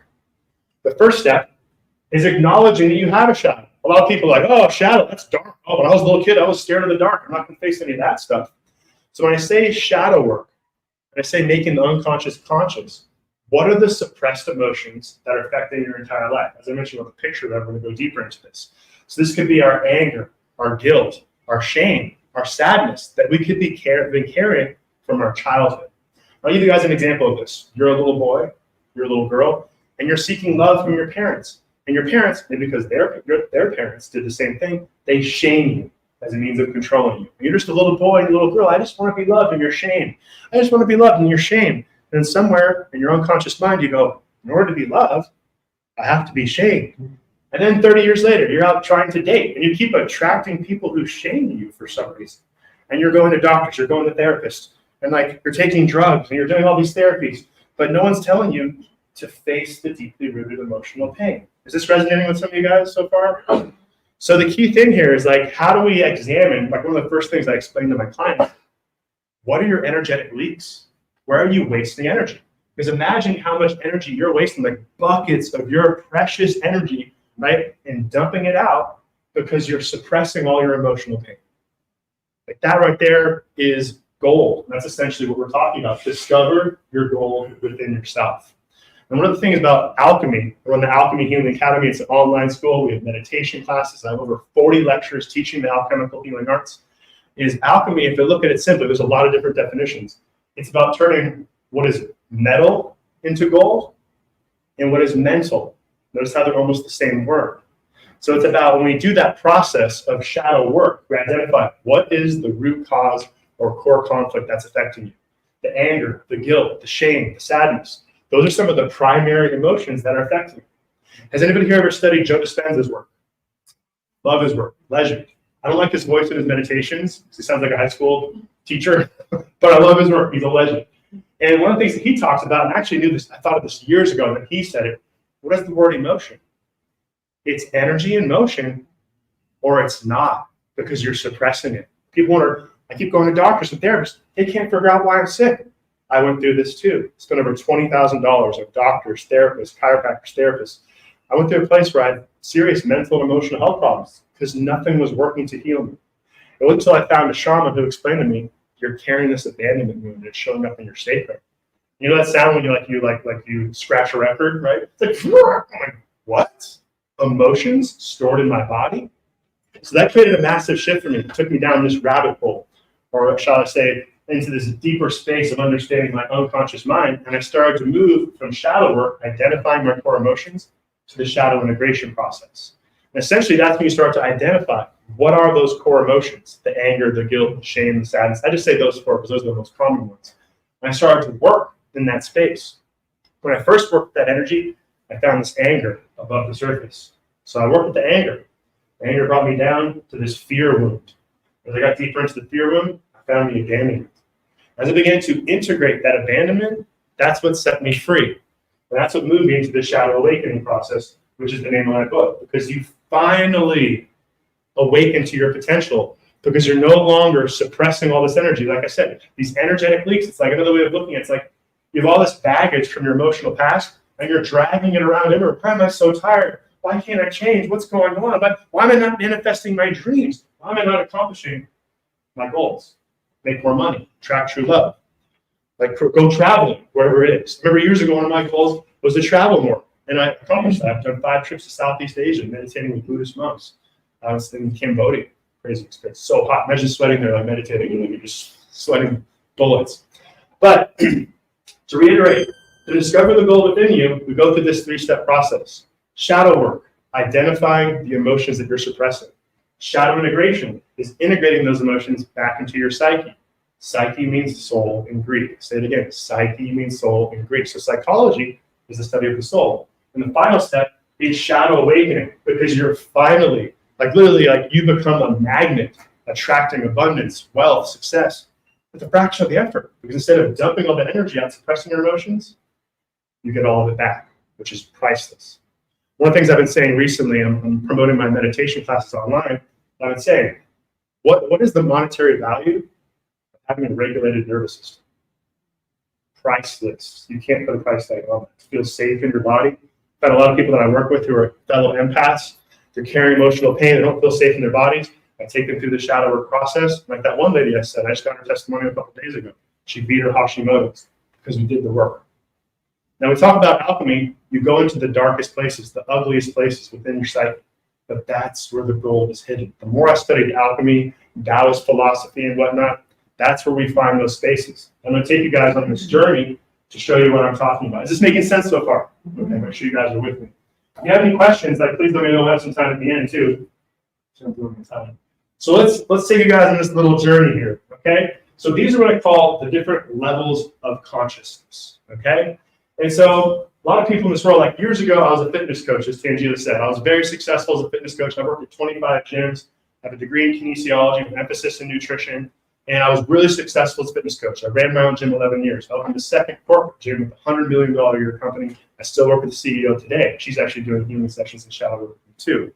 And so that was going great. And then COVID happened. Like the worst time ever to have a gym, right? So I had to shut down my gym, built a camper van, started traveling. That's when I wrote my book. And during that time before that, I was actually attracting healers and other coaches and shamans into my fitness coaching practice. They started telling me about this shadow work. Sometimes the universe kind of shows up and tells you what you need. That's why you guys are all here, right? Right? To give you what you need. Now, let's see you guys on this little journey. So we got these levels of consciousness. So we have, you guys are on this boat, okay? And ironically, your body is made up of water too. So keep that in mind as well. So here you are on this boat, and I was like to make the show, put a little hair on this guy here for you ladies, all right? So imagine you're on this boat, and you are seeking to accomplish your goal. So you are consciously rowing towards your goal. You want to lose weight, get in shape, attract true love, make more money, whatever it is. Build a successful business. Now you could be like, I'll use an example of maybe I want to lose weight because I started out with that a lot back in the day. So you're exercising until you turn going to face. You're doing all these different diets. Okay? And like, it's not working. Maybe you lost a couple pounds, but it's not working. So your goal is that you want to lose 15, 20 pounds. What happens is you have to identify what's going on subconsciously. Anybody ever been in a boat and you're rowing against the current? Really difficult. So I use this analogy to help you understand that your emotions, right? Emotion, it's energy in motion, or it's not. You can actually be fighting yourself subconsciously. You're at war within yourself. It's like a war in your own nervous system. Your nervous system is so dysregulated that you're trying to accomplish your goals, but you're fighting yourself subconsciously. Now, what is the subconscious mind? Anybody can tell what subconscious mind is? I'm just curious. Anybody? Subconscious? Anybody? Fine, I'll just tell you. So the subconscious mind, as I mentioned earlier, has to do with images.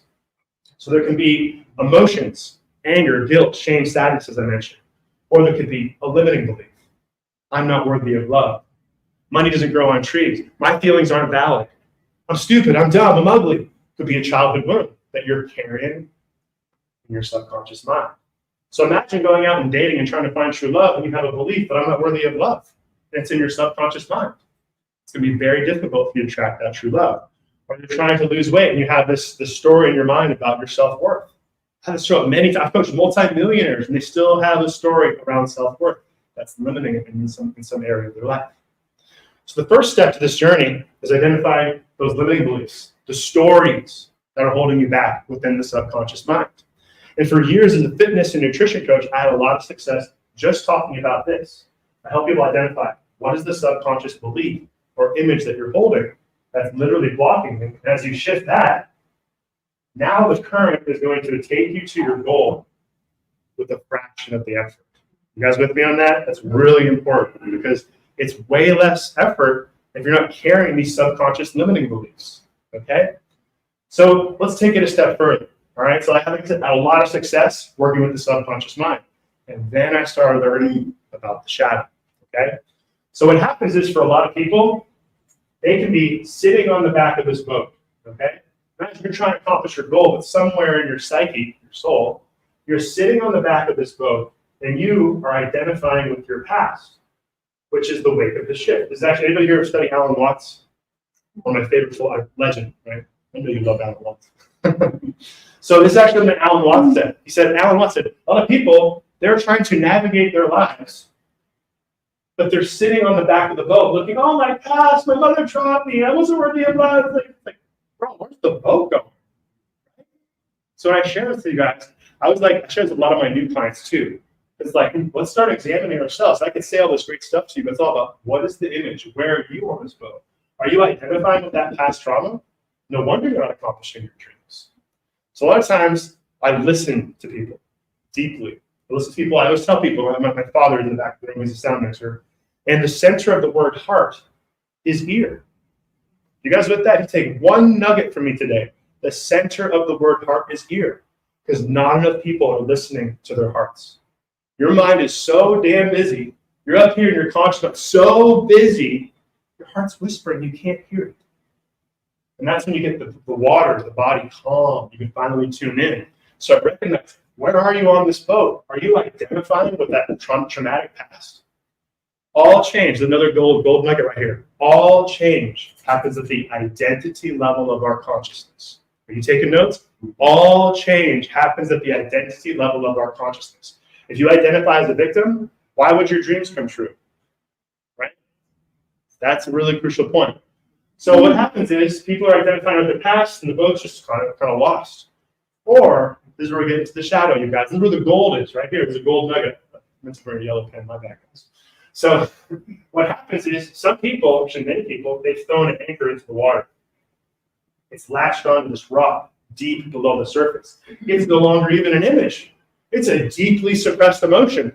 You got to feel in there. That's why meditation is so key to shadow work, because I can sit here and explain it to you logically all day. But the logical mind is impotent to healing the emotional pain. That's a quote from The Body Keeps the Score, Bessel van der Kolk. Anybody read that book? I always tell people I'm a good coach, but a legendary book salesman.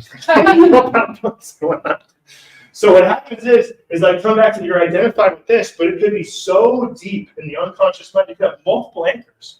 So what's happening is you are literally just going in circles.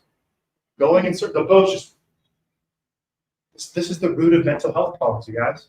People, no one's teaching this. So I'm so keen. Like, I don't even want to be a public speaker. I just love teaching this. Like, get on stage and I share this. So hopefully, maybe a few of you will take these nuggets, change your lives, and change the lives of people that you love. But the key thing here is identifying what is that core emotion deep in that unconscious mind. As you begin to work with that, okay, work in that space, right? Just like I said, this part, people are just going crazy, just going in circles. Why can't I make more money? Why can't I attract true love? Why is my business not taking off? Why am I living in so much fear? Well, this is the shadow work part. Or excuse me, we start to work with that, creating what's called an access point. Okay, what is the core conflict? What is the core wound? What is the energy in that space? One of my favorite quotes comes from a book named Lillian Bridges. She wrote a book on Chinese face reading, which is fascinating. I'm reading all your faces right now. So, but she wrote this quote, said, "There's no such thing as a good or a bad emotion. There's only stuck emotions." Another great quote if you're writing notes. There's no such thing as a good or a bad emotion. There's only stuck emotions. So if you're stuck here and going in circles, every one of you has the ability to heal yourself. Do you guys know who the greatest doctor and therapist in the world is? Go look in the mirror. You are your own greatest doctor. You are your own greatest therapist. And the work that I do as a coach and a healer, I just put the tools in front of you and support people picking the tools that you need on your healing journey. And to be very clear, what does it mean to heal? This is the roadmap. It's just harmony of darkness and light. In Buddhist philosophy, it's called the middle way path. When you're aware of the darkness and you're aware of the light, your left and right hemispheres of the brain are coupled. They call it the bicameral mind, and they're working very efficiently. Does that make sense? Really crucial point. Sip of water. Any questions so far? I'm saving the questions for the end. What? Would you say all change happens at the identity level? Yeah, at the identity level. Because who do you identify as, right? Who do you identify as? Because a lot of times when I'm coaching people, like I said, I'm listening to them. I tell people, it's like, it's not what you say. It's the rate, the pitch, the tone, the inflection, the power words. That's what tells me what's going on here and what's going on here. That's my gift as a coach. I'm really good at listening. I learned it from my father, but I also have 20,000 hours of coaching experience. So I just like can tune into people and listen to, oh, that's the real thing. I had a lady a couple years ago where like I was coaching her, our first session. I literally kept track. She said the word hard 20 times. This is hard. That's hard. Do you realize she used the word hard a lot? Because her mind and her experience is very dense. So of course it's hard. And so once we identified that story of things are hard, it's hard, it's hard, it's hard, she started to shift that. It was like she had been casting a spell on herself, essentially. Everything was hard. You know, and so as you begin to identify that core wound and you start to work with them, I tell people when you do shadow work, I teach all this great stuff, but it's the embodiment practice. That's why I started in the last year doing meditation classes regularly. Because I could sit here, I have so much wisdom to teach. It's all about embodiment. So you have to be able to slow your brain down. And in Taoist alchemy, I spent the last year working with Darren who's speaking after me, and then I worked with the shaman. The shaman told me that the key thing is most people, their chi is in their head, just running circles in their head, identifying, this is who I am. I'm separate from everything. It's going to go. I'm like, this could happen in the past, happen in the future. Oh my God, look, driving yourself batshit insane. So when we meditate, we practice meditation, just like working out in the gym. You know, you do your yoga Pilates, whatever it is you do. And so you slow down enough, right? You meditate regularly where the chi begins to drop down into the body. And your body, like turning into the heart, turn into like your gut or your instincts. The gut. How are you going to trust your instincts if you're in your head all the time? This is yang energy, masculine energy. This is yin energy. This is feminine. We want them working together. But most people are driving themselves nuts because they're in their head. So the meditation practice, kind of like what I just started with you guys, a little bit of grounding, connect with the earth. Connect with the earth, right? The more you do that, you're inviting the chi to drop. You're embodying your own feminine. It's like you go out on a date, you can't be in your yang energy on a date. You got to invite the chi to drop down into the body. And as you do that, the nervous system becomes more regulated. It becomes easier for you to create an access point to that core conflict or that wound or that story or that belief or that emotion. It's a little bit different for each person. Does that make sense? Make sure I'm clear with all the stuff that I'm showing. So what happens is, as we get through this shadow awakening, right, we actually come to this place, we find that core wound. In my book, I talk about want to find the thread and keep pulling the thread so you get to the core conflict. As I mentioned for me, and all this anger. A lot of men in the world have a lot of suppressed anger. It's very common in the world, and women too. Right? Don't feel that anger, boy. You get back to work. I'm just like an example. So you have the anger, I got the fear. I got the core wound. And when I worked that, it set me free. I really discovered who I am as a coach and moving into becoming a healer and an author. And I felt so much safer in my own body. Priceless. So what happens is we either cut these anchors or you pull them back on board. You get up here, you can literally put the oar down because you've got the subconscious mind taking you to your goals, as I mentioned, with a fraction of the effort. Do you know how much people are overworking these days? It's ridiculous. Isn't like AI and all this technology supposed to be making our lives easier?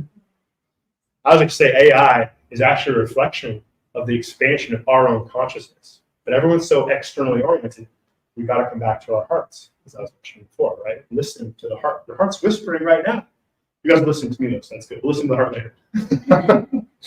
All right, so check on my tags. I'll just keep talking for days. So what happens is also, so you get to your goals, like everything's going great. Now, what actually keeps people stuck in this cycle? Okay, so we have what's called the addiction cycle. This is actually in my book too. Has anybody here ever heard of neuro-linguistic programming, NLP? So that's one of the tools that I use, right? Because I listen to people, I figure out what's the core wound, what's the energy, the story. That's a big part. People all carry these stories that keep us locked in the past. So what we do with this addiction cycle, start to identify, right? Identify, as I mentioned, that's the key point. What are our triggers? What's triggering you? Your boss, your uncle, your parents, the people we love trigger us the most. You guys agree with me? Because you care about them, right?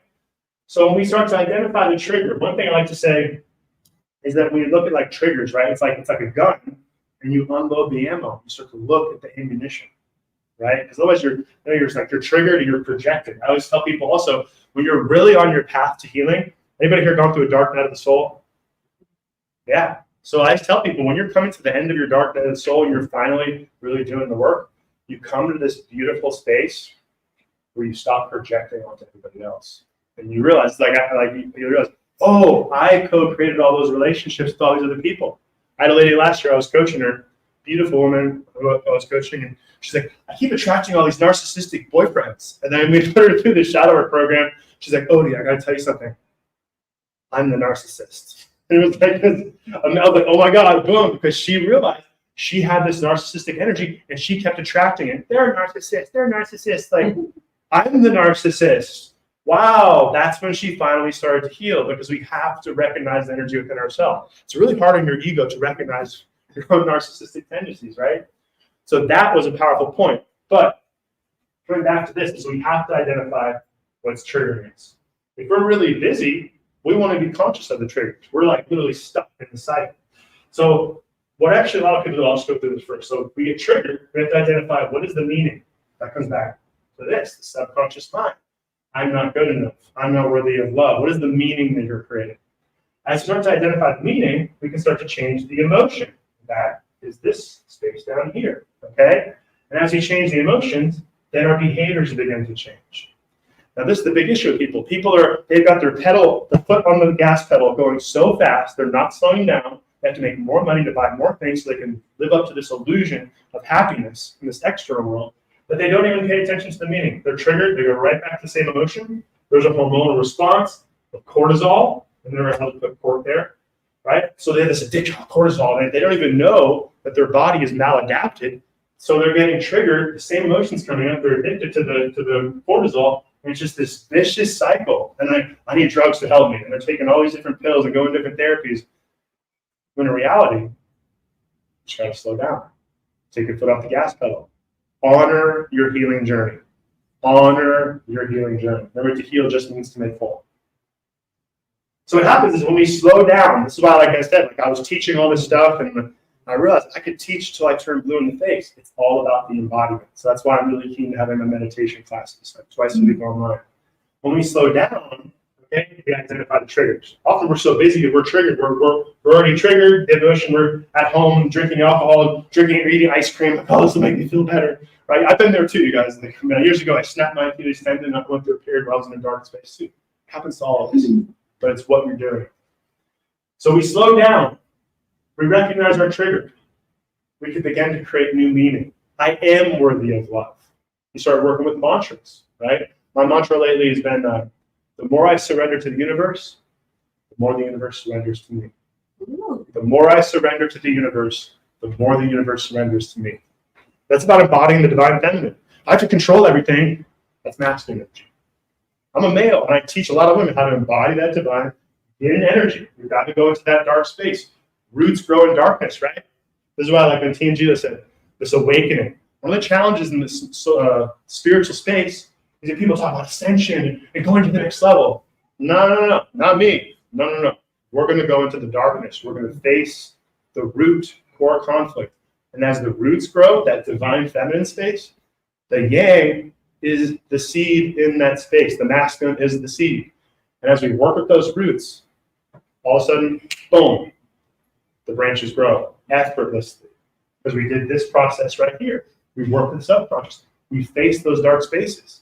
I also like to say, stars don't shine without darkness. A lot of people are afraid of the dark. You can't see the stars without those darkness. So honor the darkness. Honor the dark feminine within yourself. I have to do it too, you guys. I'm working on slowing down, embodying my teaching. That's what it's really all about. Feeling safe in the body. So I keep going back to this. So as we start to identify the triggers, we create new meaning. I am worthy of love. My feelings are valid. I'm not a victim anymore. Oh boy, so many people living in victim state. Then our emotions change. As our emotions change, our behaviors change effortlessly. Effortlessly. It takes a fraction of the effort. So as I mentioned, this is essentially a roadmap to discovering the gold within yourself. And the gold is found in the darkest spaces. Anybody study 5-element theory, Chinese medicine? A little bit, I got told people. So it's like, we talk about the metal element. So like there's 5 different elements. We have the rising yang energy, which is wood, and we have fire, which are above the earth, and there's earth, which is the center, and then there's the metal and the water element. So if you really want to embody your healing journey, we got to go into those dark spaces to find that metal, find that gold, and we create this flow state within ourselves. I'm going to do a fast explanation of 5-element theory. As we create that flow state, otherwise known as Wu Wei, anybody study Wu Wei? Freaking magic. There's Wu Wei tea time on Fairfax. This guy knows what's up. Bomb tea out there. I quit drinking 2 years ago. I go down and sip on tea, hang out with all the spiritual folk. Great spot. So back to my point is like, as you start to work with that metal element, like I always tell people when it comes to alchemy, it's turning what is metal into gold and what is mental into gold. And as we do that work, we get out of our head. Your mind, that yang masculine energy, should be the navigator, and your body should be guiding you. So like one of the things, I'm in an intuitive medicine certification right now. I'm learning so much cool stuff. I just love learning and then teaching it to my people. Is that like I do so much more grounding work than ever before. And my dreams, everything's just like unfolding for me. It's happening with a fraction of the effort. I'll even share another story with you guys. I'll just keep talking. So like years ago, I was running my own gym, and I wanted to open a second gym. I was like, this is great. I'm loving running my gym up in Nevada. It's called Odie's Gym.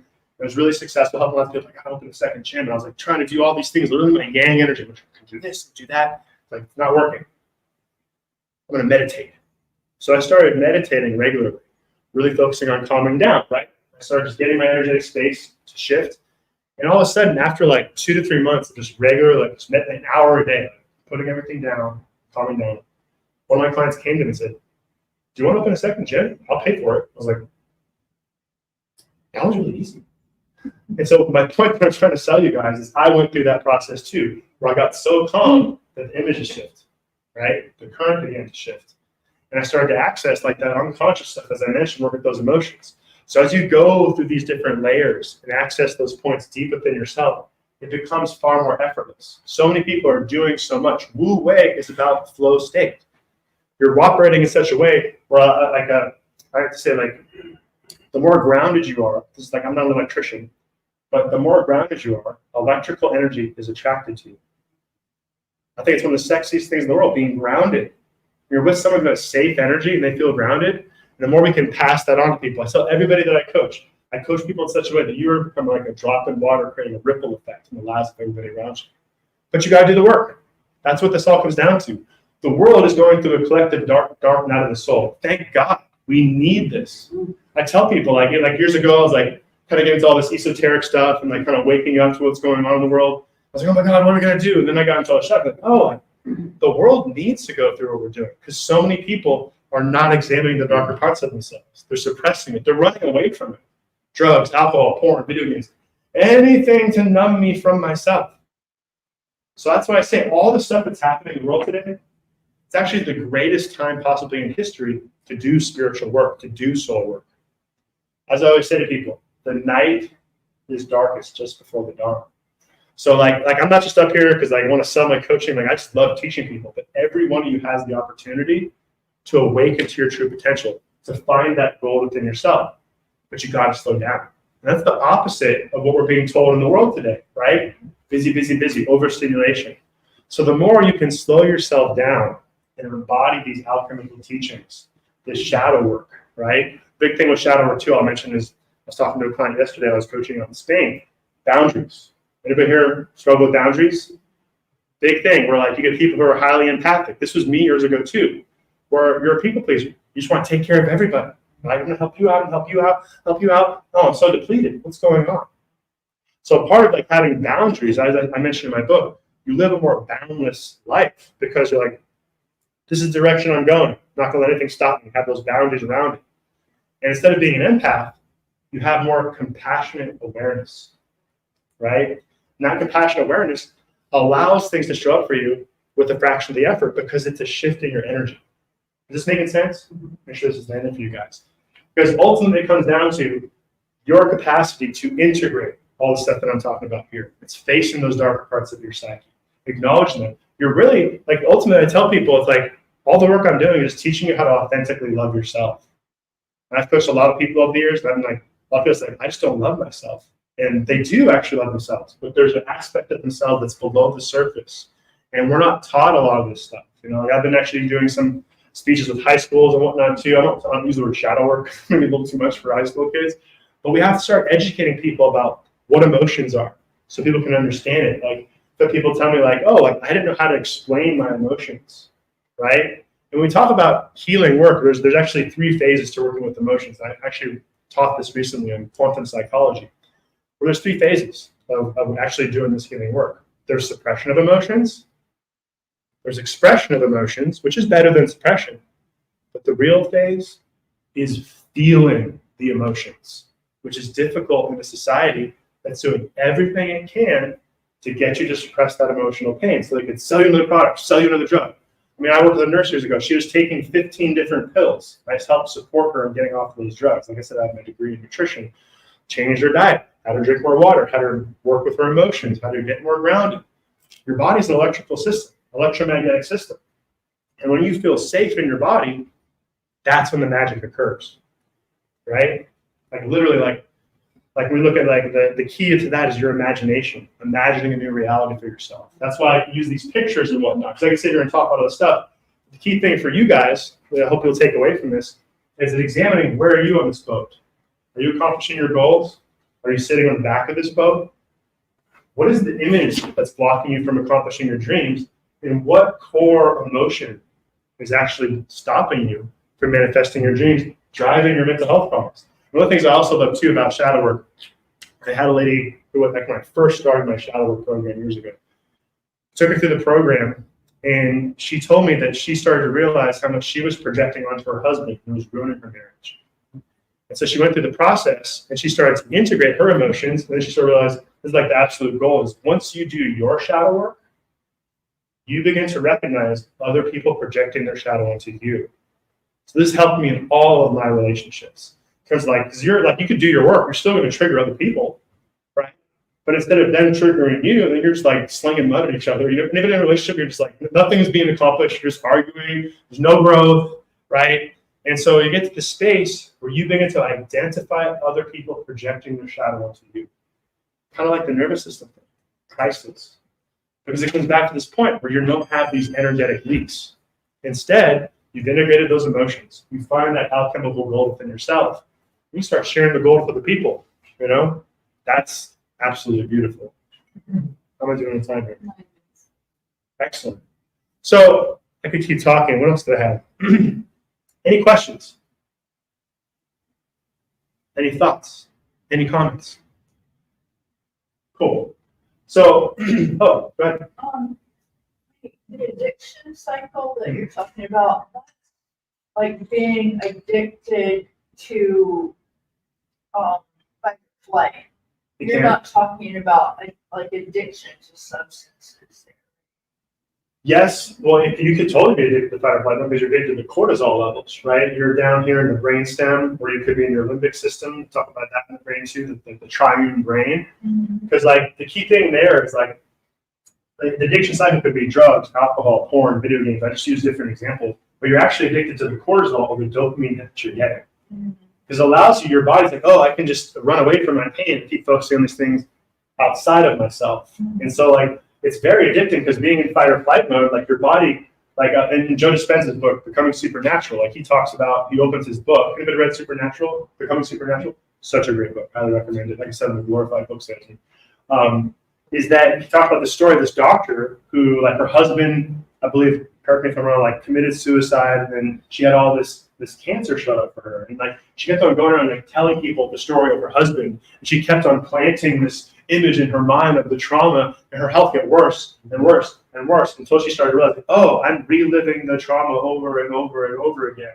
So it could be fight or flight mode. It could be a story, because at the end of the day, remember, emotion is energy in motion, or it's not. So it's like really comes down to, it could be that, but like we're talking about the energetic response.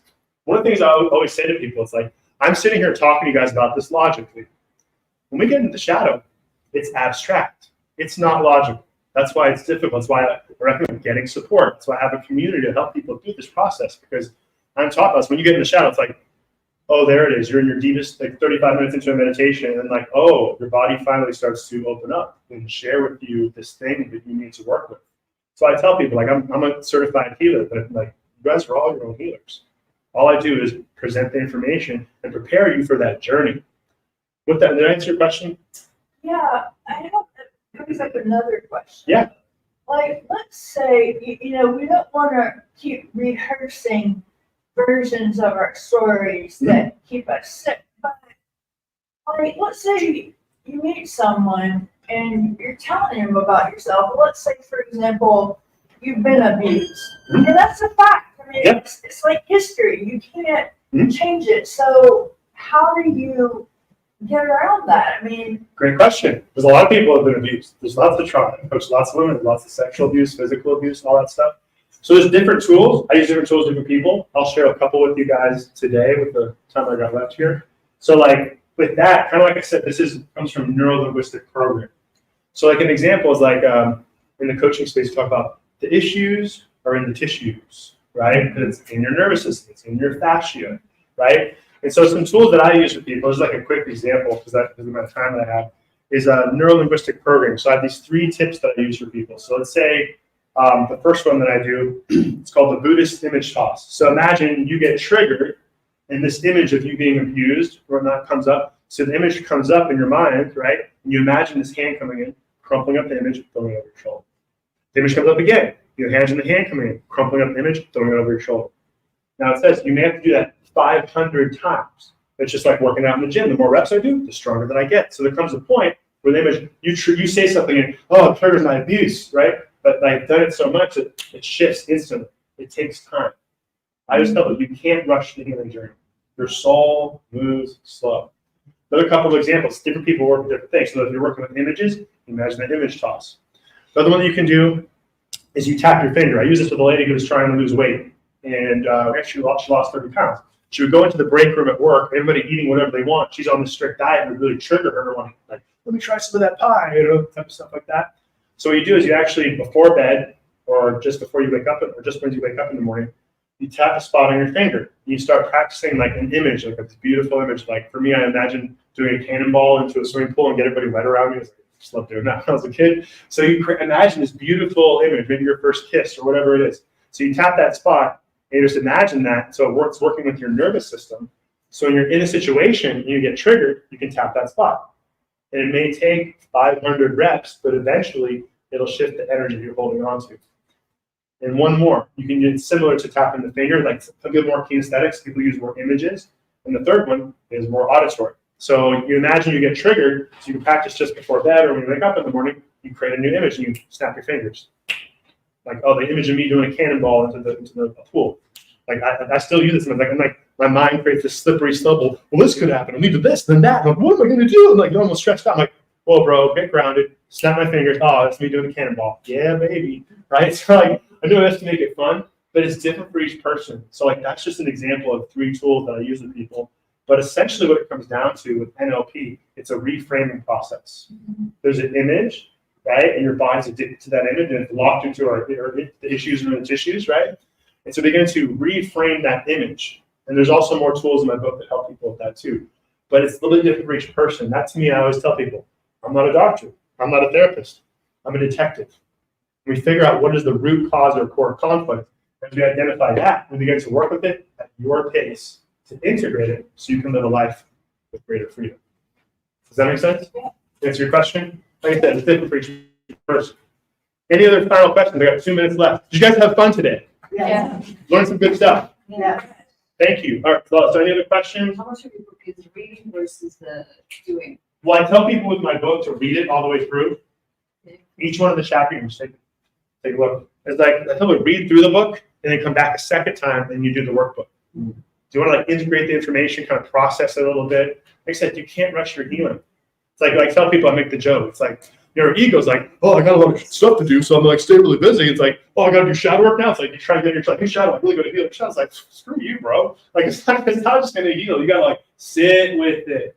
You got to sit with those dark spaces, and the more you sit with it, your shadow's like, oh, you're really going to acknowledge your emotional pain from your childhood? Finally, are you really going to sit with me? Really? Okay, now we can heal. It's like inner child work. I'm trying to make it funny. But the key thing is like you've really got to sit with it, and that takes time. And if you need support, I have my online Alchemy Healing Academy. I do one-on-one coaching. I have my book. The whole goal is, and it's all of it's affordable too. I want to support people on their healing path.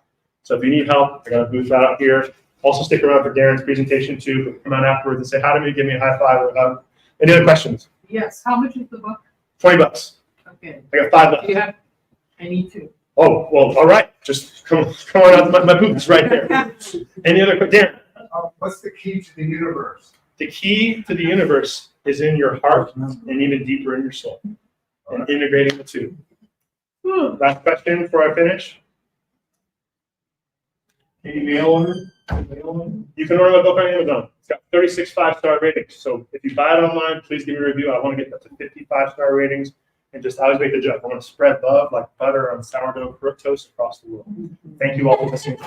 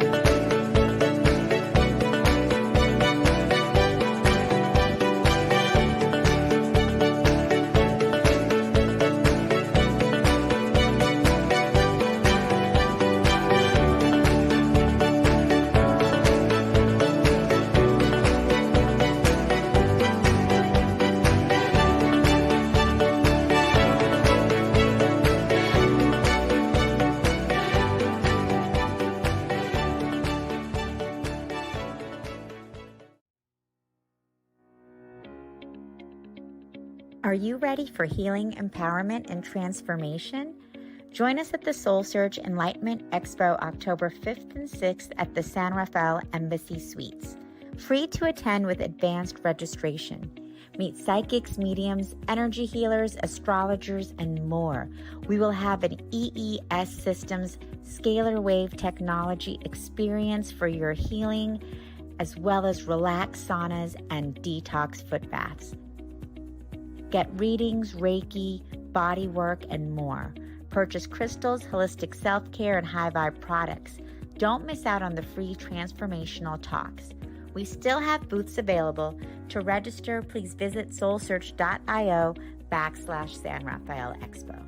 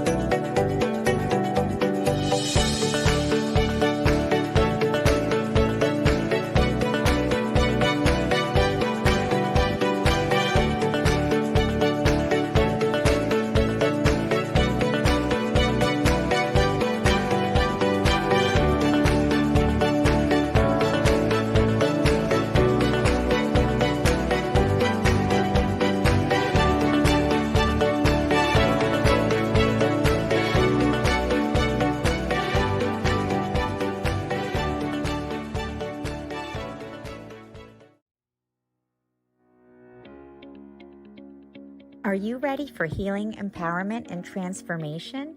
Join us at the SoulSearch Enlightenment Expo October 5th and 6th at the San Rafael Embassy Suites. Free to attend with advanced registration. Meet psychics, mediums, energy healers, astrologers, and more. We will have an EES Systems scalar wave technology experience for your healing, as well as relaxed saunas and detox foot baths. Get readings, Reiki, body work, and more. Purchase crystals, holistic self-care, and high vibe products. Don't miss out on the free transformational talks. We still have booths available. To register, please visit soulsearch.io/San Rafael Expo.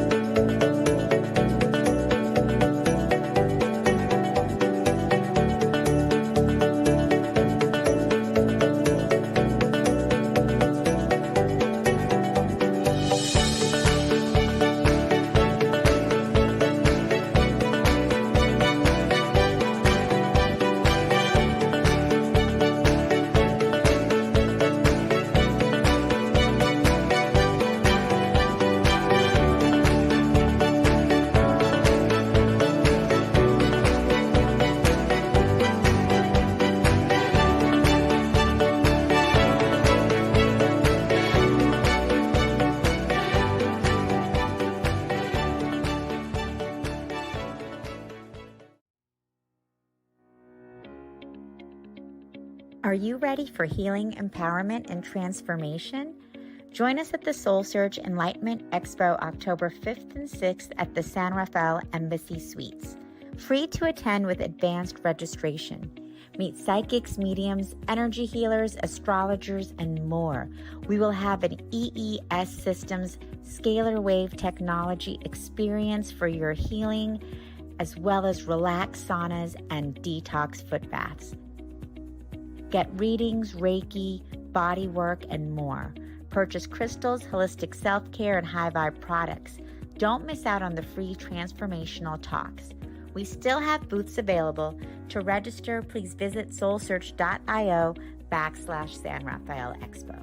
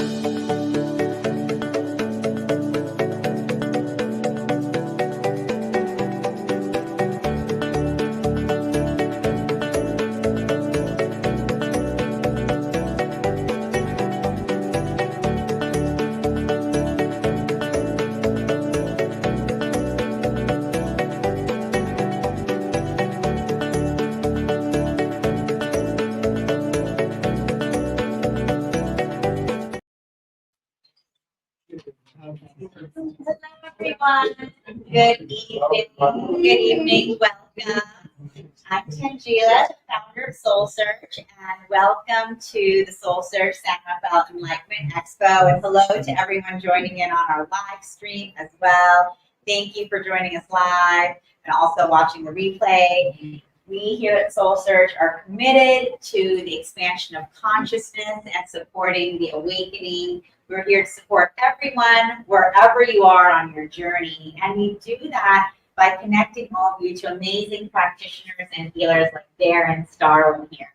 And you can connect with Darren, of course, through our SoulSearch platform and also by coming to our live events, the Enlightenment Expos.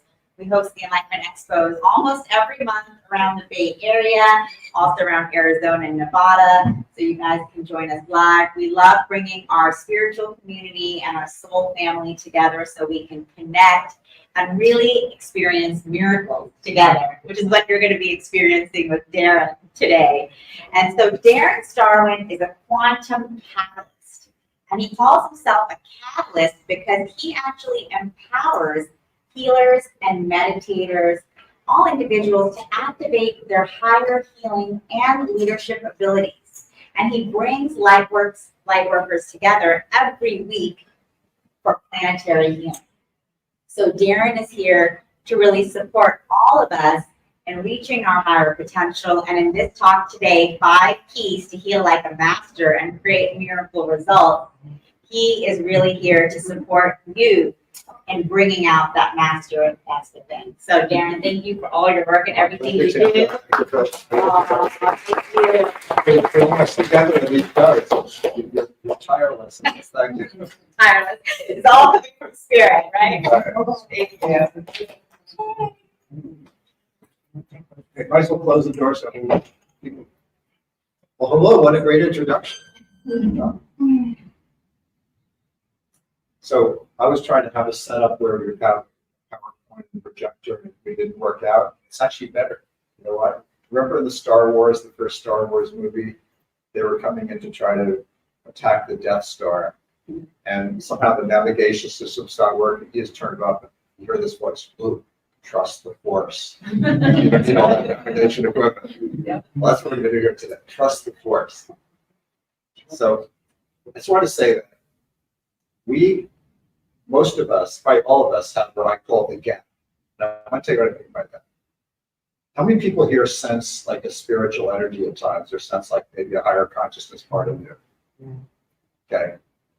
How many people also feel like you wonder why things are so weird in other parts of their life? Yeah. Well, that's why I call it a gap. Okay. Because I've had a really intense gap in life. Because I grew up in New Jersey. Right there, that tells you something, right? Yeah. Yeah.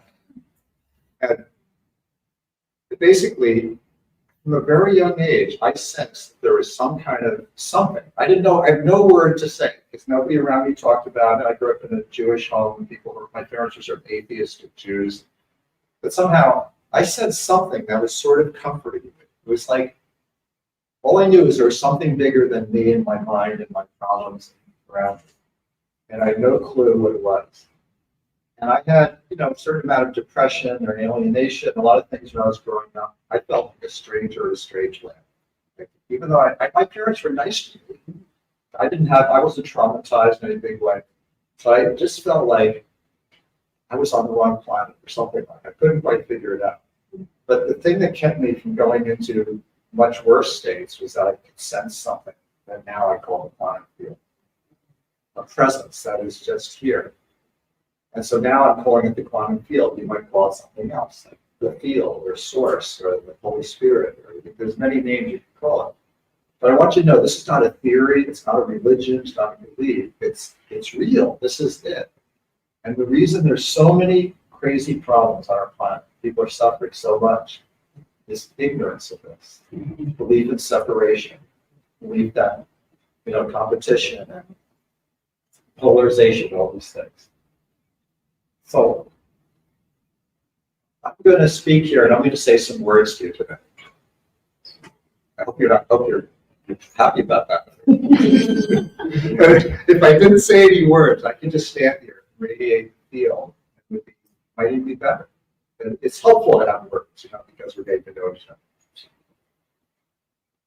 So I have a few questions for you. One of them is that if you had a superpower, let's say if you just imagine you actually had a superpower, what would it be? Just tell me, just make it up. What do you feel your superpower would be? Yes. Love. Love, okay. Anybody else? Peace. What about you, Agamemnon? Flying. Your super would be flying, okay. Harmony. Harmony. Healing. Healing. Yes. Trust. These are amazing superpowers. Anybody else? Wisdom. Yes? Happiness. Happiness. So everything that you just said are qualities of the divine. So in other words, that's what a superpower is. It's some quality of the divine source that you have a particular ability to bring through. Just dig that for a moment. But it gets in the way of it. Anybody know what gets in the way of that? We do. Yeah. It's called self-doubt. Being undecided. Yeah. When you say undecided, like, what does that mean? Like lack of commitment?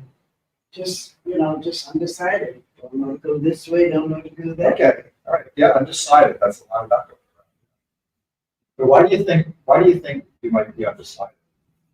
Well, not me. Not you. Okay, you're not one. No. Okay, but why do you think people in general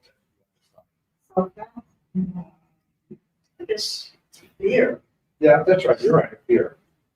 Fear, self-doubt is afraid to make a mistake.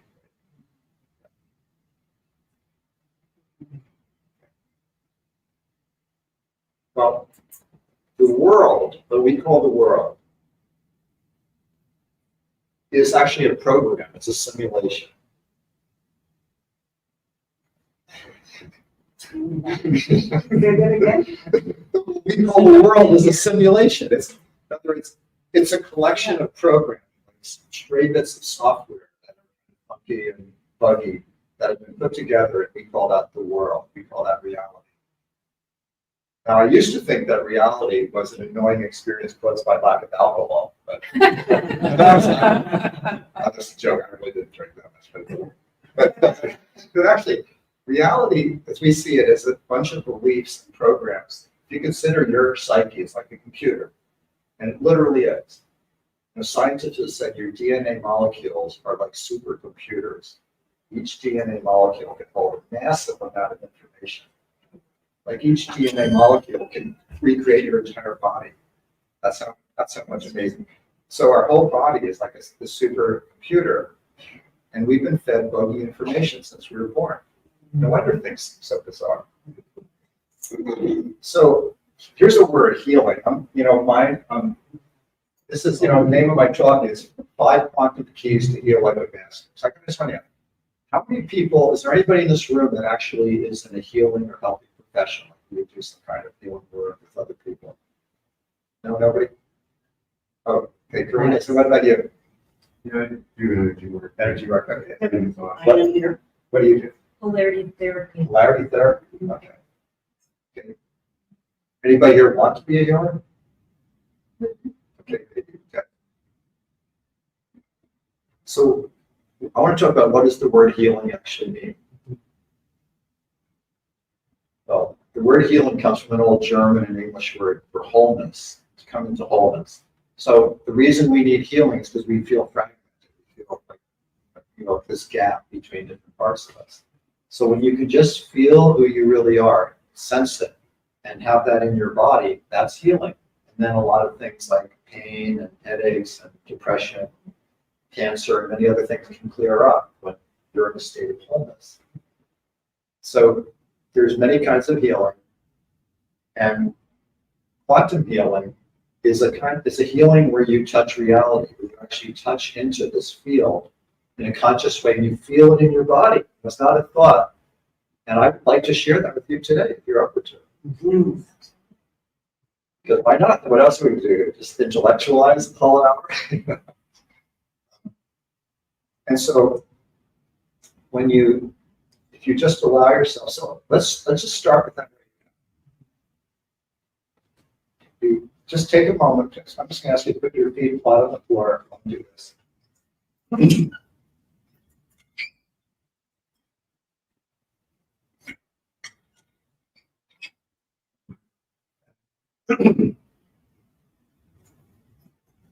And then put the tip of your tongue on the roof of your mouth, right behind these two front upper teeth. It's called the master hookup point, top of your mouth.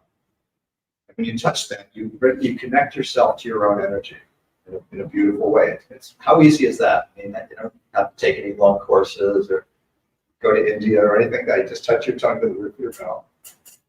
And then relax and breathe deeply. I'm just going to suggest that you put your attention inside of your body. As much as I'd love to have your attention, you can let me go for a moment. Just put it inside of your own body. And when you put your tongue in that position, it connects you inside of your body. Just simply notice what you experience right now. Not trying to think about it or analyze it. Just what is it? What's the sense in your body?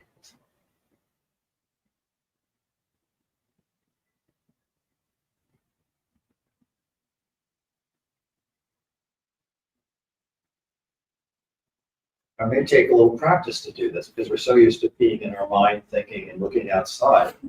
So the practice of meditation, you learn how to be more inside and sense that. So I'll just tell you what I noticed. Like when I put my attention, which I can do while I'm talking to you, it's kind of like a warm, gentle tingle throughout every part of my body. It's very subtle, feels comforting, and it's always here.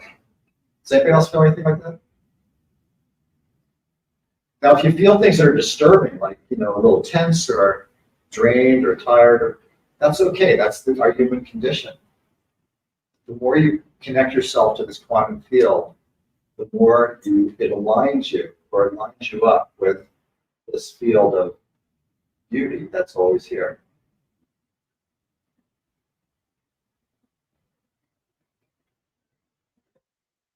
So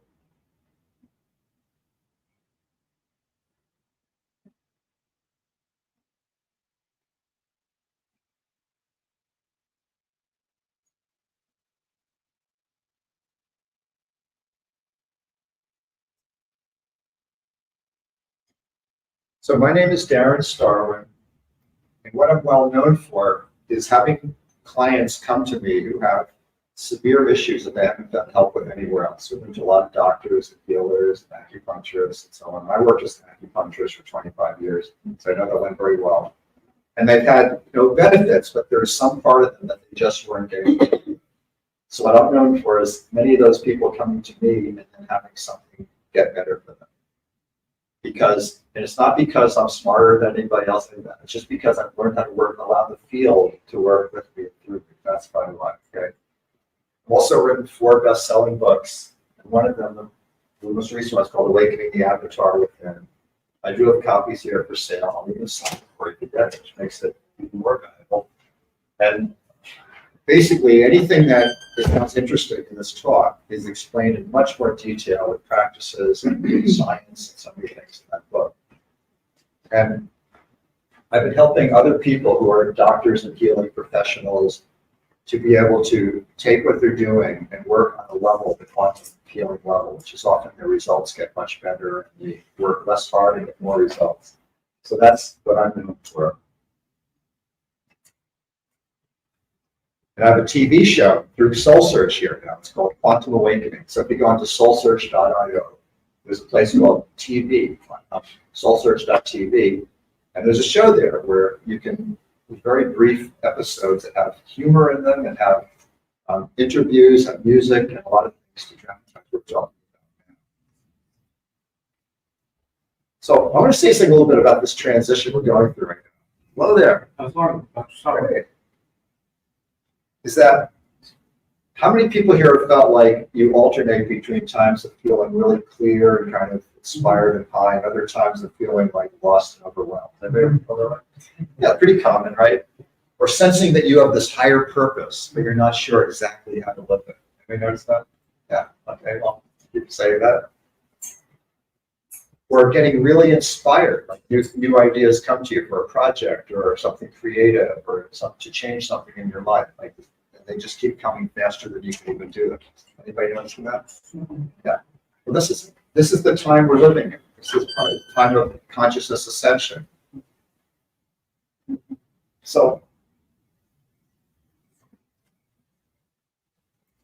this lecture is called 5 Quantum Keys for Healing Like a Master.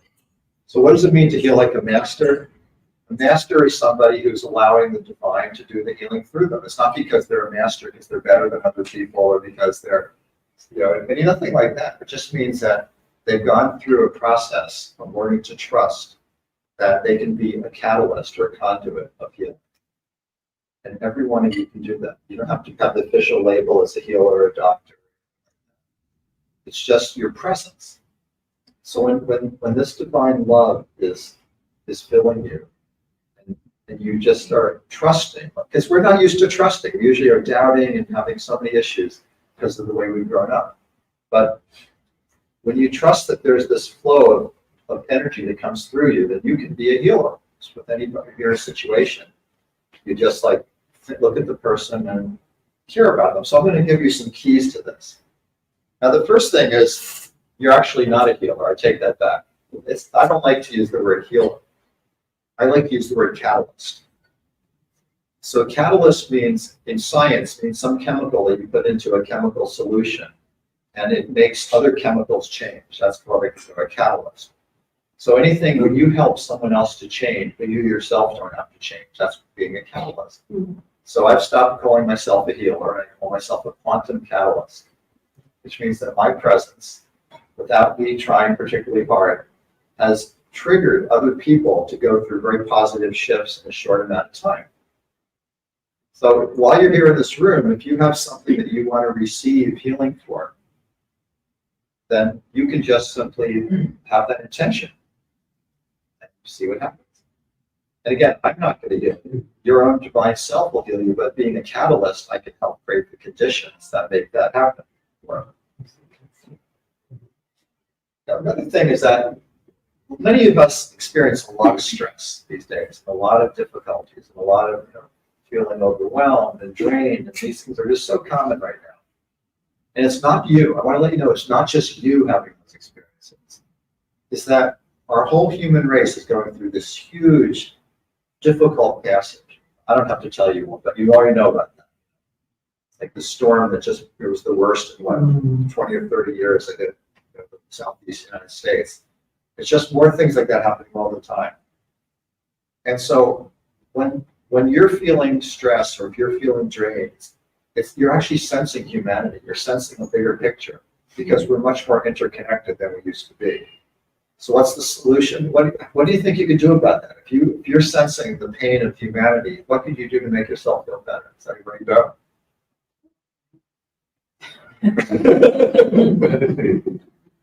Well, there's a flower that grows in India in swamps called the lotus flower, and it grows in the swampy water, but it's always floating on top of the water.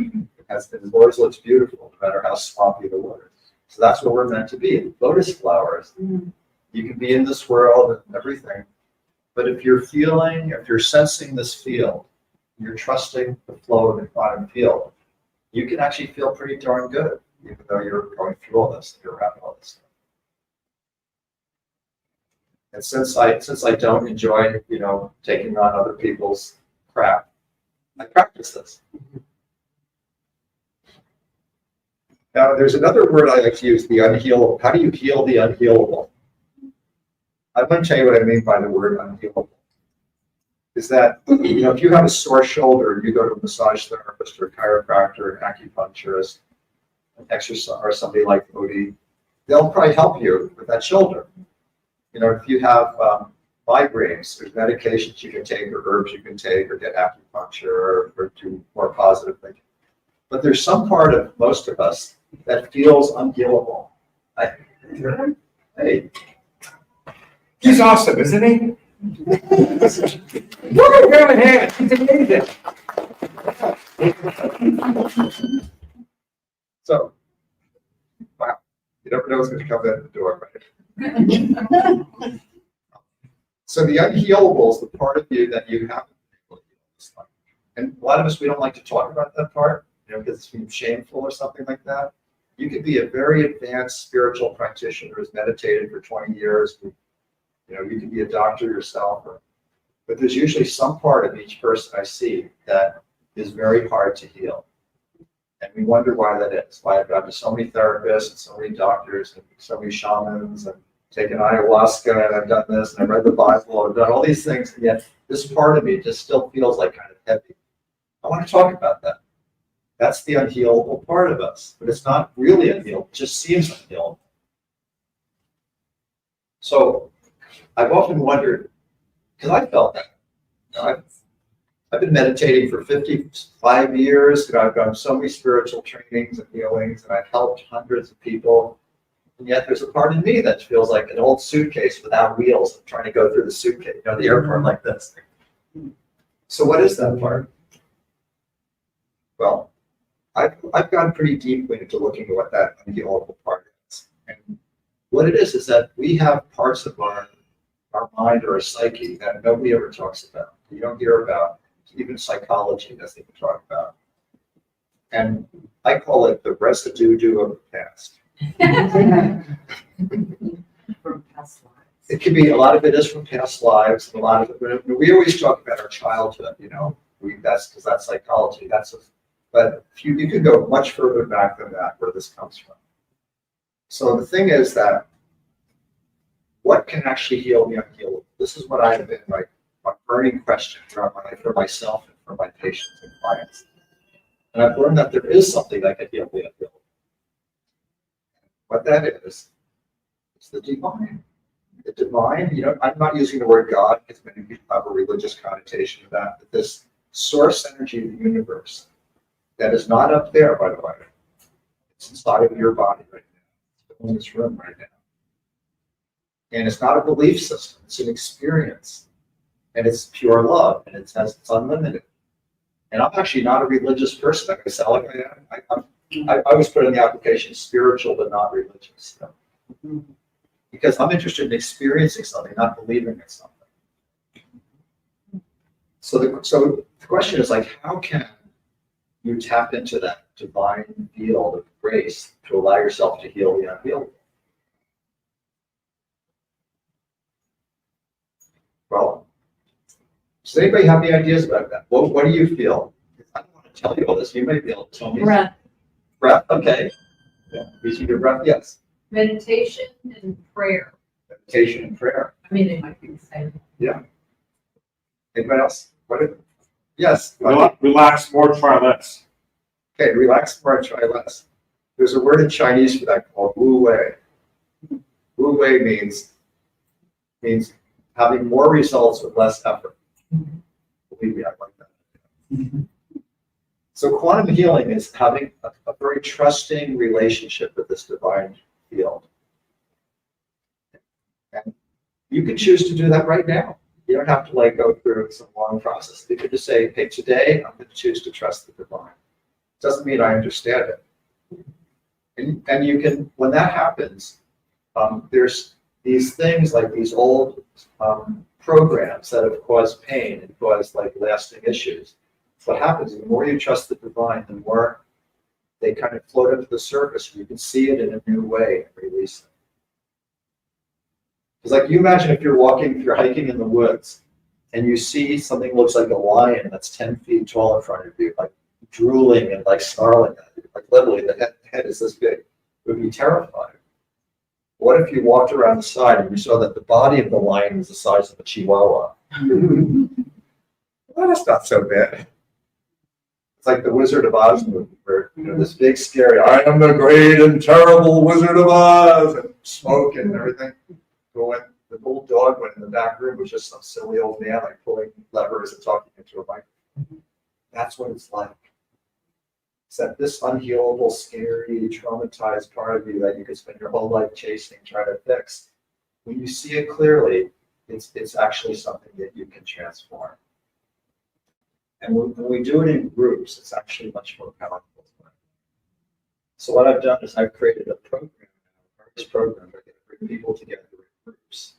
And these range in price from free, which I do every week on Zoom, to programs for professionals that are several $1,000s. So that we work together to not only heal these deep, unhealable parts of ourselves, but learn how to be miracle healers for others. That's what I do. So I want to read you a quote from, this is a woman who, actually, Odysseus, the guy who's in before me, was introduced to me by this woman about here back many years ago. So she's a woman she's a coach, she used to be an athletic trainer, and now she has people all over the world that she's coaching and training, and she's training 20 other coaches that work with her, and she's become very, very successful. When I met her, she was going through all this trauma. She had some childhood trauma that she thought she had healed it, but then something happened, probably when she was in her early 30s, and it all came up again, and she was feeling just really overwhelmed by it. So she came to see me for a couple of sessions. I'll tell you what she wrote, since I don't have the PowerPoint here. After my first quantum healing session, it was like, wow, this is so different. I've certainly had lots of experience with heart-centered therapy, Reiki, and so much more. But learning about quantum healing and how it can really change in an instant was a pretty miraculous discovery. What I received was a total clearing of these traumatic experiences in 1 or 2 sessions. I'm not exaggerating. It was astonishing. I just didn't have a charge around that trauma anymore. It was completely gone. All it really takes is a rewiring of our programming, in a sense, and healing in our energetic field.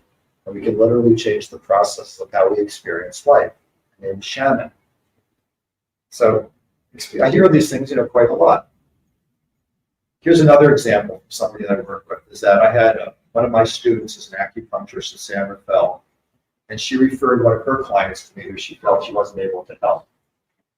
And this is a woman who was probably early 40s, had a corporate job, super physically fit, very positive, but yet she had fallen down 2 or 3 times in the last month and hurt herself, which was completely crazy because she's used to being very balanced and fit, being a dancer. So she came to me, and when I checked her out, I found that she had a certain kind of residue that I call basically negative entities affecting her. And when I talked to her, she said that she had had a boyfriend who was a drug user. And people that use a lot of those kind of drugs often take on negative energies and things like that are not very pleasant. And this woman had made an agreement I want to help him.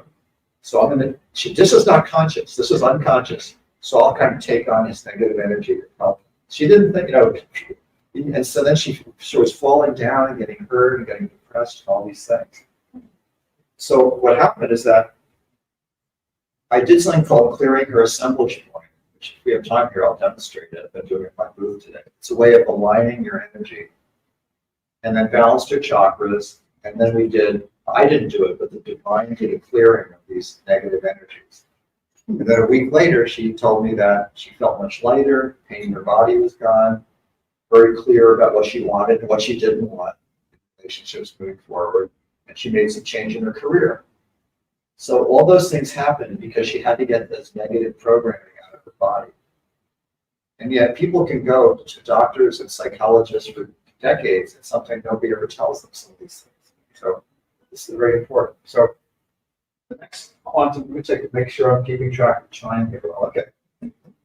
So the next quantum key is, since I'm the last lecture, I don't have to end strictly exactly at a certain time, so I can do a little more, is to open to sense the quantum field. What was number one? Actually, what was number one? Well, number one, thank you for asking that, was how to heal the unhealable was number one. Sorry if I didn't say that. So the quantum key number two is, how can you be the quantum catalyst for yourself and others? So I'm just going to offer this to you, that if you would like to, you could, in this moment right now, choose to be a quantum catalyst. You could just choose to let go of your belief that you can't. So again, it's just an opportunity. I'm not saying what you should, but because we're together in this group, and this is this beautiful energy here, it's an opportunity. So if you wish to, you could just say something like to yourself silently, I now choose to allow myself to tap into the miracle power of the quantum field, or put in whatever words you want.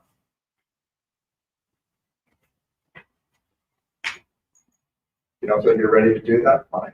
I'm just saying, but right now is an opportunity.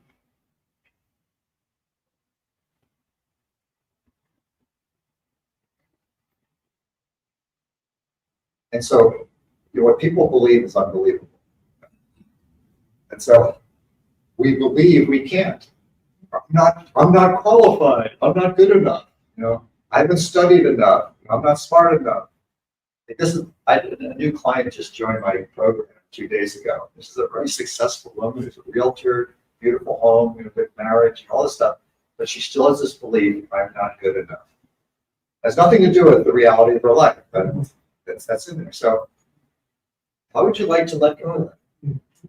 You could just say, I choose to release a belief that I'm unworthy and I'm not good enough. Then if you want, sometimes it's helpful to take your hands and just feel like you're taking that part in you. I offer it up to the divine to be recycled.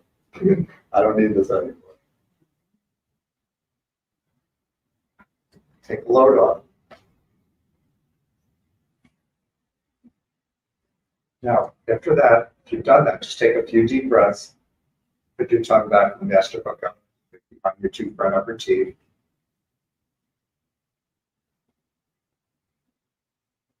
Just totally relaxed. It's no doing whatsoever.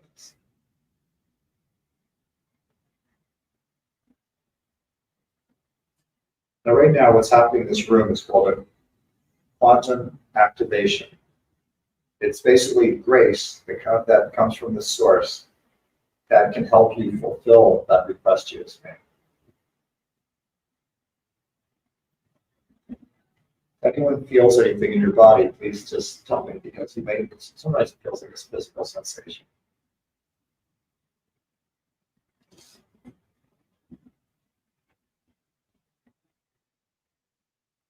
So things like pain, depression, disease are low vibrations.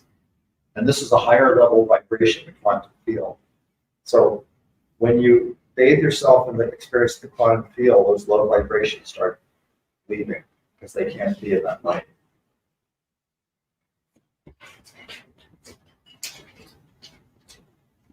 Now, I want to say a little bit about the science behind this. Like, how does this work? Well, one way it works is there's principles of science that are well established. One of them is called epigenetics. And epigenetics is a science that shows that whatever you expose yourself to, whatever you take in, changes your DNA, and which genes are the different traits that are in your DNA. It changes which ones are being expressed. So for instance, let's say if you had parents who had heart disease, or parents that had breast cancer, or you had depression running in your family. In the old days, they'd say, well, you're probably likely to get that because that's the genetics, right? That's old style of genetics. But epigenetics means that, yeah, I might have genes for heart disease from my family, which I personally do. My father died of heart disease, and some other relatives did. But I can change that by the way I think, by the food I eat, by the way I breathe. And so that's epigenetics. You can change your gene expression. And so that's a much more empowered way to look at it than, well, I'm just stuck with whatever I inherited from my parents, right? There's another science called psychoneuroimmunology, which is a science that many medical doctors go into. And that's showing that cancer and different diseases can be tremendously influenced by your mind and by your thoughts. Establishments in Europe, there's another one that has a different name, but they're very, very well established that this is true. But the thing is, we may hear that stuff and go, yeah, that sounds good, but I don't seem to be able to change because I have repetitive thought patterns. So that's why I love groups like this, because, well, especially groups where people work together a period of time. This is a very brief introductory lecture. But when you meet with people over a period of time that are this commitment to open up and to heal and to awaken themselves, there's a lot of acceleration of these positive transformations. That's why I love creating groups so much. And I'll tell you basically at the end, how anywhere ranging from my free ones to my paid ones, how you can do those. Okay, quantum key number 3. And I'll keep this very brief because it is very brief. And that's something you can do in 30 seconds to put yourself in a clear space. Now, I mainly teach this to other doctors and healers and practitioners because when you have somebody coming into the room and you're going to do a treatment with them or some kind, there can be sometimes a tendency to feel like you take on some of their stuff. Or it could be your friends, it could be not just healers. So this 30-second ritual will actually put you in a safe, protected place. Let me show you how this works. So there's a thing that I call a purity blast. And all you have to do is believe you could do this. It's just like I put my hand like this, it's not necessary, it just reminds me. I simply say the words, I now command a purity blast. And when I do that, I feel like a vortex of light just comes like instantly, just like that. And I just feel lighter. So if you want to try that with me, do it together. What do you say a purity what? Purity blast. Blast. Blast or blast? B-L-A-S-T. You could use other words. This is just my way of saying it. So if you want to try it, you just put your hand like this. Just say, I now command a purity blast. And then just quiet. See what you notice.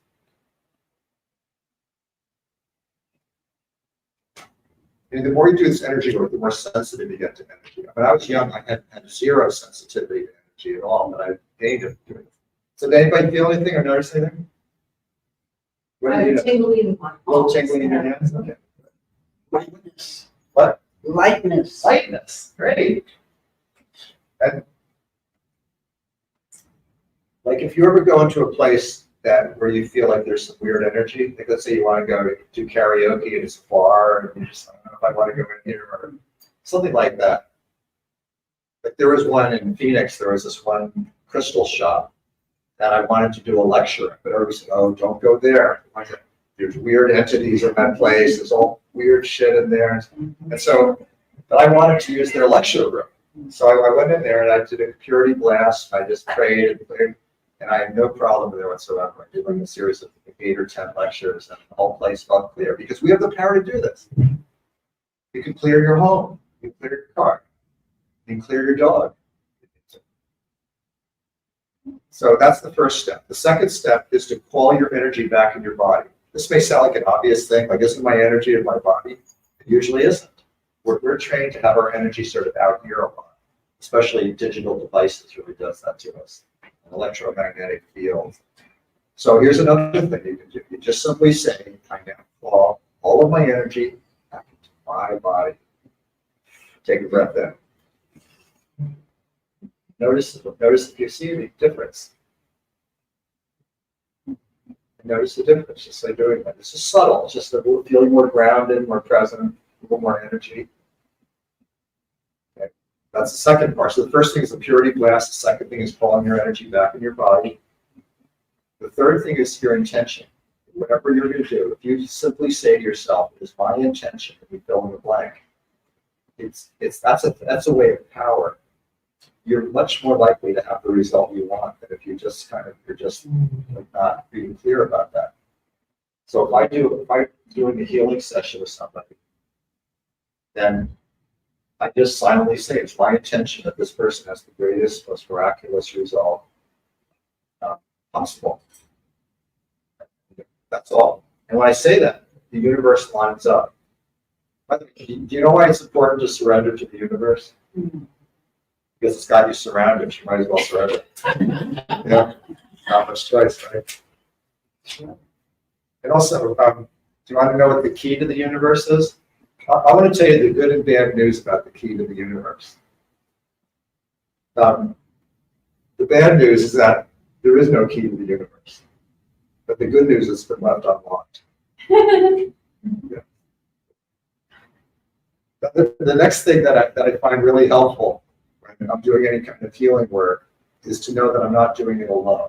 And this would be true of other things, not just healing work, but if you're a realtor or if you're doing childcare, whatever it is that you have a team of cosmic spiritual beings who are backing you up all the time.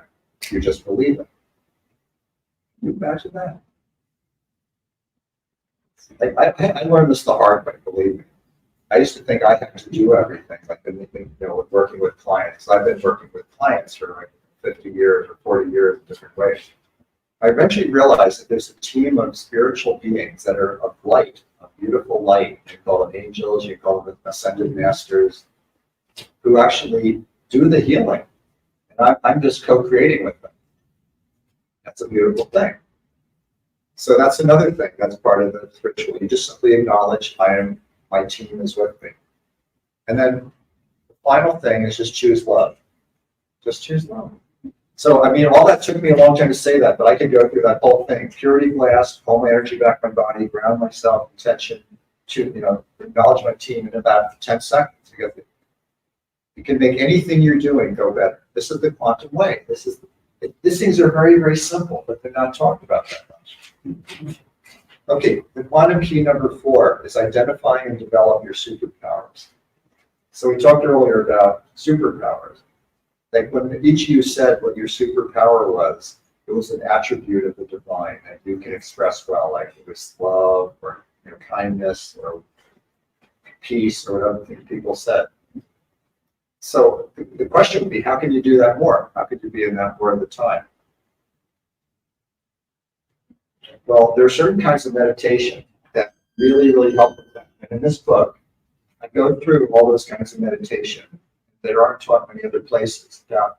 I call it embodiment practices. It's ones that bring more of your divine energy into your body. And there's a ton more here about how you discover your superpowers. There's a lot here about how you connect with the soul team, like the people who are in your soul family, and just understanding what's going on in the world and many, many things like that. But anyway, there's a whole chapter about how you recognize and develop your superpowers in there. And if they are real, you really do have them. It allows you to accomplish much more with less struggle and effort. So I know one of my superpowers is to be a quantum catalyst, which means that when I can be with a group of people, people tend to go through a lot of positive shifts without me doing all that much, or have profound healing experiences. And another superpower I've found is that I can take a ton of information, from all over the world and science and spirituality, and somehow boil it down to very simple things that people can get with that easily. That's enough. Okay. So let's check the time now. Okay. So the next thing I want to talk about, what? Okay. Yeah. So we're going to pass these around, and let me tell you why they're here. I have several, these are places you could put your name and email if you wish to receive things from me. And the things you could receive is every Tuesday morning, I lead online a quantum meditation. It's from 8 a.m. to 8:30 a.m. on Zoom. And if you put this here, you'll get on the list to be invited. These are free of charge, and they're really beautiful. I mean, it's like these are a lot of the same people come, and so there's and the meditation is a little different each week. So that's one thing, you can get on the list for that. And then also, if you ever want to do a private session with me, you can check that box off. And if anyone's interested in this training, this 14-week training I have called the Quantum Master Course, where you actually learn to be a quantum healer and you do it professionally, which is like, means whatever you're doing in your life, you could bring this into it. There's a box for that. So if you're interested in any of those things. How much do you charge for the course? That course is $4,900. And I have other courses that are less, other ones that are more. But this is the one that's a certification in quantum healing. And then I have some courses that are just a few $100s. So I have many different kinds of them. So if you're interested, you can be in touch. We can talk about those. So I'm just going to pass. These are one on each side. And so don't feel obligated to do this, only if you really want this information. And then I will, if you want it, make sure you write your email address really clearly. And then you'll get these invitations. And I'm starting a new course next month that will be very low cost, where you can just learn quantum healing gradually, like in a group that is less committed and less focused, let's say, than that master course. So the one more thing I want to say about healing is the 3-step quantum shift method. And again, this is like boiling down a ton of information down to something very simple. Is that, yes? Is that number 5 for those of us who are real linear? Yes, this is number 5. And thank you for keeping me on track with the 5 quantum keys. I need to have my Environmental help from our friends here. So I found that you can take all this healing information, because I've been studying healing methods now for so long, since early 1970s. That's how far. And never really stopped. You can boil it down to these 3 things: releasing, rewiring, and realizing. So releasing, it means whatever it is in you that has been burdening you or causing you pain or causing sickness or whatever it is, releasing those things out of your body and out of your mind, out of your energy field. And many people try to do this. I mean, there's so many people trying to release it, but having a hard time releasing it because the mind is very devious. You know, in the Hercules story from Greek mythology, he was given these 7 labors to do. And one of them was to kill a monster called the Hydra. And the Hydra was not very good at drawing stuff. Let's say it was like, had something like, I don't know. Yeah. These are all heads of the Hydra. They all have teeth, you know. So this thing had I don't even remember how many heads it had. I don't know, like 9 heads or something like that. And it was killing people. You know, it was just snatching animals and killing them. So they said, go kill the Hydra. So he was a very strong guy, Hercules. He took his sword and cut off one of the heads. Then 2 more heads grew back in that place. Then he cut off another head. 2 more heads grew back. So there was a pile of heads, and the Hydra was getting more and more powerful. And Hercules said, this isn't working. They're just trying to cut off the heads of the Hydra. So what he did then is he realized he had to go to the heart. So instead he ignored all the snarling heads and he went into the heart. Finally managed to kill the Hydra that way. But then there's more to the story. Anyway, that's the first part of it. So I find that's what it's like when we try to release all this stuff. Sometimes it feels like 2 heads grow back. It's just the way the psyche works. So this quantum releasing works a lot better. So exactly, we work with the quantum field, and we do some of these special practices with the chakras and whatever it is. People have been able to release in a much more permanent way without the heads growing back. So that's one thing I got to really work. And then rewiring is is a practice where you literally, like, you have to realize that your body is made of energy. And we have, meridians are pathways of energy in the body that acupuncturists work with. And then there's chakras, which are these energy vortexes of the body. And that we were designed to be completely connected with the universe, that our chakras, our meridians are completely connected to the universe. But what's happened is that most of us feel very disconnected. Even people who say they're spiritual or religious, we still feel kind of at a core, sort of cut off. And this is what could be called the fall from grace, or whatever we could call it. So rewiring is practices where special meditation practices, which are in my book, and we talk about on the Tuesday meetings also, where you systematically rebuild these connections between your personal energy and universal energy. It feels really, really good. And it's something that we could take away from you. It's not based on the ups and downs in your life. It's really something there. It's like rebuilding your energy field.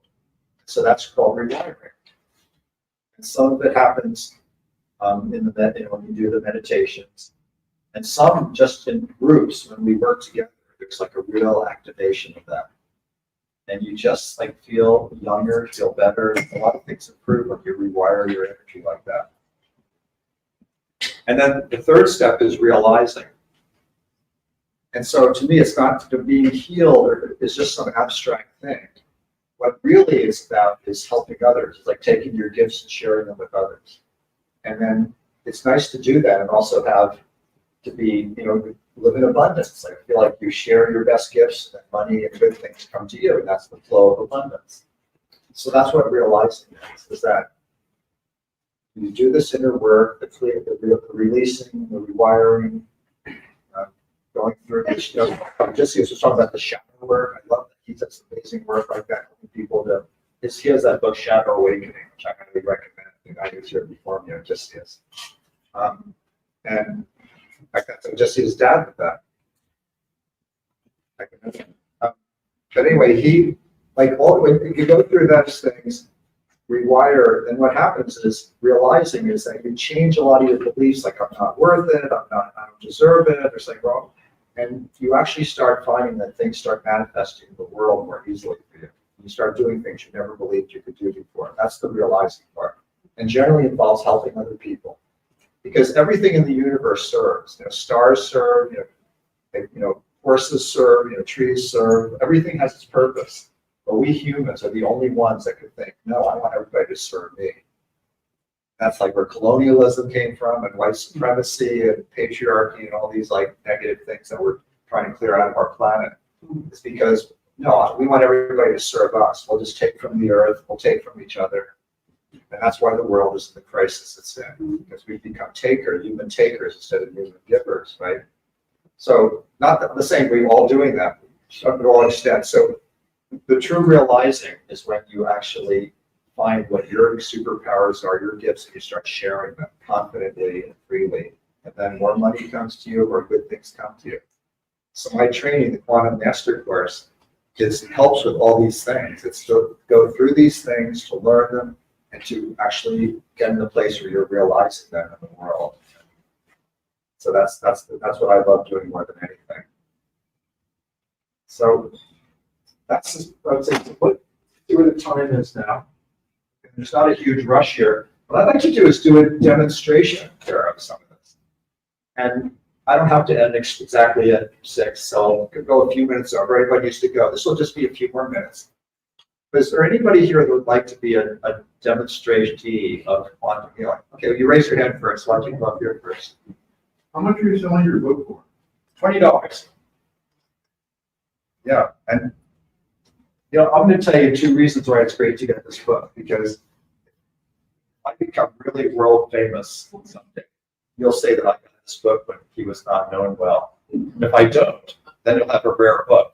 So either way, you're going to come out ahead. So, okay, what's your name? Lori. Lori, why don't you come up here instead? So, is there anything you're aware of that needs healing in you right now? Sure. Okay. So, is there anything of those things that you're aware of now? an emotional or physical? Either one, whichever one you're most aware of now, that's more like asking for attention. Emotional. Okay, all right. So how about this, on a scale of 1 to 10, 10 being when at the worst it could be for you, and 1 being hardly anything, what would you say that experience is for you on 1 to 10 right now? About a 6. That's pretty disturbing when it gets to 6. Okay. So I have my wand here. It's right where? Okay, it's right there. Okay. So can I have a permission to adjust your assemblage point? Where's that? Sure. Okay. I'll tell you what it is. This is a physical body. And then each of us has energy fields around us at different levels of our, and then there's what I call the cosmic body. It's kind of shaped like a toroidal field. It's all around you. I can kind of feel it there. They didn't teach us in kindergarten about how we happen. So that cosmic field has a center, just like any sphere has a center. When that center is lined up here, you tend to feel pretty good emotionally and physically, and if things happen, you get over them quickly. So I want to test to see where your assemblage point is. Okay, so why don't you just start facing the group? What's your wand made of? This is quartz crystal from Brazil. It was custom made especially for this purpose. Yeah, it has a lot of. You can take a look at it while I'm testing it. Okay. Every now and then I put an order into Brazil to get that made. So I'm just going to sense where your assemblage point is right now.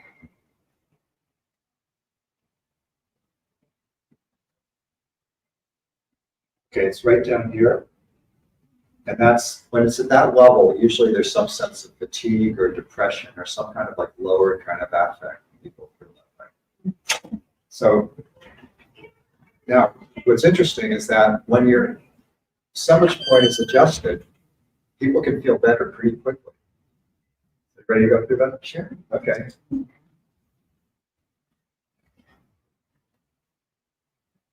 So was it an energy that you felt from behind her and in front of her? Well, Because your hands went behind her and in front of her. Yeah, I can probably draw a picture of that more easily to explain it. So I'll tell you one thing my superpowers are not, that's drawing artwork.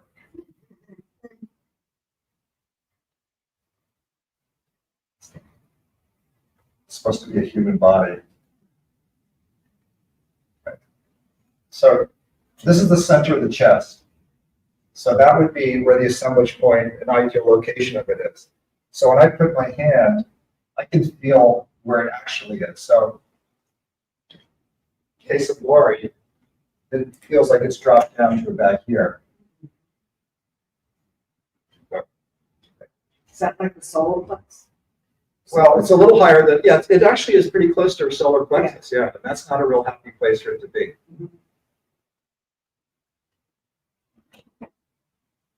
Why not? Well, because when it's at that level, generally there's a feeling of being stuck in kind of a lower energy state. That doesn't feel good to most people. You don't feel vibrant. You don't have that as much as you could be. So now, what I'm going to do is I'm going to put this wand where I'm sensing the assemblage point is right around there. And put my other hand behind you. So I'm just going to ask you now to breathe in through your nose and fill up your chest and belly as much as you can, as full as you can. When you get to the top, hold your breath for 3 seconds. 1, 2, 3. Now breathe out through your mouth. Release slowly. Now breathe the same thing again. Breathe in through your nose. Fill up as much as you can. Now hold 1, 2, 3. Now your mouth go up. Now breathe in again as much as you can. Hold. 1, 2, 3. Let it out. Now this 4th breath, breathe in the same way. Let's get to hold your breath. tapping your hair. I keep holding. Now this crystal is literally dragging up your sandwich point. Now release your breath. Just let go of it. Just allow the ship out.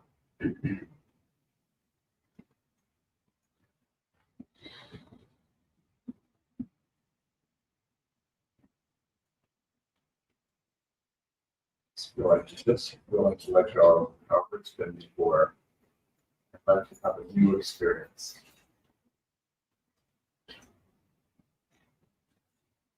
I suggest it feels right to you to say silently to yourself, I am free.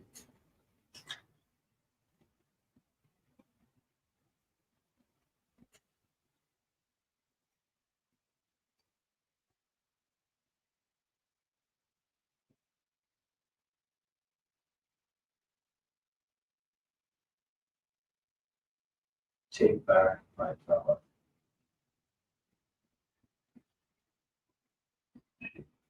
Yeah.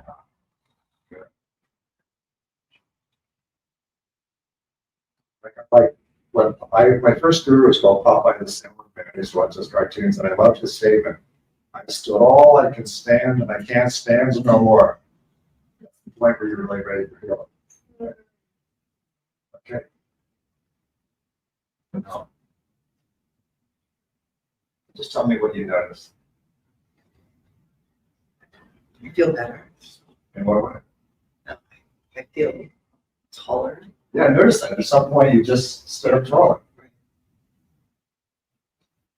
When you said, I take back my power. Yeah. That's it. It made me feel more powerful.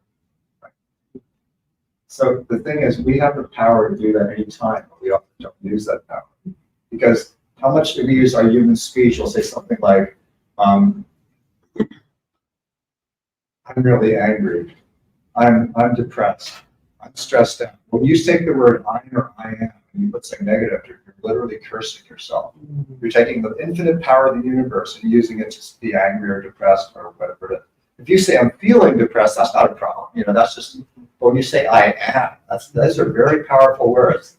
So when you say I am taking my power back, I am free, that's called a decree. That's something using your power to claim what you really want. It worked. It worked. Well, great.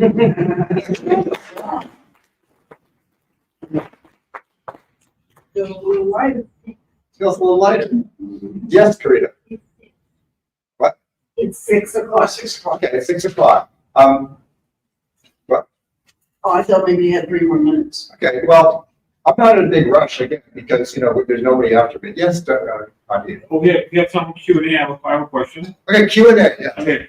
I know it's being recorded. Is this going to be on the SoulSearch website or the YouTube channel, or where can we find this presentation? I believe it is going to be on YouTube. I think she puts, but I'll have to check that with Tangela. Okay. I believe so. And also, we're recording it too. So, anyway, we're going to officially end now. And I'm going to stay a few more minutes just because we can. Okay. So, anybody that has to leave, welcome to leave. But for anyone that has questions or wants to get a little bit more, so I'll stay here a few more minutes. So, yes.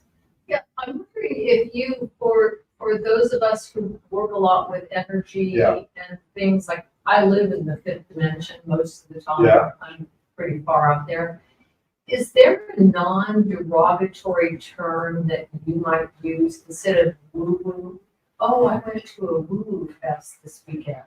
Yeah.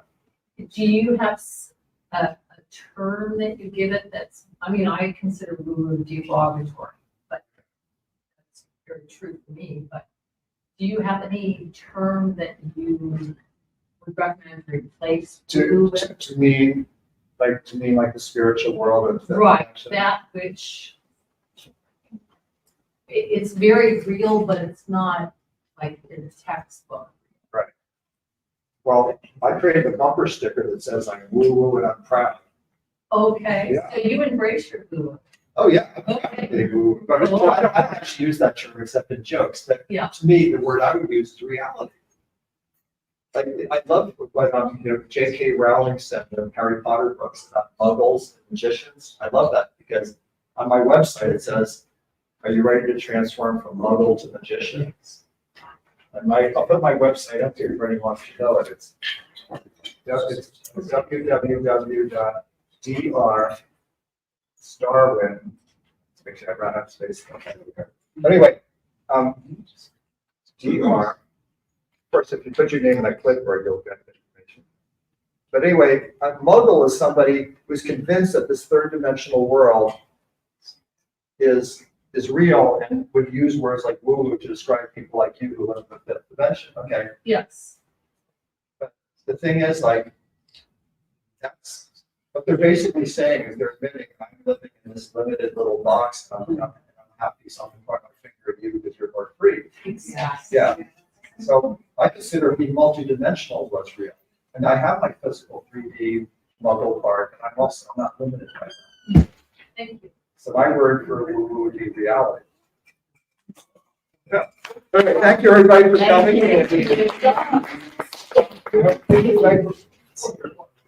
Your name.